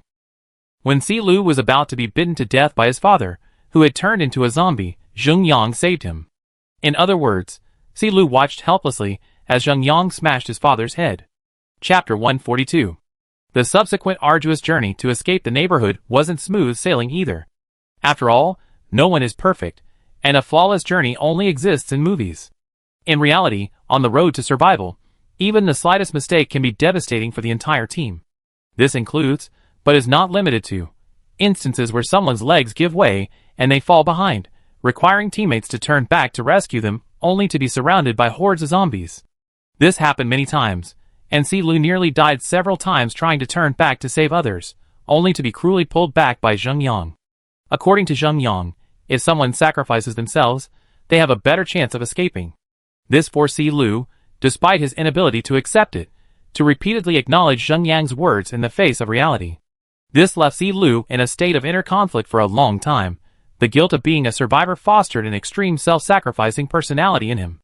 Silu felt that his life was bought with the sacrifice of others, and he needed to sacrifice himself to atone for this guilt. This infuriated Zheng Yang, yet he repeatedly pulled Silu back from the brink of death. Zheng Yang was ruthless and cold-blooded, a self-serving individual, the kind of person best suited to survive in the apocalypse. Even with Silu as a burden, he managed to survive until the early days of the new city's establishment. Back then, the new city had no walls, only a camp. It was a gathering place for survivors who had fled from surrounding cities, where Silu encountered his ex-girlfriend. At this point, Silu's expression became even more complicated and troubled, while his friends around him were completely dumbfounded. Jiang Xian's almond-shaped eyes widened. "Excuse me for interrupting, but there's no way there's going to be some dramatic developments coming up, is there?" Silu, Xiao Jingzhou grabbed Jiang Xian's head and pulled her back. "Listen carefully, don't speculate." Silu gave a wry smile. "If things were to develop in a dramatic way, it really could."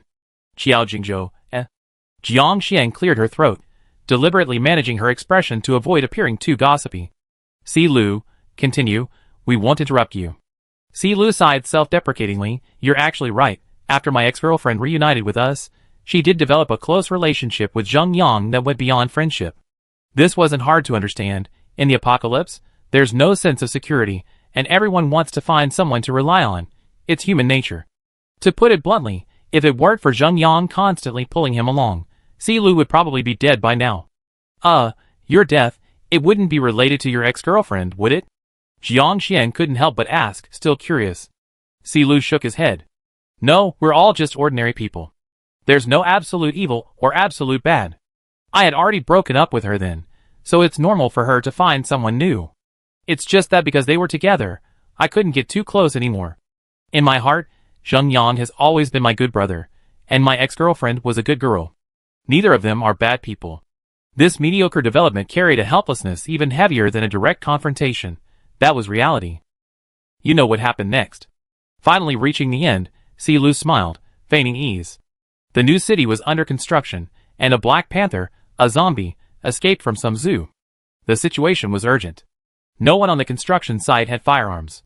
Unless someone sacrificed themselves, there was no other way. "There have always been scavenging teams near the camp," Xiao Jingzhou suddenly spoke, immediately drawing all attention to him. He briefly explained the situation of the scavenging teams. Initially, the scavenging teams that went out were all private groups that formed freely after the apocalypse. The new city offered them power, status, virtual currency, and other resources to collect supplies for the new city. The scavenging team spread outwards from the camp, almost carpet-like, and also took on the task of guarding and patrolling. Xiao Jingzhou had once been a scavenger team member before being transferred to the action team, so he was very familiar with these aspects. Silu paused for a moment, then guessed, maybe there aren't any scavenging teams protecting our construction site. During the construction of the camp's outer walls, the scavenging teams were also mobilized in full force. The areas they went out to were all planned out, with almost no patrol vacuums. Even if something happened suddenly, a scavenging team should be able to arrive in time. As a post-apocalyptic fortress, the new city's stable construction was made possible by these plans, placing all the useful people in the most suitable locations. Xiao Jingzhou's words might have set Si Lu, but it was indeed the truth. He pressed Si Lu. You said you were just infected and still retained some consciousness? Huh? Ah. Yes. Si Lu nodded subconsciously. That shouldn't be the case. Jiang Xian shook his head. Zhang Lei scratched his face strangely and whispered, a newly infected corpse takes a while to turn into a zombie. Luo Li immediately nodded in agreement. Si Lu froze. People unfamiliar with the characteristics and habits of zombies wouldn't be able to detect the anomaly. As someone directly involved, Si Lu didn't notice anything amiss. After being infected by the zombie virus, there's an outbreak period. It doesn't result in immediate death.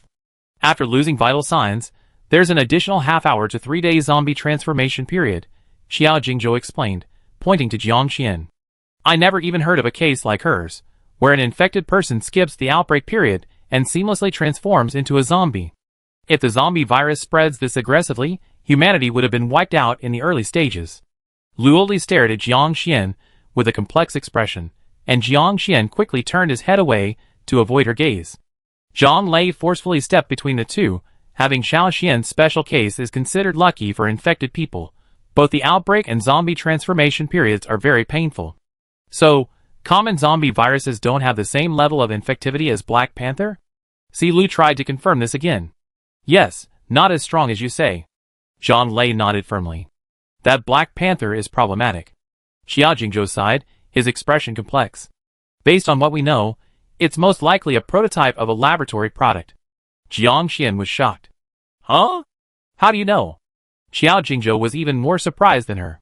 Didn't you know the original black one? Prototype number 1 wasn't human either, it was the carcass of a rodent.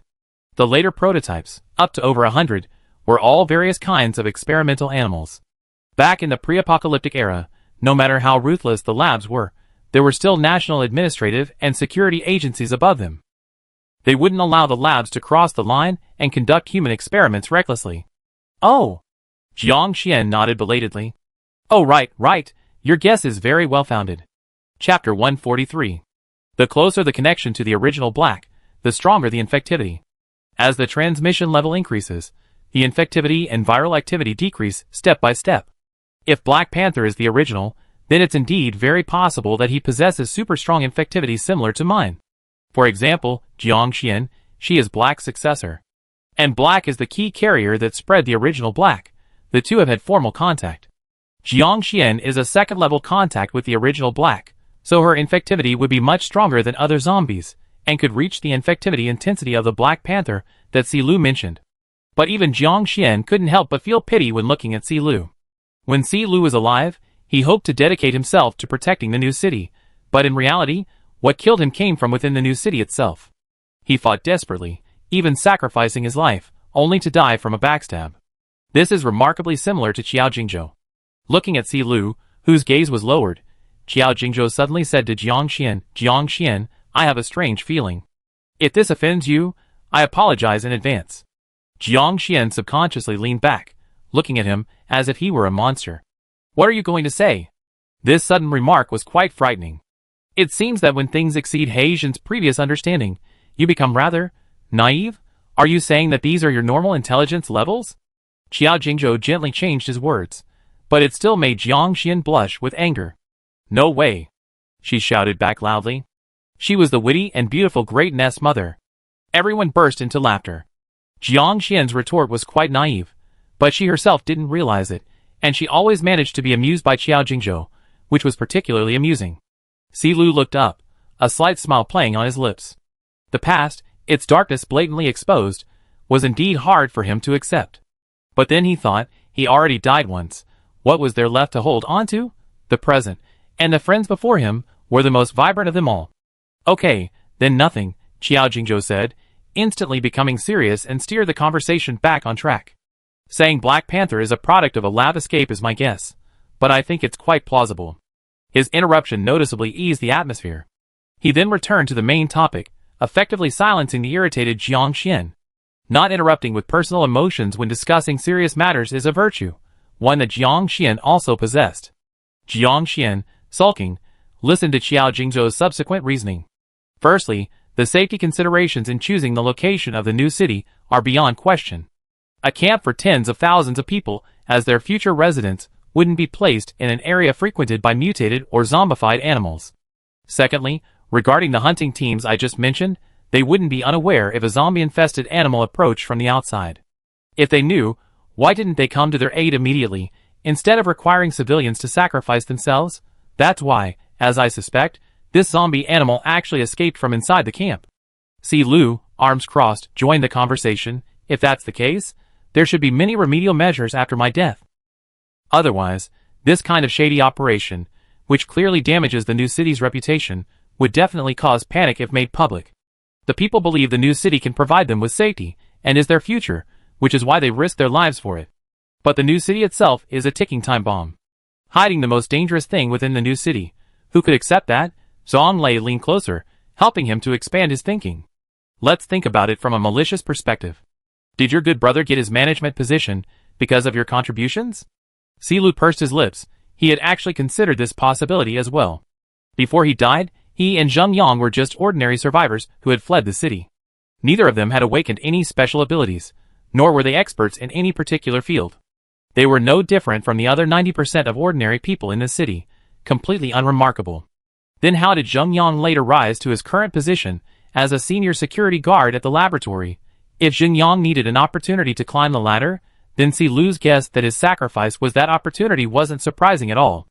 Moreover, Zheng Yang ultimately worked near the laboratory, which gave them even more reason to suspect that Black Panther was an escapee from the laboratory. Actually, whether there's a problem with this matter, and what exactly happened with Zheng Yang, we can just ask people directly. Qiao Jingzhou nudged Jiang Xian. Jiang Xian shifted his position, turned his head, and glared at her.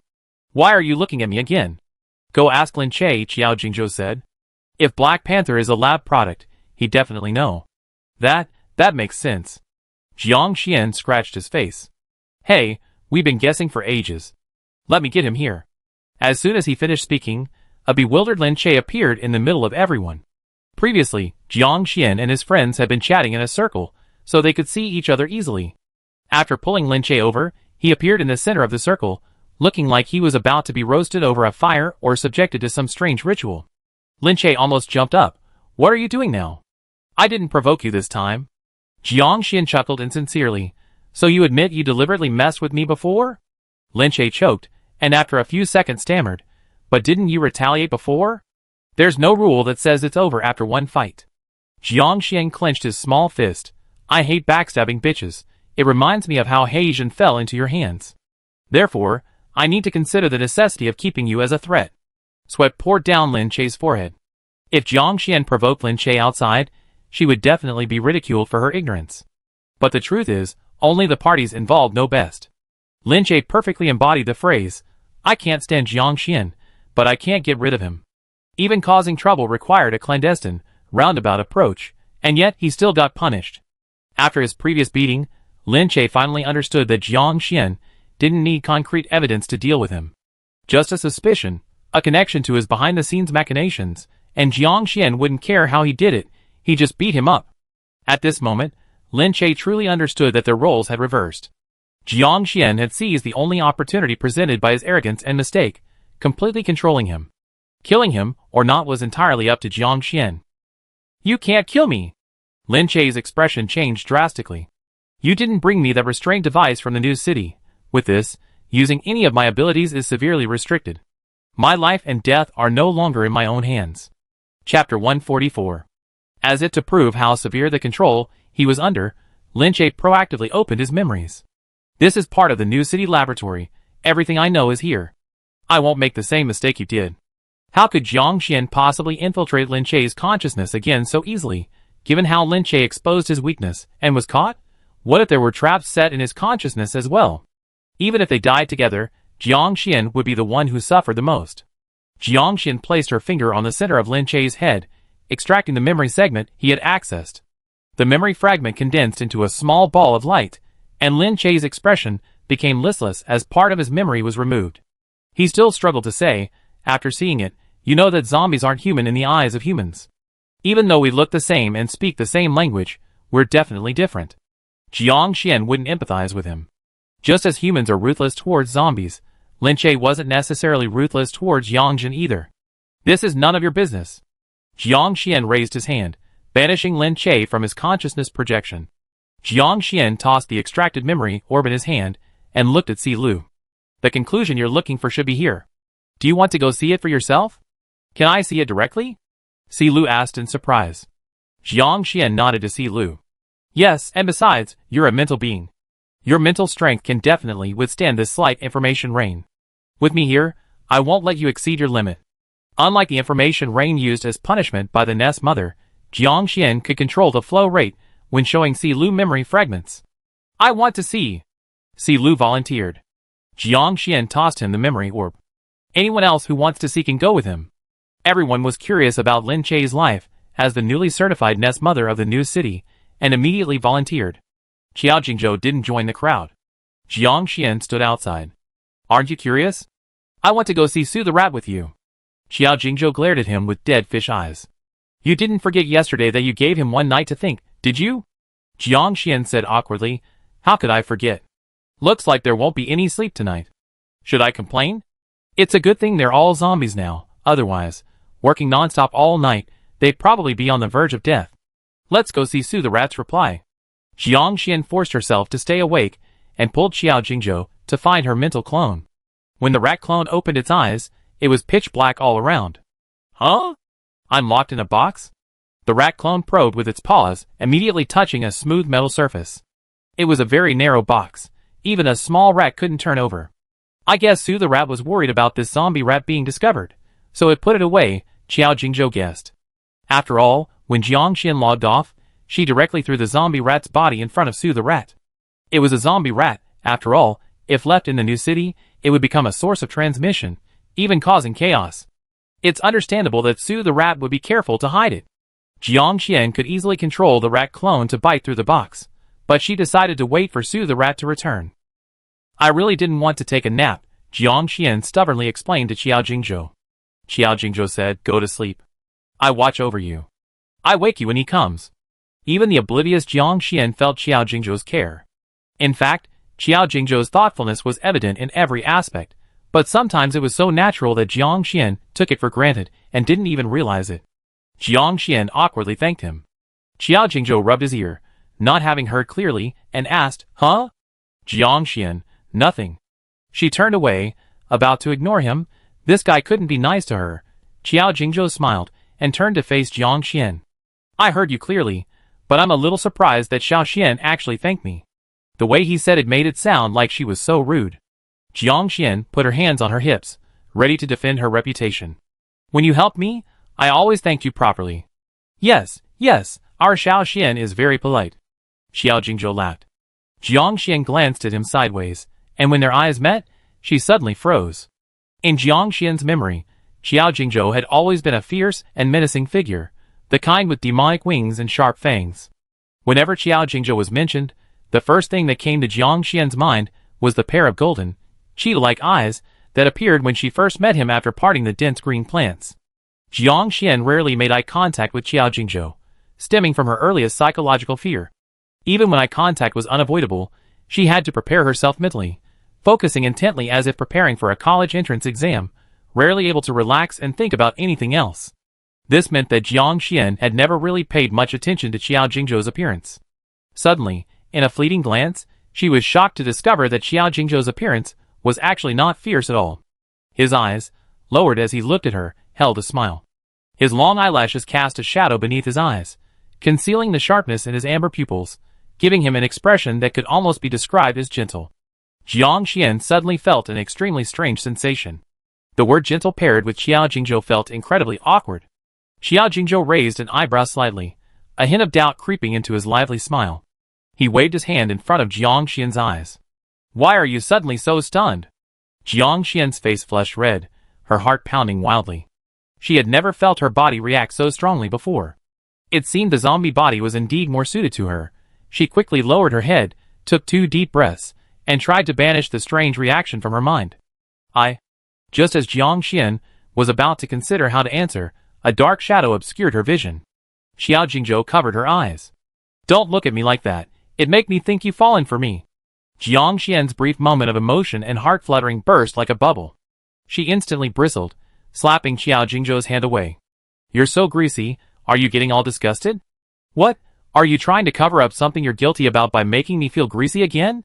Xiao Jingzhou, when did I cover up something I'm guilty about? Hee, you can't even remember that? You didn't want to tell me about your injuries, so you deliberately made me feel greasy and disgusted, forcing me to tell you to get lost. When have you ever flirted with me? Weren't you always hiding it from me? Jiang Xian recalled that it was always Xiao Jingzhou's incredibly awkward and greasy flirting methods, so greasy that even 3 pounds of degreasing powder couldn't wash it off. Xiao Jingzhou, a little weak, don't young girls like to hear sweet talk? But they don't like greasy talk. Jiang Xian was still annoyed, pushing Xiao Jingzhou away. I'm going to rest now. Remember to call me when Su Laoshu comes back. With that, Jiang Xian's projection disappeared from her consciousness, leaving Xiao Jingzhou alone, questioning his existence. Chapter 145. Before Su Laoshu returned, Si Lu came out first. Jiang Xian wasn't physically exhausted, but mentally fatigued. She used too much mental energy and needed to clear her mind. However, after Si Lu finished watching the memory fragments, she immediately snapped out of it and pulled Xiao Jingzhou to appear before her friends.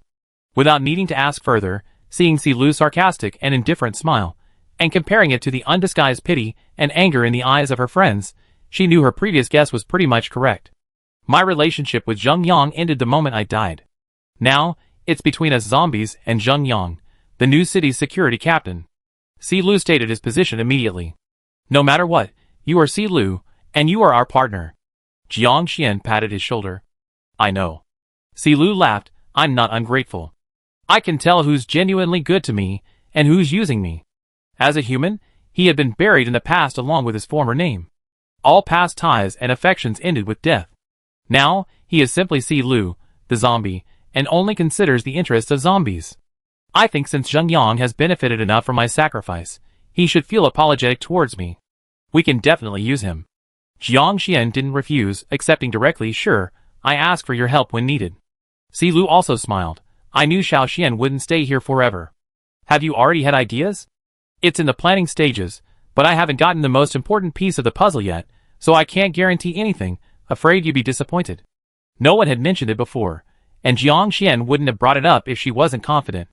Now that Si Lu had asked, she didn't hide it from her friends. Si Lu and the others exchanged glances, all letting out a sigh of relief, their faces lighting up with delight. They hadn't asked to avoid putting pressure on Jiang Xian, but trapped in this godforsaken place, everyone desperately wanted to escape. Who would want to be a chained dog when they could be human? Si Lu asked excitedly, you said the most important piece of the puzzle is missing. What is it? Jiang Xian simply mentioned the 100,000 high-level zombies beneath the new city. The previously smiling group instantly felt as if a bucket of cold water had been poured over them. Then, the number of half-infected was still increasing, and their hearts sank. Finally, when the topic turned to the worker bees, like number 19, whose intelligence was completely unclear, everyone fell silent. No wonder Jiang Xian, despite being able to control Lin Che, had to play dumb. In this terrible situation, if they didn't play dumb, they'd be killed. Don't be fooled by Lin Che's seemingly boundless power, as if he has the entire zombie army under his control. In reality, he's just a button. The one who can truly press that world-destroying button isn't him, Jiang Xian said regretfully. I controlled Lin Che, but I haven't inherited any control over Ren Lianxiang from him. Whether it's the massive zombie army in this new city, the semi-infected individuals who mainly operate outside, or those incredibly powerful zombie worker bees from number 19, I can't directly contact him, let alone seize them. Until I can definitively sever the new city's control over these combat forces, I can't act rashly. Everyone nodded in agreement. Unless someone dares to stand up and shout that they can take on 100,000, everyone would have to be cautious in the face of such a behemoth. Jiang Xian didn't expect to become an overnight success and seize all of the enemy's high-level combat power. But at the very least, he needed to make sure that this whole bunch of hidden knives wouldn't immediately stab him. Otherwise, Jiang Xian's escape would be pointless. The road ahead is dark, but we must keep going, Xiao Jingzhou said at the opportune moment. If we all work hard, we eventually have a chance to escape from here. Si Lu immediately echoed, that's right, we have to try, no matter how difficult. Now that they had Zhengyang as a good breakthrough point, there was always hope for the future. Linjiao patted his chest. Let's all work together. We might not be the best, but Xiao Xian, if you need us, just call on me. I always be your strongest shield. Zhang Lei laughed. Count me in. Sister Li, unusually vocal, added, me too. With them leading the way, everyone joined in the chant. Okay, we definitely call you when we need you.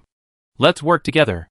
Jiang Xian stretched out his small, white hand, which Qiao Jingzhou slapped down, to get out of here. Si Lu and Lin Jiao eagerly placed their hands down, and the other friends exchanged smiles and followed suit. United, working towards a common goal. Alright, everyone go about your business. Those who need to train, train harder. Getting out of here will definitely require a tough fight, so we can't afford to fall apart at the first sign of trouble. Si Lu, you deal with Zheng Yang carefully first, don't rush into action. Qiao Jingzhou instructed him one by one. Finally, she looked at Jiang Xian and suggested, shall we go check on Su Laoshu again? No problem. Jiang Xian readily agreed. The rat's consciousness clone could only be controlled by Jiang Xian. She pulled Qiao Jingzhou back to the rat's perspective.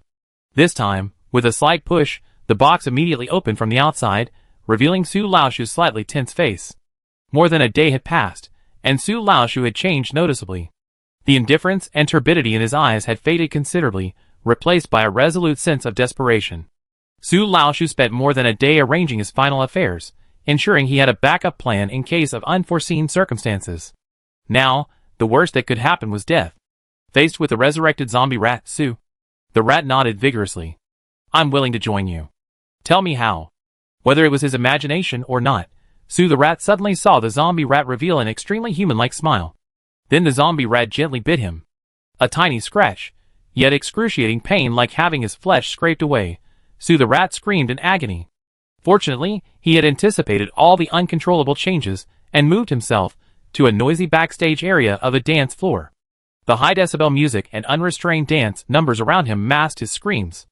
A transformation into a zombie was completed smoothly and peacefully, according to a meticulously planned scheme. The rat habitually gasped for breath and sat up, clutching his chest. Hello. The zombie rat before him spoke in a language he could understand, forming the clear, melodious voice of a young girl in his mind. The rat groggily clutched his chest. I'm really dead. He could no longer feel his heartbeat. His body also began to act strangely. His sense of smell seemed to have become more acute, and a fragrance wafted in the wind, intoxicating him. The scent of a human. Chapter 146. Just zombified. The zombie rat's teeth chattered, understanding Su Laoshu's current unease. I have an old friend here. He'd tell you the whole story. First, get yourself ready. Remember to dispose of your blood, don't leave any traces.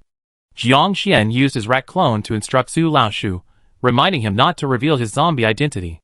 Su Laoshu had considered the possible unforeseen circumstances when making this decision. Choosing a location was only one part of the preparation. Disposing of the zombified traces didn't take much time. After destroying all suspicious points and traces, Su Laoshu took out the sunglasses he had brought beforehand and put on a mask. In poor lighting, his zombie features were practically invisible unless someone looked closely. Su Laoshu lowered his head and quickly left the suspicious area. On the way, he encountered familiar people who greeted him, but Su Laoshu gave vague and ambiguous replies. This was all thanks to the upgraded effect of Jiang Xian's mental network, which allowed her worker bees to also possess the ability to speak human language. If he were to have further close contact with Jiang Xian and undergo a secondary infection, Jiang Xian could grant him an additional human form. Currently, the will of Su Laoshu's infection has been diluted by the zombie rat clone, reducing its purity. Having undergone additional worker bee training last time, Jiang Xian has gained new control over the worker bees. Two key aspects of worker bee formation: the virus carrying the will of the queen, and the degree of consciousness fusion during the transformation process. The former is relatively easy to achieve. Whether it's Jiang Xian's own blood, or that of Si Lu, Qiao Jingzhou, or even the zombie rat, as long as they are infected under Jiang Xian's lineage, their blood carries Jiang Xian's will. However, Jiang Xian's willpower intensity decreases with each layer of the virus. In other words, while other worker bees can become Jiang Xian's new worker bees through infection, his influence on them will be weakened. The latter, the degree of consciousness fusion during the transformation process, is more of a mystery. Jiang Xian's specific operation involves the level of focused attention she gives to the target during the transformation process. This focus is on the target, and as the queen bee, Jiang Xian can remotely infect them. Currently, all of Jiang Xian's worker bees, except for Qiao Jingzhou, were born under her close observation. When Si Lu and the others appeared after Jiang Xian was captured and became anxious, it was because Jiang Xian subconsciously needed companions, thus imbuing them with individual consciousness. However, due to varying levels of Jiang Xian's attention, the number of worker bees with relatively clear willpower is small, and there are also those like Si Qi whose individual willpower is clearly not fully recovered. By Luo Li, the operator was Haitian at the time, and Luo Li's self-will was very clear. Meanwhile, in Luo Li's camp, those who were bitten by other zombies and transformed into superhumans suffered memory loss and incomplete personalities. Although Jiang Xian wasn't directly involved in Zhang Lei's transformation, Qiao Jingzhou's instructions to her aimed to preserve Zhang Lei's memories. Jiang Xian clearly didn't know the specifics of how to do it, but her attention to Zhang Lei was undoubtedly high. Therefore, among Zhang Lei and his companions' transformations, only Zhang Lei's memories were relatively intact. A person's personality changes based on experiences and upbringing. The more complete the memories, the more stable the personality becomes. When Jiang Xian doesn't pay attention to the target during the conversion process, pure tools without any memory or personal consciousness are created. Jiang Xian can treat these worker bees as complete strangers. The only blood connection isn't enough for Jiang Xian to consider them companions. If she has the opportunity to leave this new city's prison with her, she will reinfect them, restoring their personal consciousness. But until then, they are different from Jiang Xian's official companions. New partners, like Su Laoshu, need to be approved by Jiang Xian. Those whom Qiao Jingzhou considers friends are certainly not ordinary passers-by. In fact, his carefulness and caution were evident when he chose the conversion location for himself. Su Laoshu ran through the dark corners of the new city. It was a familiar place for him, and the darkness provided the best cover. Back in his secluded hideout, after confirming the safety of his surroundings, Su Laoshu cautiously called out in his mind, "Old Master Rat? Jiang Xian, eh?" She ignored Qiao Jingzhou, who was laughing so hard he almost fell over, and, suppressing her speechlessness, pulled Su Rat into the consciousness projection as well. Su Rat's first impression of the girl in front of him was so obedient. She looked like a gentle, docile, and unyielding little white rabbit, and she was the one who guided him to become a zombie? Then he noticed his friend standing beside the girl. Just as Qiao Jingzhou felt that the long-lost Su Rat had changed a lot, Su Rat also felt that Qiao Jingzhou before him was somewhat of a stranger. "Little Qiao." Su Laoshu hesitated before calling out, "Is it really you?"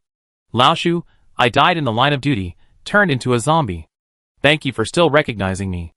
Qiao Jingzhou put his arm around Su Laoshu's shoulder. "How are things? Without my help, are you struggling to make ends meet?" Su Laoshu punched him back. "You have the nerve to say that? You promised to take care of us brothers, but what did you do? You kicked the bucket out there. Didn't you think about how we survive? I'm here to take care of you again, aren't I? You always remember the good things we do." Qiao Jingzhou returned the punch without hesitation. The two were supposed to be greeting each other, but their punches landed with a brutal force, making Jiang Xian's arm ache. But despite the rough greeting, there was still a sense of intimacy, completely dispelling the previous awkwardness. Qiao Jingzhou introduced Su Laoshu to Jiang Xian. "Jiang Xian, our nest mother." Su Laoshu didn't hear clearly. "What mother?" Old mother?" "Ouch. I'm sorry." Before he could finish, he was punched by Qiao Jingzhou, another dull thud. Seeing how Qiao Jingzhou dealt with Su Laoshu, Jiang Xian suddenly forgave the guy's previous rough treatment of her. At least he treated her like a woman. Jiang Xian gave a polite, sweet smile. "Hello, Mr. Su." "Mr. Su, don't mind his introduction. We be partners from now on." Su Laoshu, facing Jiang Xian, awkwardly didn't know where to put his hands. "Hello, Sister Jiang Xian, haha, just call me Su Laoshu, or Old Su. I like to joke, please bear with me." "Oh no, I mean, I change in the future, I won't joke around like that." Jiang Xian, as if not seeing Qiao Jingzhou's hand behind Su Laoshu's back, suppressed a laugh and said, "You two probably have a lot more to say, you catch up first, I come back later." Chapter 147. Where did you meet this little girl? She's so cute, but is she even an adult yet? Jiang Xian overheard Su Laoshu and Qiao Jingzhou gossiping behind her before she disappeared. She felt inexplicably flustered and quickly fled, not knowing what answer she was afraid of hearing. Get lost, she's almost 24. Qiao Jingzhou slapped Su Laoshu on the head again. Never mind that. Tell me what happened to you guys after I left. Why are you the only one here? Where's Lao Sang and Fatty Gao? Su Laoshu smiled bitterly. Lao Sang is sick. It seems to be cell decay caused by the backlash of his superpowers. His nose bleeds like a faucet being turned on all day long.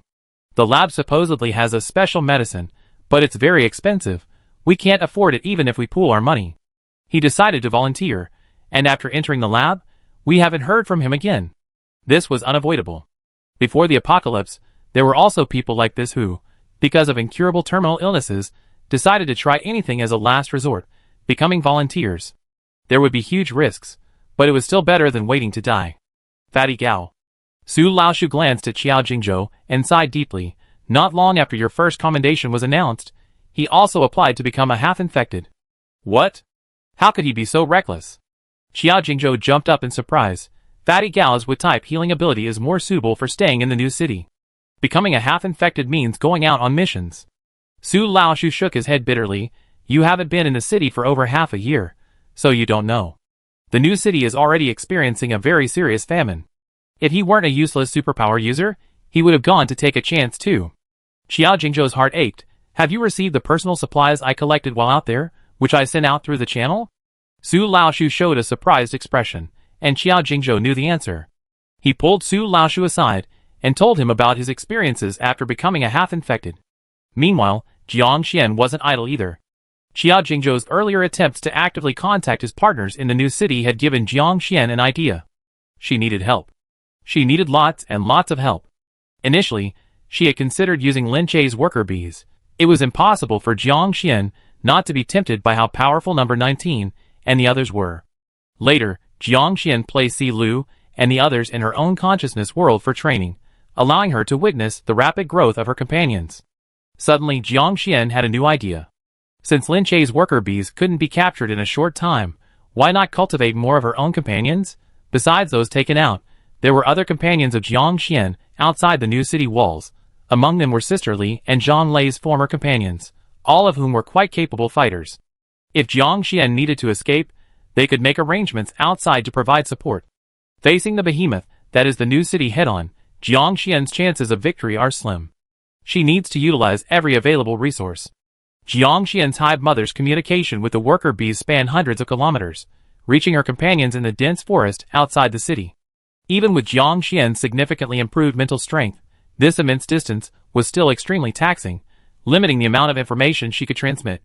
She could only summon her companions closer first, then find an opportunity to contact them through her zombie rat clones. Now, after so many days, her tenacious companions have indeed trekked across mountains and rivers to arrive. Jiang Xian needed a clone capable of leaving the new city. The zombie rat she had summoned, number 1, and its kin, suffered heavy casualties after breaking through the new city's defenses. Now, Jiang Xian used the same method to send the zombie rat, carrying its own consciousness clone, back out the same way. This thrilling, first-person perspective breakout was different from the actions of non-autonomous worker bees. It required Jiang Xian's complete concentration. The slightest mistake would result in the consciousness clone being torn to pieces. Fortunately, Dr. Ding took pity on her and gave Jiang Xian 2 days off, enough time for her to focus intently on her mission. Finally, after another day and night, Jiang Xian's little rat clone broke through the new city's walls and appeared outside. From the outside, the new city truly resembled a cage. To ensure safety and prevent a sudden flood of vegetation, the land outside the new city had undergone special treatment. Within a radius of 5 or 6 kilometers centered on the city, nothing grew. Further on, the dense, green forest remained, still covered in mutated plants. As humanity retreated into the prison of the new city, the world reverted to a primitive state, returning space to plants and other life forms. On this seemingly desolate and barren land, the walls of the new city stood out starkly. Jiang Xian's companions, summoned from afar, were led by Uncle Shanfa. Having traveled an extremely long distance and traversed most of the town, they looked somewhat disheveled, but they showed no complaint in front of Jiang Xian's mouse clone. Xiao Xian, we're here. Is there anything we can help you with? Jiang Xian suppressed a lump in his throat. Thank you for coming to help me. We're all comrades. How could we not come to your rescue if you're trapped? That's right, Xiao Xian is our nest mother. We're still waiting for you to come back and continue building our super family. Everyone chimed in. Some people asked about Jiang Xian's experiences during this time, and those who were familiar with Si Lu and Lin Jiu asked if they were alright. We're all fine right now, Jiang Xian said. We're working together to escape. What do you need us for? Just tell us, Xiao Xian. Uncle Shanfa patted his chest proudly. I need more help, Jiang Xian said. The rat clone gave each of his companions a bite, infecting them a second time. Jiang Xian had upgraded. The secondary infection of the virus, acting as a carrier of his will, was equivalent to upgrading his companion's hardware. You are given human form. Go and find new companions willing to join us. Many more. Since Jiang Xian was going to do it anyway, rather than causing minor trouble with the new city, and then living in fear afterward, worrying about when they might launch a devastating attack and scatter them all, it was better to prepare for a full-scale war from the start, and see who had the stronger will to fight to the death. If Jiang Xian and her worker bees were pushovers, mere underlings that could be easily dealt with by a few squads, the new city would naturally show her no mercy. Severely punishing her would serve as a warning to others, deterring anyone who dared to defy the new city. But if Jiang Xian became an iron pea, a hard rock, firmly rooted in this apocalypse, who would dare to challenge her? Every action has its costs and consequences. What Jiang Xian needs to do is raise the price of killing himself to an infinitely high level. Only in this way will the new city not dare to rashly eliminate him. Chapter 148. The formation and growth of any force takes time. A solid foundation doesn't automatically create a stable fortress. It takes a long time to build and develop into a stable force. Jiang Xian didn't expect that a small, hastily assembled organization could stand against the new city, which had already stood for nearly 2 years in the apocalypse. All she wanted was to secure a space to survive. As long as she wasn't just some experimental subject that the new city could easily pull in and crush, that was enough. Beyond the high walls of the new city, the apocalypse outside was the true domain of Jiang Xian and her fellow zombies. Jiang Xian returned from her second clone, Su the Mouse, outside the new city, only to be greeted by Qiao Jingzhou. Su the Mouse went to find a reliable contact. He revealed the truth about the half-infected and the lab, Qiao Jingzhou said bluntly. Jiang Xian nodded, unsurprised. Qiao Jingzhou wanted to contact his former friend so that the people of the new city would see the darkness hidden beneath the surface of light. First, destroy the lab's credibility in the new city. Human experimentation is never a line that can be crossed. Those who lose sight of basic human decency are always a minority. Today, people might voluntarily become semi-infected. Tomorrow, everyone might be forced to do so for profit. Everyone just wants to survive, not to be cannon fodder or achieve glory for anyone. Qiao Jingzhou felt this particularly keenly. He risked his life, ostensibly for the new city and its people, but ultimately, he hoped his closest friends could live a better life. But in reality, even this small request wasn't met. He was merely tricked into making sacrifices. Once he lost his usefulness, he was ruthlessly abandoned. Why did those who risked their lives not receive the rewards they deserved? While the city invested heavily in laboratories to cultivate zombies, zombies were no longer the city's primary threat. Qiao Jingzhou didn't understand, and he believed that many ordinary citizens struggling to survive in the city also didn't understand the city's decision. The creation of semi-infected individuals has long been controversial among the city's residents. However, the situation and fate of the semi-infected have always been very well concealed. So it's made to seem like the semi-infected are a special unit, without revealing at all that they are actually a suicide squad risking their lives for resources. Jiang Xian stayed by Qiao Jingzhou's side, listening to him pour out the grievances he had been suppressing. Suddenly, Qiao Jingzhou's once lofty and imposing figure seemed powerless. In truth, everyone was just an ordinary person. Everyone was just trying their best to survive. Jiang Xian patted Qiao Jingzhou hard. You don't need to be sad. As the old saying goes, where there is oppression, there is resistance. These bad oppressions shouldn't exist in the first place. They're like boils in the new city. To heal a boil, you have to cut open the flesh and let the pus drain out. Qiao Jingzhou chuckled. I don't need your comfort. Jiang Xian put his hands on his hips. I just think you really need comfort. Don't worry, with me here, you won't lose your way.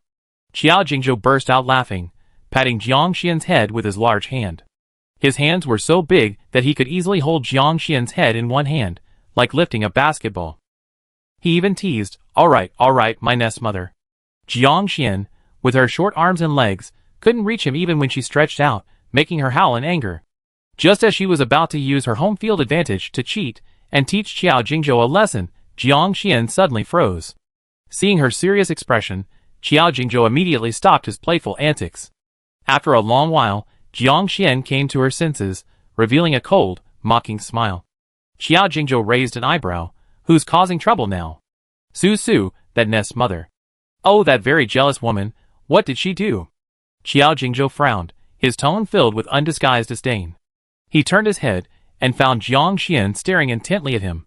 What kind of look is that? Nothing. Jiang Xian shrugged. She realized Qiao Jingzhou was quite hypocritical too. However, she liked it.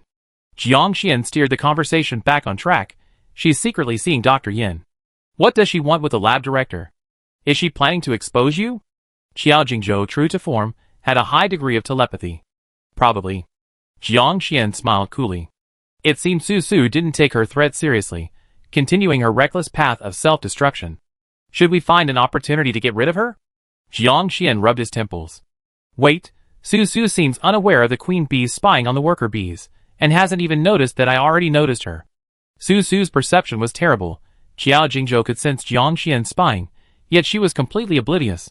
Dr. Yin. Qiao Jingzhou suddenly said, can you interfere with Su Su's actions? Jiang Xian looked at him, belatedly realizing, you want to use Su Su's hand? It's not impossible. She nodded decisively. Okay, I try. From Jiang Xian's perspective, he saw Su Su going to great lengths to corner Dr. Yin. Dr. Yin was the head of the entire laboratory. He was extremely busy and wielded considerable influence in the new city council. Su Su, as a nest mother, was merely an experimental subject in the laboratory. Frankly speaking, her status was similar to that of a lab rat. However, these lab rats were relatively rare, and as long as they remained within the laboratory premises, there weren't many restrictions, giving her the illusion of a high status. Having spent enough time in the laboratory, and with the researchers' deliberate efforts, Su Su had made quite a few connections, managing to subtly find out Dr. Yan's whereabouts. That day, she had finally managed to shake off the security again, and seizing this opportunity, while Jiang Xian wasn't paying attention, she intended to secretly tell Dr. Yin what had happened to her. Hearing footsteps, Su Su strode towards Dr. Yin. Dr. Yin walked while listening attentively to the reports from the researchers beside him. He was pressed for time. He had too many things to handle, and he had to seize every moment to get things done. Because of this, he noticed Su Su when they were already very close. Dr. Yin paused, somewhat surprised, but not panicked. As long as the experimental subject remained within the laboratory premises, it wasn't a problem. He himself was a half-infected individual, and wasn't worried about infection. Su Su looked anxious and, still quite a distance away, called out, Dr. Yin, I have something to tell you. The researchers beside him had to stop their reports, watching Su Su approach with impatient eyes. No one paid attention to the approach of a nest mother whose aggressiveness had been stripped away. Even the two security personnel following closely behind Dr. Yin didn't move. But the instant Su Su approached Dr. Yin, the unexpected change occurred. Chapter 149. Su Su suddenly pounced, wrapping her arms and legs around Dr. Yin, and bit down hard on his neck. The nest mother was essentially a zombie, possessing the sharp teeth and long fingernails typical of mutated zombies. This was the main reason why, even if the nest mother resembled a human, she wouldn't be accepted by humans. The nest mother was more aggressive than ordinary humans. After the emergence of superhumans among humans, and the fact that the nest mothers in the lab had been domesticated and lost their so-called wildness, no one expected such an attack. After Su Su bit Dr. Yin, he screamed for at least 3 seconds before the surrounding armed security personnel reacted. They hurriedly tore Su Su off Dr. Yin, some even attempting to knock her unconscious by striking her on the back of the neck. Zombies don't suffer from increased intracranial pressure, have fewer vital organs, and aren't easily rendered incapacitated. After 4 or 5 strikes, Su Su was still screaming and trying to bite. Finally, someone remembered to administer a sedative. While waiting for the sedative to take effect, Su Su seized another opportunity, pouncing on Dr. Yin and biting him several times. After a chaotic scene, Dr. Yin was covered in blood from Su Su's bites, barely breathing. They were then separated. Su Su was temporarily detained, and Dr. Yin was taken to the emergency room. Because of the case of the nest mother's inexplicable out-of-control attack, to prevent further accidents, the laboratory was forced to activate a Level 1 emergency response. All projects were suspended, personnel had to return to their posts, and all nest mothers with a high threat level were returned indoors. External armed forces were called in to conduct a thorough search for potential dangers. Jiang Xian pulled all her companions into the consciousness projection. She first gave Xiao Jingzhou a success sign, before explaining the situation to the others, who were unaware. Should I handle Su Su's situation? Xiao Jingzhou offered. Jiang Xian shook her head. Her mental network has collapsed, she's a living dead now. She paused, then added, I didn't do it. Xiao Jingzhou was stunned. Jiang Xian pointed to her neck. All the nest mothers wore a collar, supposedly a monitoring device, when they entered the lab. That thing had several metal tentacles embedded directly into the spine. As it turned out, besides being a monitoring device, the collar's main function was to restrain the wearer in crucial moments. Once the wearer lost control, the collar could activate its elimination function. Even Lin Che had an enhanced version in his mind.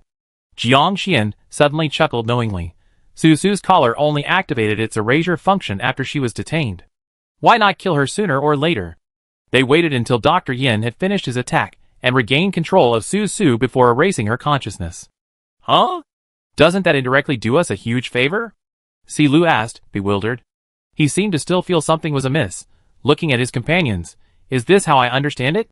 Zhang Lei pondered, thinking deeper. In other words, the authority to activate this erasure function likely doesn't reside in the lab.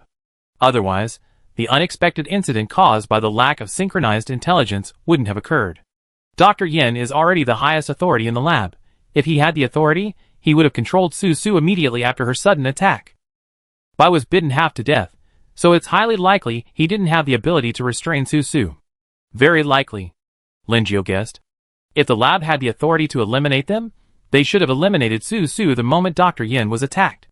From what Xiao Xian said, Dr. Yin was bitten several times. Jiang Xian nodded vigorously, amused, and said, the lab's armed personnel are more amateur than I expected. They seem to have absolutely no experience dealing with zombies. It took them a long time to subdue Su Su. She thought that getting Su Su to attack Dr. Yin once would be enough, but Su Su was so effective, completely crippling Dr. Yin. That injury would definitely be fatal for an ordinary human. However, for a half-infected person, recovery will be extremely difficult. This is good new intelligence. Xiao Jingzhou nodded to Jiang Xian. That makes sense. The lab has already created the queen bee and super worker bees, along with the invisible control over the half-infected. It would be strange if they didn't have ways to restrict the lab. Not keeping the bomb and detonator in the same place is standard practice. Jiang Xian. So the lab has Lin Che, the master switch controlling the zombies. But the one who can make Lin Che obey orders and truly control his behavior is someone else. No wonder she controlled Lin Che, but couldn't take over his worker bees and control over the half-infected. It must be some kind of black technology. We need to investigate further. Jiang Xian sighed. In any case, every small experiment has yielded results, which is enough to give them all hope. Jiang Xian rallied everyone. We continue to play it safe, pretending ignorance no matter what they ask, Xiao Jingzhou instructed. They have no evidence to prove it was us. The only evidence was that Su Su had already been dealt with by their own people. No one could explain Su Su's sudden madness. Dr. Yan's suffering was destined to be in vain. With things developing to this point, and seemingly on the verge of a passive situation, Jiang Xian was prepared for a long and arduous battle. Unexpectedly, Su Laoshu brought back a new breakthrough. There's an assassination attempt targeting the true power holder of the new city, the current city lord, Yin Jinda. Yin. Jiang Xian looked at Xiao Jingzhou. Is it Yin Mo's father? No wonder Yin Mo, despite his young age and far less seniority than Dr. Lu Fenghua, had become the highest-ranking person in charge of the entire laboratory. Not his biological father, but his second uncle. Su Laoshu truly lived up to his name. A rat has its ways. His information network was remarkably efficient.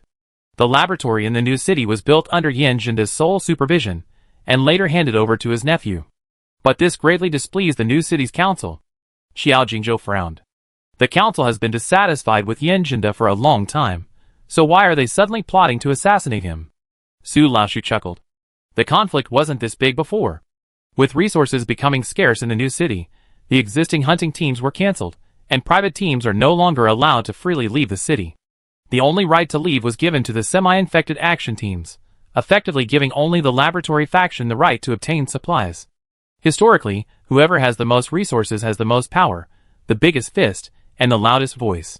From Su Laoshu's perspective, ordinary citizens are facing mass famine and starvation.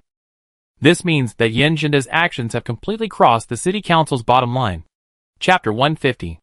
The struggle to rise again in the new city isn't limited to the experimental subjects in the labs.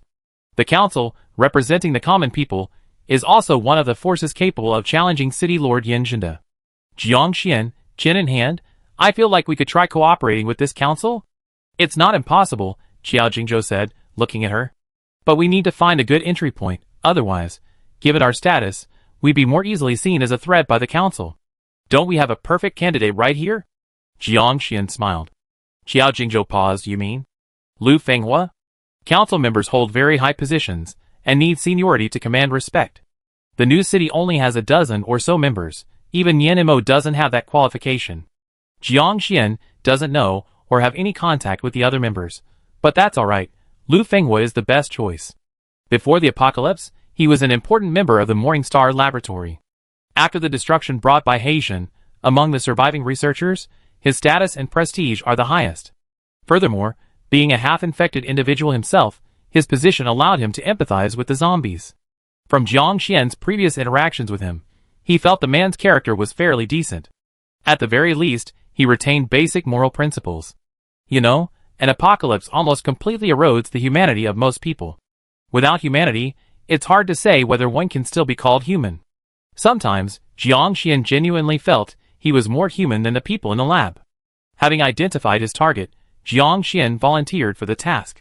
I make contact with him. Qiao Jingzhou hesitated, but Jiang Xian smiled. You need to keep a close eye on Su Laoshu. Currently, within the new city, the most important mole is Su Laoshu. Su Laoshu is needed as a medium to develop more zombies, and this process cannot be exposed. Everyone has their own tasks, and it's best for everyone to focus on their duties. Qiao Jingzhou hesitated for a moment, then agreed. After Jiang Xian left, Qiao Jingzhou sighed deeply. Su Laoshu looked at him curiously. When did you start playing this melancholic tune?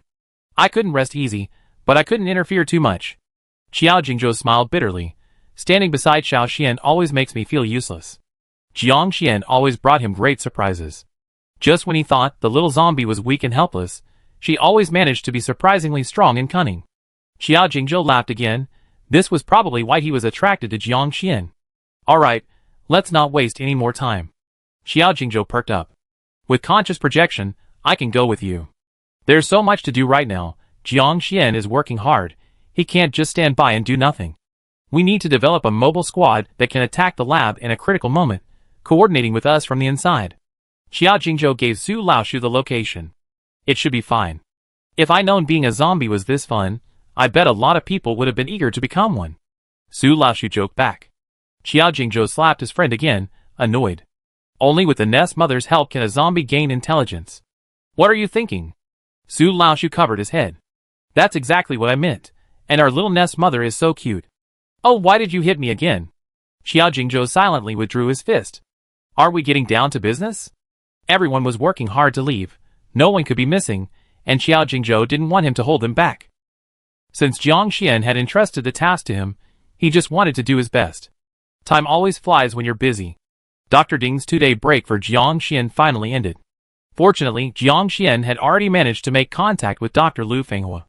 There couldn't be immediate results. Someone in Lu Fenghua's position would be suspicious if he accepted without thinking. On the contrary, if he needed time to consider it, it meant he truly cared about the invitation agreement. Jiang Xian trusted her judgment, and was quite confident in securing Lu Fenghua's services. She wasn't in a hurry. However, according to the information Su Laoshu had gathered, it seemed that someone else was running out of time. The assassination of Yan Zhenda is already in the planning stages. Qiao Jingzhou sent the most urgent message via mental link. The council's tolerance for Yan Zhenda had reached its limit, and it was unclear whether Jiang Xian's entry into the laboratory had influenced this. In any case, public anger and resentment had reached a peak, and the council's decision to act was not a rash or impulsive one. The preparations, from the very beginning, had been underway for almost 3 or 4 months. According to Su Laoshu, the assassination of Yan Zhenda was at least 90% successful. The last 10% of instability lies in the laboratory, Qiao Jingzhou reminded her. Jiang Xian's eyes narrowed slightly as she replied, understood. The opportunity she had been waiting for had arrived. Jiang Xian looked up. In reality, Dr. Ding had just stopped speaking and was looking at her. So, do you have any objections to this experiment? If not, and if I do? Jiang Xian suddenly countered. Her eyes were still bright and black. appearing so harmless against her obedient demeanor. However, this time, Jiang Xian's bright eyes were no longer pure and clean. Instead, they held a hint of sharpness. With just this slight change, Jiang Xian's aura seemed to have transformed. Dr. Ding couldn't help but take a step back. This was the first time Jiang Xian had explicitly revealed aggression. You? She looked at Jiang Xian with suspicion. You've been mentally corrupted? By whom? Jiang Xian continued to retort. Dr. Ding immediately shut her mouth tightly, her eyes darting around, her fingers seemingly twitching unconsciously. Don't ring the alarm yet. I want to talk to you. Only to you, Dr. Ding. Jiang Xian emphasized the last few words. I believe you're one of the few people in this lab who still retains even a shred of guilt towards Yangjin. Dr. Ding, who had remained unmoved until now, paled upon hearing Yangjin's name. How do you know Yangjin? Heijin. Right. Your other personality calls itself Heijin. You were mentally corrupted by Yangjin. Dr. Ding's face turned horrified, and her finger immediately, and without hesitation struck the alarm. Instantly, the small lab was filled with a blaring of alarms and flickering lights. Jiang Xian, sitting within, appeared somewhat eerie in the flickering light. Dr. Ding's heart pounded in her chest as she backed away, hoping security personnel would rush in to protect her. However, before her prayers were answered, an unexplained commotion came from Jiang Xian's direction. Click! The latches that had been securing Jiang Xian to the experimental chair suddenly popped open. Jiang Xian stood up from the chair and walked towards her. Chapter 151. Dr. Ding's face drained of color rapidly, replaced by horrified terror. In the laboratory, cases of test subjects going out of control and killing researchers were commonplace. Not to mention anything else, Heijin's case alone was an absolutely tragic and bloody lesson. Dr. Ding remembered Yangjin's rampage. She went downhill, searching for the original body, leaving a trail of blood with every step. Anyone who stood in her way was torn to shreds. Dr. Ding hid, but was attacked by a volley of flying debris, which knocked her unconscious. When she awoke, the entire laboratory looked as if it had been splattered with blood, torn human corpses, and chaotic remains were everywhere, testifying to the horrific scene that had just unfolded. Later, after being temporarily isolated and transferred, Dr. Ding heard about the zombie virus outbreak outside and became filled with anxiety again. After self-blame and the guilt of being a survivor, she met Yangjin. This was a vigorous man, possessing the shrewdness of a businessman, who recognized the importance of the laboratory. However, the Qiming Star Research Institute had suffered a devastating blow, many were dead or injured, and the most senior researcher was left with Dr. Lu Fenghua. He was also Dr. Ding's mentor. After Yangjin assured Dr. Ding, and Lu Fenghua agreed to collaborate with him, Dr. Ding readily accepted the offer. From then on, she ignored the outside world, stayed in the laboratory, and devoted herself entirely to serving Yangjin. Like an ostrich, Dr. Ding buried her head, thinking of nothing else, focusing solely on her work. Whatever proposals or projects were put forward by the laboratory's higher-ups, she followed through. During this time, she did observe other experimental subjects, calmly classifying them as a different kind of life form. Everyone's different. Dr. Ding kept telling herself this. Until she met Jiang Xian. This zombie girl, so different from everyone else, yet capable of touching her deepest vulnerabilities in every way. Dr. Ding's only pity was reserved for Jiang Xian. She never imagined that this seemingly fragile girl had a hidden side. You, what are you going to do? Dr. Ding shouted, her voice trembling with fear. The initial fear quickly turned into anger at being deceived. I'm the highest-ranking researcher. If you dare hurt me, your threat assessment will explode, and the lab will never tolerate you again. Dr. Ding desperately tried to buy herself a chance to survive. Experimental subject riots, killing researchers, were not uncommon. But even if the rioting subject was disposed of afterward, the unfortunate researcher who was killed wouldn't come back to life. Dr. Ding didn't want to die. Even if Jiang Xian was willing to die with her, she didn't want to die. Watching Jiang Xian approach step by step, Dr. Ding pleaded in a mournful voice, "Please don't do this. I never done anything to hurt you. Aren't we friends?" Jiang Xian stopped less than a meter away. She smiled and asked, "If you really consider me a friend, what are you doing now?" Dr. Ding froze, her hand pulled from behind her back by Jiang Xian. The tablet Dr. Ding was clutching was desperately sending out a distress signal, the most dangerous kind of assassination request. This was practically a death sentence for Jiang Xian. Jiang Xian took the tablet from her. "Aren't you curious why your tablet isn't working? And why hasn't anyone broken in to save you after all this time?" Dr. Ding's mouth gaped open, staring at her in terror. The tablet was their most important office tool, used for communication and data recording. Dr. Ding was very careful about keeping her tablet confidential from the test subjects, never letting Jiang Xian touch it. The laboratory was also riddled with surveillance cameras. Dr. Ding turned to look at the indoor cameras. A conspicuous data cable had appeared there. Someone had tampered with the surveillance footage. What was playing now was probably the normal footage. No wonder no one had broken in. Someone helped you. Dr. Ding screamed. Who did you infiltrate? Only a researcher could have access to Dr. Ding's tablet and modify the laboratory's surveillance. A test subject with even the slightest deviation would be immediately apprehended. Dr. Ding almost immediately guessed the target. It's Xiao Ning. Jiang Xian still smiled. Want to see her? As Dr. Ding refused, Jiang Xian pressed her finger against Dr. Ding's eyeball. You know, the eyeball is one of only 2 routes of bodily fluid transmission besides creating wounds. I know you researchers also have personal monitoring equipment. If your vital signs fluctuate too much, it will be detected. We can't leave you with wounds, and we certainly can't accelerate your recovery, so this is the only way we can use it. I'm sorry. Jiang Xian apologized, but still seized the opportunity to infect Dr. Ding a second time. After Jiang Xian's consciousness forcefully replaced Dr. Ding's source of infection, Dr. Ding, as Jiang Xian's worker bee, was instantly pulled into Jiang Xian's consciousness projection. Feeling the oppressive force emanating from her body, Dr. Ding couldn't believe it. How is this possible? How could I be reinfected? Jiang Xian chuckled. I can only say that your lab is far too arrogant. You already knew the zombies were extensions of Hei's consciousness, and you also knew about the hierarchical suppression of the worker bees by the queen. How could you be so certain that the queen you possessed was the highest ranking one? Dr. Ding froze. Lin Che? Ah yes, I'm stronger than Lin Che. I took him down long ago. Jiang Xian explained with a smile. How could this be? Dr. Ding murmured, shaking her head. He stole everything from Heijin. Shouldn't I take revenge on him? Jiang Xian tilted his head, looking at her intently. How could you possibly defeat him? This is impossible. Dr. Ding still found it all very unreal. Jiang Xian feigned thought, then suddenly realized. So you didn't know Lin Che stole the mental network from Yangshen? No wonder. Lin Che's abilities never truly belonged to him. He was just a tool. As the newly chosen successor of the Black Consciousness, is it any wonder I can surpass him? Dr. Ding opened her mouth, but Jiang Xian maintained her sweet, obedient smile. I know you don't know these things, but that's alright. I make sure you know eventually. Her words, like a tongue twister, carried a seductive quality. Dr. Ding stared at her blankly, knowing he should refuse her enticement, yet unable to resist his curiosity. Jiang Xian needed someone from her team in the lab. Lu Fenghua was only nominally involved. Although he had prestige and experience, he was heavily restricted by the Yin family uncle and nephew. Lu Fenghua could actually accomplish very little. And Xiao Ning was just an intern researcher with insufficient authority. Jiang Xian naturally took a liking to Dr. Ding. If he could completely bring her into his camp, with the internal motivation of having her as a mid-level manager in the laboratory, she would be able to contribute her efforts in concrete actions. Chapter 152. After letting the completely converted Dr. Ding leave, Qiao Jingzhou appeared behind Jiang Xian. You're getting better and better at brainwashing, he sincerely praised.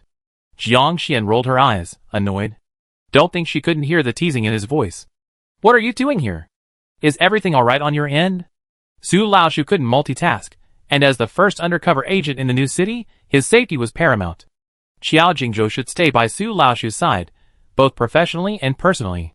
It's not that everything's alright, it's more like things are getting serious. Qiao Jingzhou hesitated for a moment. The assassination attempt on Yin Jinda might have a higher success rate than we anticipated. There's also another group planning to assassinate Lin Che.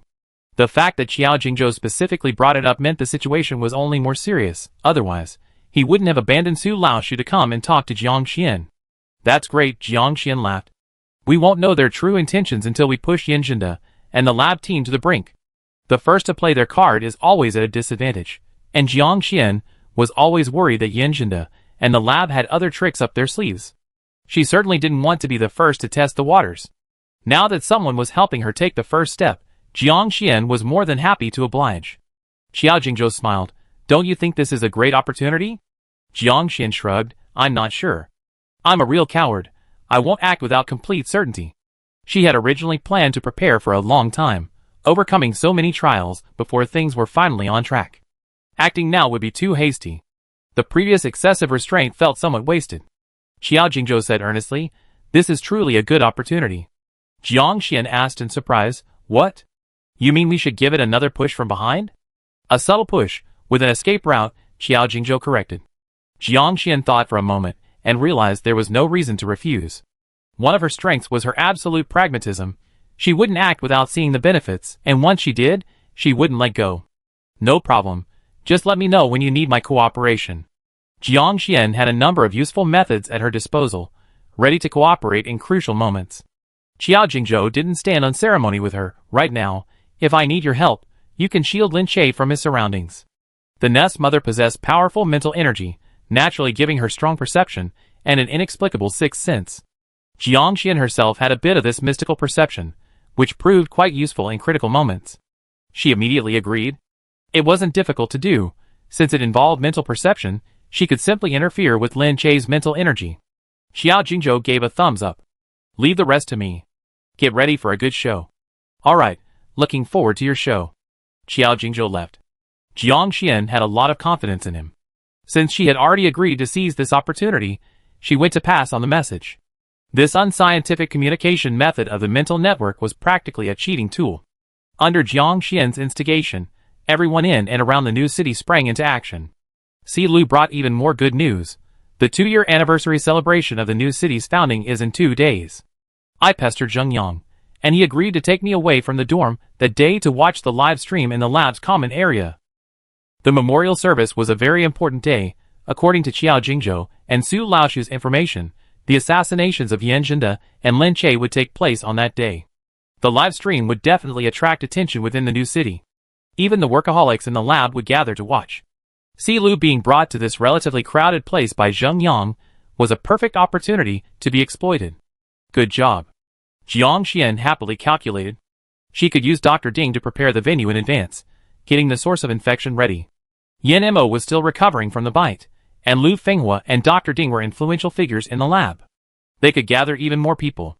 Once Si Lu seized the opportunity to attack, not necessarily everyone, but just controlling. Having at least half of the armed personnel residing in the lab would be a huge gain. However, such an action would be a complete betrayal, and it would definitely be used only after revealing Lin Che's true intentions. Ultimately, the first step is to replace Lin Che's position in the new city, or through him, directly disrupt the new city's control over the zombie army, the semi-infected, and the worker bees like number 19. If Lin Che and Yan Zhenda were assassinated, it would be an excellent opportunity. Jiang Xian pondered how to get the worker bees remaining outside the city to cooperate, and projected his consciousness onto Uncle Shanfo. He hadn't sensed anything before, but as soon as his consciousness was projected, Jiang Xian was utterly stunned. Huh? Meanwhile, from Xiao Jingzhou and Su Laoshu's perspective, the entire interior of the new city was fraught with danger. The memorial ceremony was held near the landmark monument in the new city. Besides being inscribed with the names of those who sacrificed themselves for the new city, the monument itself serves as one of the anchor points for the new city's protective shield. This giant, inverted protective shield over the new city is a piece of advanced technology developed after the apocalypse. Once activated, the shield only allows objects with energy levels below a certain threshold to pass through. The kinetic energy of rapidly spinning bullets, the immense energy generated by activated supernatural abilities, and so on, are all blocked. It not only protects against long-range thermal weapon attacks, but also against supernatural bombardments. Despite the severe famine and Yan Zhenda's brutal, iron-fisted policies within the new city, the residents were willing to remain because of this protective shield. This made the new city a bastion in the apocalypse. Xiao Jingzhou, having died and come back to life, now sees it from an outsider's perspective that this protective shield caused the residents of the new city to largely give up the struggle and fight. Those who didn't give up were exploited by the lab. Just to form an action team, they had to be half-infected, forcing those who refused to accept their fate to be shackled. The outside world isn't as bad as it seems. Those trapped in the new city shouldn't be at the mercy of others. Xiao Jingzhou looked up, from Su Laoshu's perspective, at the monument. Knowing that this monument would soon be destroyed by someone's deliberate actions, he remained unmoved. The new city needs destruction to be built. Now, someone is seeking change. It might not be a bad choice. Someone brushed past him. Su Laoshu pulled his hat down even lower and followed. Xiao Jingzhou also pulled his wandering thoughts back. Using his connection with Su Laoshu, he became Su Laoshu's omniscient surveillance partner, closely observing whether anyone was following them. They navigated smoothly through many intricate side streets and arrived at their destination. Following the people into the house, he saw dozens of people staring at him. Chapter 153. Faced with faces filled with either tension or anticipation, Su Laoshu removed his hat, mask, and glasses, revealing his zombie-like features. "Hello everyone," he said. Amidst the uproar and excitement, Su Laoshu opened his arms. "Because of our location, I won't say much. Time is of the essence, so let's not waste any more. I still can't confirm if there's a limit to the infection, so everyone line up and hurry." Meanwhile, Jiang Xian sensed that more and more people were establishing contact with her. Jiang Xian was multitasking, but her main focus remained on Lin Che. Even with meticulous intelligence, the assassination attempt on Yan Zhenda would inevitably leave traces if it were carried out. It would be a joke if Yan Zhenda, as the absolute administrator of the new city, couldn't sense anything amiss. Jiang Xian remained a bystander. She was well aware of her own limitations. Letting her fish in troubled waters and find a way to survive was probably the best she could do. Asking her to directly intervene in the power struggle between the two bigwigs in the new city? Seriously? To Yan Zhenda in the lab, Jiang Xian is at least a valuable experimental subject. To the council, Jiang Xian is definitely an outcast, a zombie. They don't care about Jiang Xian's research value. Based on the principle that those who are not of our kind are bound to have different intentions, Jiang Xian wouldn't feel comfortable dealing with the council. The only reason she's managed to contact Lu Fenghua is because he's a senior researcher at Kaimingsing. As for the others, not only does Jiang Xian distrust them, but she also has no reason to trust them. Jiang Xian doesn't want to seize any resources from the new city, she just wants freedom. While Su Laoshu and Qiao Jingzhou are constantly recruiting people, the highly anticipated commemorative meeting finally arrives. As an important meeting commemorating the second anniversary of the new city's establishment, it was, at least on the surface, quite grand. The narrow streets had been cleaned in advance, and many places had been decorated with extra resources for a festive atmosphere. The memorial monument was under lockdown from morning. As the sun rose, around 9 o'clock, the bigwigs began to enter. Jiang Xian's consciousness also merged into Lin Che's perspective, following them into the vicinity of the monument. Si Lu also gave Jiang Xian a glance before following Zheng Yang to the laboratory's lecture hall. Dr. Ding and Xiao Ning also informed Jiang Xian that everything was going smoothly. Lu Fenghua had previously given Jiang Xian a task. Everyone in the laboratory, except for important personnel, was required to attend the ceremony in the lecture hall. Although there seemed to be something slightly off about specifically requesting this task, it was also reasonable, and there was no reason to object in the short term. At the same time, outside the new city, Uncle Shanfa's zombie squad was lying in ambush. Nervously watching the protective shield inverted on the new city's walls, Jiang Xian reassured her companions, "It'd be alright, don't be afraid." Everyone was waiting for that opportune moment. Jiang Xian had done everything within her power to prepare. As the lengthy commemorative ceremony began, Jiang Xian, having no connection to the new city's birth and growth, felt completely unable to empathize. Just as Jiang Xian was yawning in her distant laboratory, the assassination attempt she had been anticipating finally began. Hundreds of assassins, mingled among the crowd, suddenly attacked the monument, and the original guards retaliated. The irony was that both the attackers and defenders possessed high-tech protective shields. Small protective shields, protecting only the entire body, were carried by almost everyone on both sides.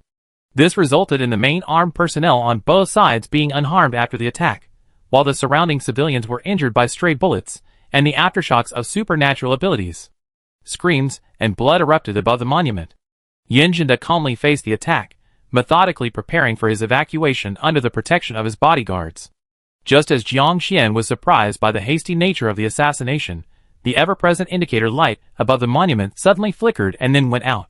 The monument, as one of the anchor points of the new city's massive protective shield, had its anchor point maintenance system shut down.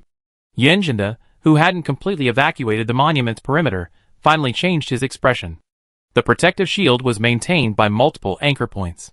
From the outset, to prevent the failure of a single anchor point from causing the entire shield to fail, each anchor point operated independently. The failure of a single anchor point would only create a small hole in the shield, not cause a complete collapse. But even a small hole is a serious problem. As long as the hole isn't directly above one's head, it's tolerable. However, this one and only hole is right above Yan Zhenda's head. Jiang Xian quickly switched to Shan Fa's perspective, seeing from outside the city, the shell that had crossed the sky and landed precisely in the new city. She stared wide-eyed in shock, her face showing a look of utter disbelief. Xiao Jingzhou appeared beside Jiang Xian, arms crossed. This is the power we once possessed. It wasn't even effective against the world's overlords, but against our own people, it was a sure thing. It was ironic, yet an undeniable fact. The weapons used to assassinate the ruler of a new city were undeniably advanced and formidable. However, Yan Jinda's tight security wasn't entirely wasted. Only in this way could Yan Jinda's defenses be breached. Jiang Xian wasn't the only one who noticed the shell, the new city's officials, and Yan Jinda himself also sensed it. She waited expectantly to see how mortals of flesh and blood would cope with such high-tech attacks. The shell precisely pierced the hole in the protective shield created by the monument's closure, hitting its target and detonating in a massive shockwave. The monument itself was shattered by the explosion, and the surrounding crowd was sent flying like popcorn. Orange-red flames leaped wildly, under the threat of firearms. Flesh and blood seemed so small and powerless. Jiang Xian wore an expression of unexpected yet understandable boredom. Yan Jinda himself was unharmed, of course. At the critical moment, numerous semi-infected individuals rushed out from all directions, shielding him with their bodies. They used their own flesh and blood to block the impact of the explosion. What bothered her more was that most of these semi-infected individuals were acting against their will, their bodies were manipulated, and they were unable to control themselves as they stepped forward to serve as cannon fodder in the explosion. The blood and flesh of the semi-infected individuals splattered, scattering handfuls of flesh and bones on the ground, mingling with the surrounding injured crowd, a truly gruesome scene. Yan Jinda was frantically dug out by the guards, and he awkwardly fiddled with a small device. A controller. Jiang Xian recognized it at a glance through Lin Chei's senses. Who would have thought that this tiny thing, smaller than a watch, was the one controlling Lin Chei? It was also what Jiang Xian had been searching for all along. Finally, after experiencing so much, Jiang Xian had found this opening. Chapter 154. Lin Chei sensed a pair of eyes suddenly open behind him. Like a sleeping lion suddenly awakening. The feeling of being a puppet on strings was extremely uncomfortable, yet he was powerless to resist.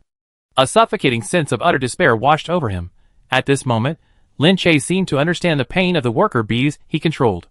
For Jiang Xian, it was like reaching into the middle of a puppet, taking complete control of its body, and being able to manipulate it freely. Jiang Xian was multitasking, keeping a close eye on Yan Jinda's movements through Su Laoshu's perspective on one hand, and calmly waiting through Lin Chei's perspective on the other. The long-range airdrop shells only served to disrupt the outer defense mechanism, creating a chaotic scene suitable for assassinations. With most weapons protected by shields, their effectiveness was not so decisive. The main reliance would be on the infiltrated assassins, using close-quarters combat with melee weapons to break through Yan Jinda's close-quarters defenses. This is a regression in warfare caused by technological decline, and it's hard to say whether it's good or bad. The problem is that Yan Jinda's current manpower isn't enough to defend against it. With his life threatened, he almost without hesitation used the remote control again. To get to where he is today, and to maintain his current position, he prepared so many contingency plans, each measure reserved for this most critical moment. This time, he chose to deploy the semi-infected again. The semi-infected are the strongest armed force he has placed in the open in the new city.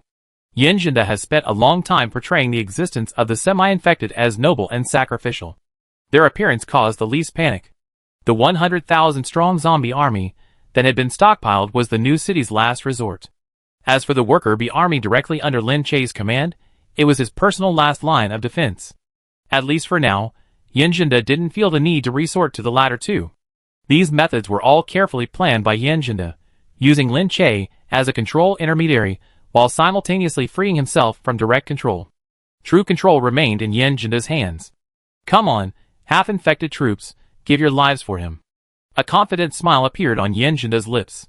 When the controller button was pressed, Jiang Xian, who had taken over Lin Chei's will, and was controlling Lin Chei's body, felt a numbness in a certain part of his body. Then, gradually, his perception in a certain area returned. It was as if the darkness before his eyes was slowly being lifted, and he finally realized with astonishment that he wasn't completely blind. Yan Jinda's method of preventing Lin Chei from directly controlling others was indeed through creating shielding structures by damaging bodies or certain organs, thus limiting Lin Chei's manipulation of the power in his hands as the main transit point. This operation, treating people like mere tools, explains why Lin Chei was planning his escape. Lin Chei was the executioner who directly killed Yang Jin. His current state was self-inflicted and doesn't deserve sympathy. But Yin Jinda is truly inhuman. It's also fortunate that Jiang Xian realized this early on and didn't show herself. Otherwise, she would be the one now being forcibly cut off and shielded from certain senses. Jiang Xian, unsurprisingly, used Lin Che's briefly restored senses to track down the movements of the half-infected. First target found. Jiang Xian sent the location to Lu Fenghua. Although she could only sense the location of the half-infected for a fleeting moment, it was enough. Lu Fenghua had already evacuated the memorial site the instant the chaos erupted. Given the fact that the protective shield above the memorial site was first breached and then bombarded, it was only natural for him to want to escape. With so many people and so much chaos, no one would notice him. After leaving, Lu Fenghua headed to the location of the half-infected that Jiang Xian had sent him. As the only armed force capable of leaving the city, the half-infected had always been firmly controlled by Yin Jinda. Knowing of the existence of a half-infected force, it had always been difficult to ascertain their specific movements. Lu Fenghua hadn't participated in the assassination attempt on Yin Jinda, and had no way of knowing whether the assassins had monitored the movements of the half-infected. But it didn't matter. The instant Jiang Xian sensed them, she discovered that the half-infected were relatively concentrated, which was good enough. Jiang Xian could control Lin Che, but it would be difficult to take over the people under Yin Jinda's control through Lin Che without alerting Yin Jinda. The best way was to send someone connected to Jiang Xian to infect the semi-infected again through blood, using a virus carrying Jiang Xian's personal consciousness. This would bypass Yin Jinda's direct control and allow him to take over the semi-infected. While this widespread infection wouldn't give Jiang Xian absolute control over the semi-infected, it would at least free them from being forced to submit to Lin Che's control as a mere intermediary. From Jiang Xian's perspective, it was somewhat self-defeating, but that was enough. It's all the apocalypse anyway, not a blood feud. Who would bother crossing mountains and seas to bother a bunch of zombies surviving in the forest? Anyway, as long as Yin Jinda and his group aren't capable of dealing with Jiang Xian, it's fine. If Jiang Xian hadn't been unwilling to take over Yin Jinda's control of the semi-infected, Lu Fenghua wouldn't have helped Jiang Xian with this. Everything was going smoothly on Lu Fenghua's side, and Qiao Jingzhou and Su Laoshu were also taking advantage of the chaos. Someone shouted, "Down with the city lord! Distribute the food? The new city needs a change of leadership. We need to distribute food. Surround Yin Jinda. Don't let him leave. What do they take our lives for? Let him die. We need to go out and find food. We need food." The crowd, who had been fleeing, suddenly swarmed back. And some people who had retired from the earliest hunting teams, relying on their skills, even covered their faces and joined the melee. Depriving the hunters of the right to go out and gather supplies is indeed a form of protection. However, if you ask someone whether they prefer to be out in the wind and rain, facing danger, or to be confined in a small place, enduring hunger and hardship, the answers will be vastly different, even diametrically opposed. Not everyone is grateful that the hunters don't have to go out. Those who initially had no designs on Yin Jinda, believing themselves incapable of competing with the entire new city, now see an opportunity and will resort to underhanded tactics to contribute. The melee of cold weapons is already chaotic enough. The protective shields can protect against heat weapons, but each defensive maneuver creates a light barrier, significantly obscuring visibility. In the midst of the melee, light barriers are everywhere, and now that the number of combatants has suddenly surged, Yin Jinda's forces are outnumbered. His defensive line is steadily retreating. Meanwhile, in the laboratory's lecture hall, besides Dr. Ding and Xiao Ning sitting upright, everyone around is covering their mouths and noses, struggling in pain. Chapter 155. Dr. Ding had preemptively shut off the air circulation in the lecture hall, and also placed protective vents to prevent the virus solution extracted from Jiang Xian's blood from spreading. While airborne transmission slows the spread of the virus, it is difficult to detect. By the time someone discovers they have been reinfected, it is already too late. The infection process involves the virus eroding and transforming the body's cells. Without external intervention to accelerate it, it is always painful. Dr. Ding herself had experienced it, and remained remarkably calm. "It will be over soon, you be free soon." As if responding to her words, the armed personnel led by Zheng Yang, with their better physical condition, were the first to complete the transformation. They stared blankly at their hands, as if they hadn't yet reacted. Si Lu, however, was the first to receive Jiang Xian's notification. Looking at Dr. Ding, she said, "We need to find the zombie army underground." Dr. Ding nodded. "Zheng Yang has the necessary access. Ask him to take you there." She paused, then tossed Si Lu a canister of aerosol spray. "I didn't use all the blood Xiao Xian gave me, So I made this with the rest. You can use it. But the dosage is limited. To ensure an effective infection concentration, you must inhale it from at least 20 centimeters directly. This bottle can be used a maximum of 10 more times. Got it. Silu pulled Zheng Yang up. Let's go, take me to find the zombie army. Zheng Yang seemed to wake from a dream, roaring ferociously, you betrayed me? You're going to betray the new city, and all of humanity? Silu patted him. Don't keep talking about betrayal. From the moment I died, I was no longer human. If you insist on accusing me of betraying you, then so be it. We just wanted to leave this place. It was the people of the new city who insisted on bringing us here, restricting our freedom, and making us live like pigs and dogs in cages. We want freedom. We want to escape from here. Zheng Yang opened his mouth, looking at Silu's utterly unfamiliar expression, unable to utter a word. When capturing experimental subjects, they were indeed fearless. But to them, it was nothing more than a matter of course, like people eating pigs, cows, and chickens, never asking if they wanted to die. Silu was indeed not an ordinary zombie in their understanding, but he had never been treated as an equal. Under such circumstances, it was perfectly normal for Silu and his group to be so determined to escape. Zheng Yang's anger stemmed from his surprise at these people's decisiveness. Seeing his strong resistance, Silu didn't force him. You don't have to participate. You can even fulfill your duties as the leader of the armed forces and report what happened here truthfully to your superiors. Silu's face, now restored to normal, showed no significant signs of disharmony except for his pupils and pale complexion. He sneered, but do you think the new city's administrators will continue to accept you afterward? Zheng Yang roared in despair. Dr. Ding checked the time and the live stream from the monument, urging, hurry, the semi-infected unit has shown signs of activity. It was only thanks to Dr. Lu Fenghua's incredible efficiency that the semi-infected unit was located through Jiang Xian's tracking, and that Yan Jinda's direct control over the unit was severed. When Yan Jinda was driven to the brink, and the semi-infected forces remained inactive, he was forced to utilize the zombie army hidden beneath the city. That was a massive army of 100,000 pure zombies. It was a devastating weapon capable of decisive victory on the front lines. Once deployed, the outcome would be decided without a doubt. This was something Yan Jinda absolutely could not be allowed to use. However, if Yan Jinda's life were in danger, he would stop at nothing to save himself. Before Yan Jinda pressed the button to activate this devastating weapon, this control line had to be severed first. The pieces of the puzzle Jiang Xian had mentioned for escaping were being pieced together, one by one. She surveyed the battle situation. The number of battlefields requiring her involvement had increased to 3. At the monument, the allies recruited by Su Laoshu were infiltrating the assassins, taking advantage of the chaos, and also igniting public opinion to put pressure on Yan Jinda. The city's armed forces were continuously reinforcing. At this point, choosing sides was no longer an option. The assassination attempt was clearly orchestrated by the council, and Yan Jinda's forces had been almost entirely mobilized from various parts of the new city to join the battle.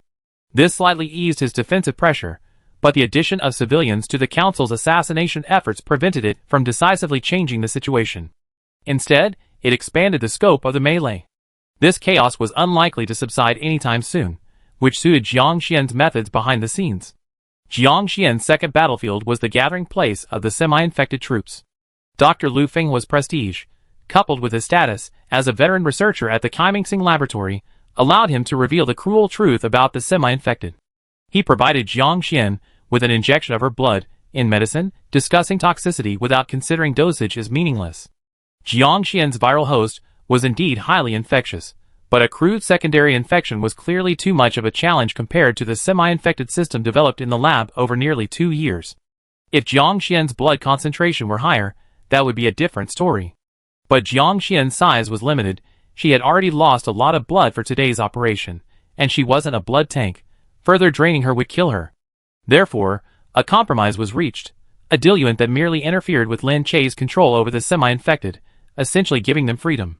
This way, no one could restrain the semi-infected, turning a group of useful war machines back into individual people. This approach was also more acceptable to the semi-infected unit itself.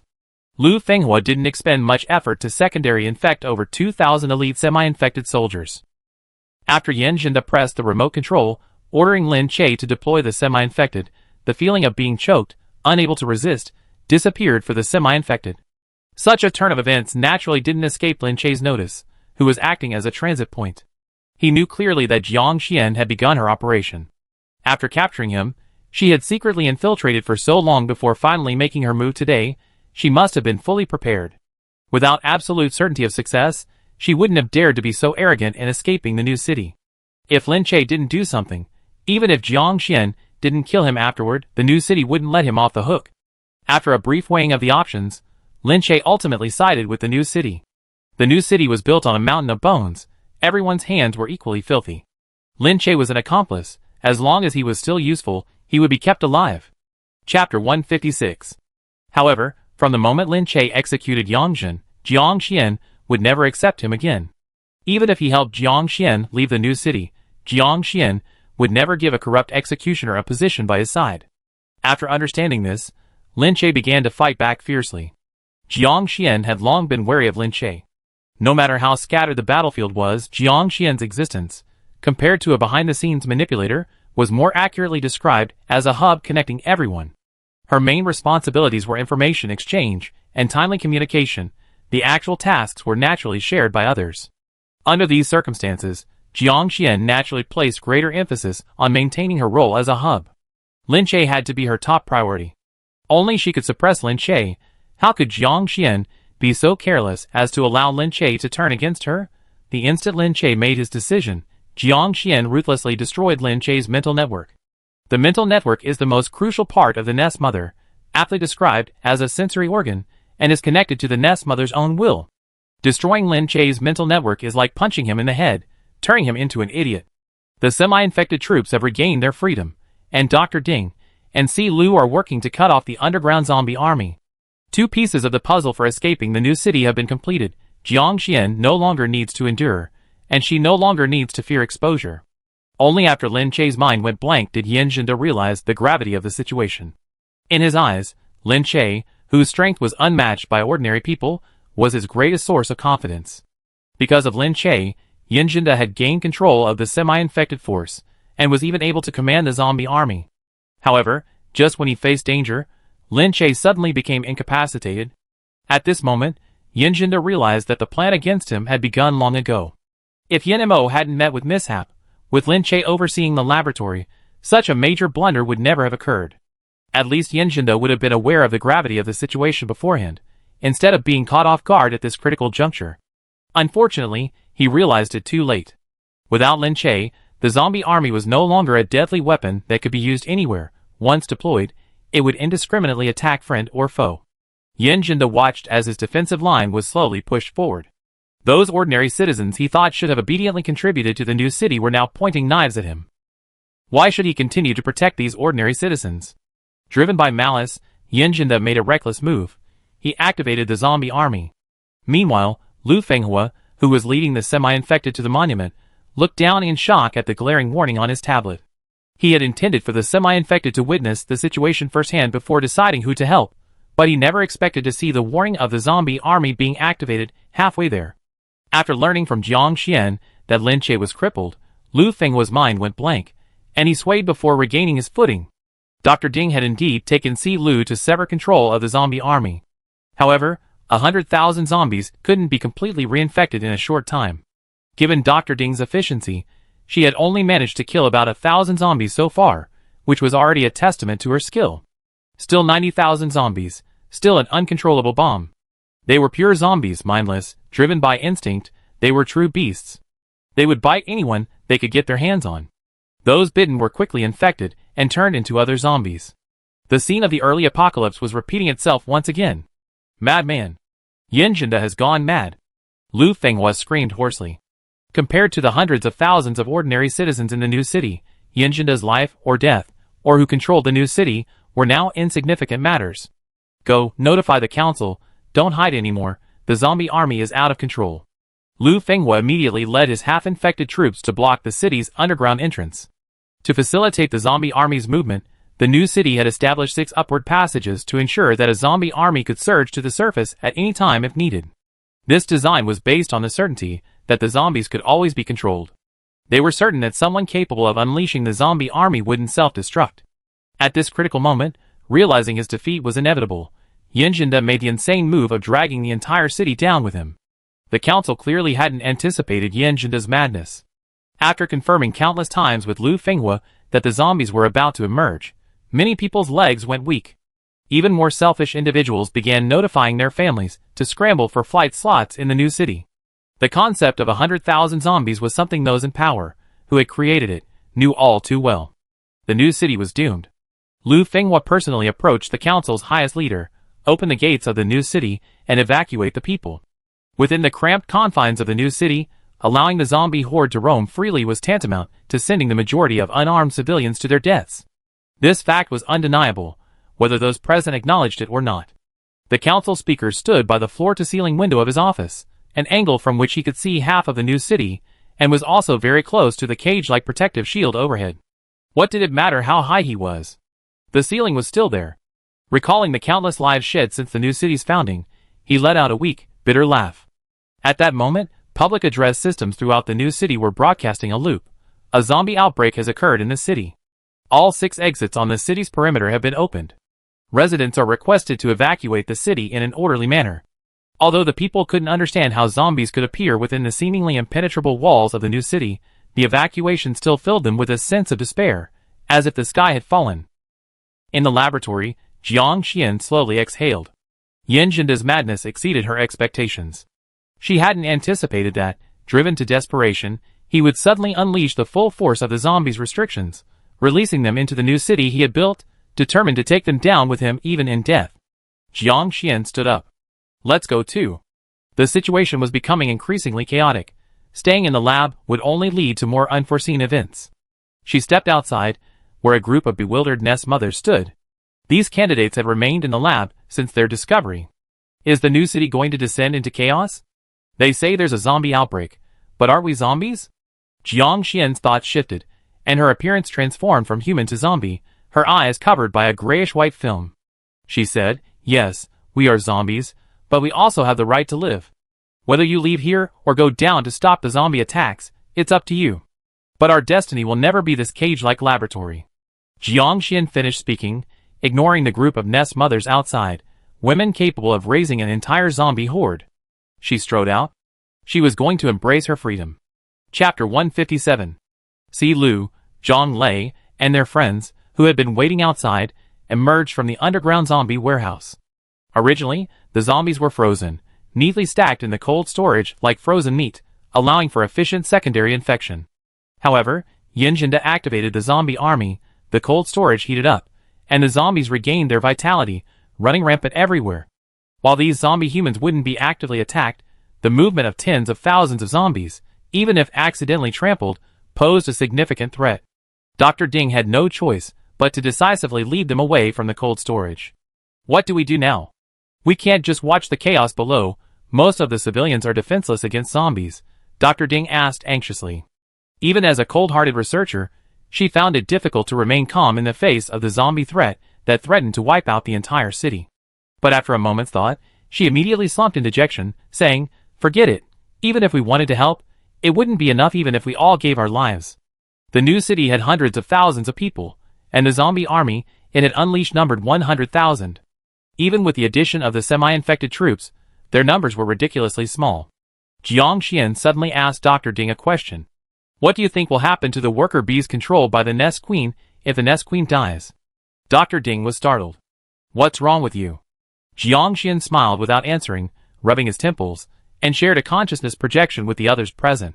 The consciousness projection came from Uncle Shanfa, whom Jiang Xian had summoned to meet them.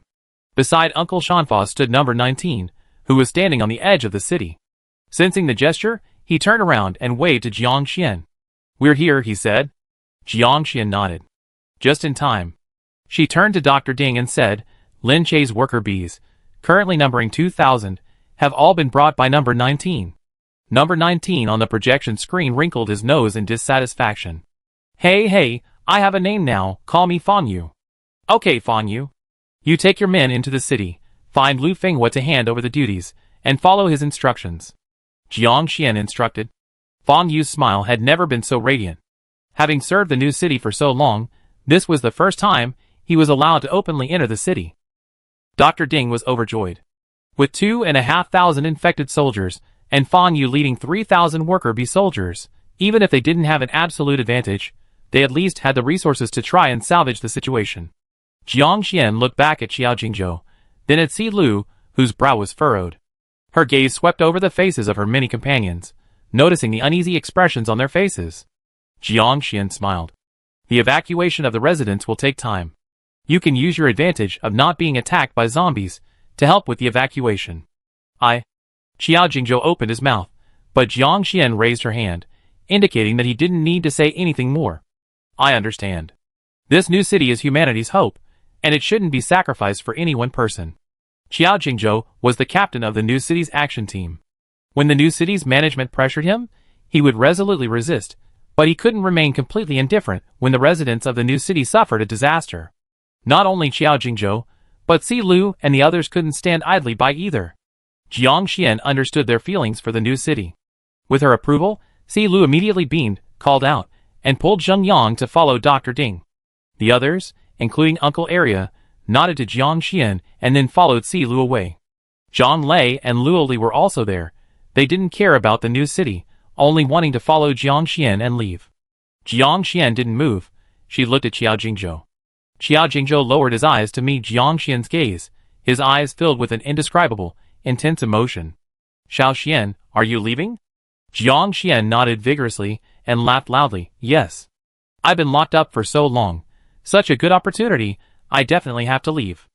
Uncle Shanfa and the others are waiting to meet me outside the new city. Xiao Jingzhou opened his mouth, but only let out a sigh. He had anticipated many outcomes, but never imagined the separation would come so soon. He had so much to say, but before this plan was executed, he was uncertain about the outcome, so he dared not speak. Now he couldn't speak at all. 1,000 words dwindled to a hollow admonition, then be careful. Jiang Xian wasn't surprised by Xiao Jingzhou's choice at all, and still smiled and agreed, I will. Compared to Xiao Jingzhou's sadness and grief, Jiang Xian wasn't as heartbroken. She disliked humans, never had. The laboratory had inflicted immense psychological trauma on her long ago. The fact that she didn't hinder the people of the new city from their self-rescue was already incredibly generous.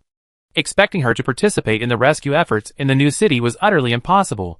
Her sole purpose in planning for so long was to seize this golden opportunity and leave the new city forever. To live a quiet, peaceful life with her companions who were willing to follow her. Jiang Xian extended her hand to Xiao Jingzhou. Xiao Jingzhou, thank you for taking care of me before. Goodbye.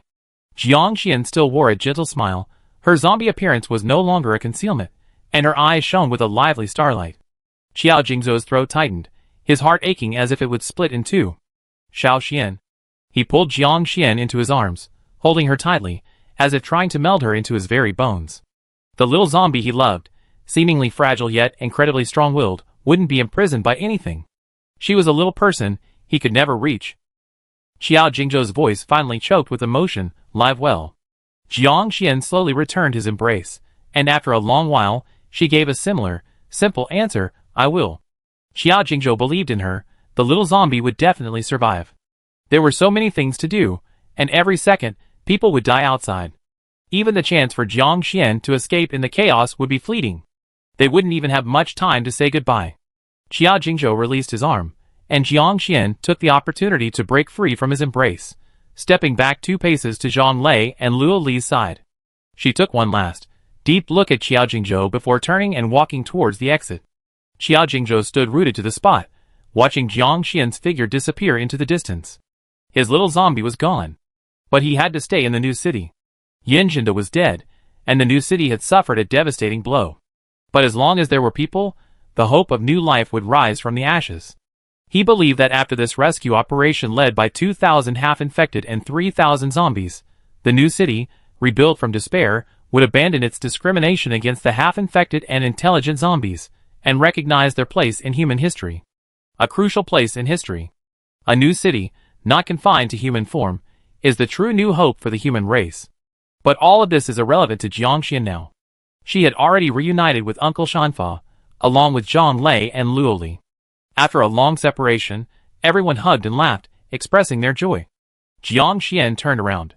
From this vantage point, she could still see the new city.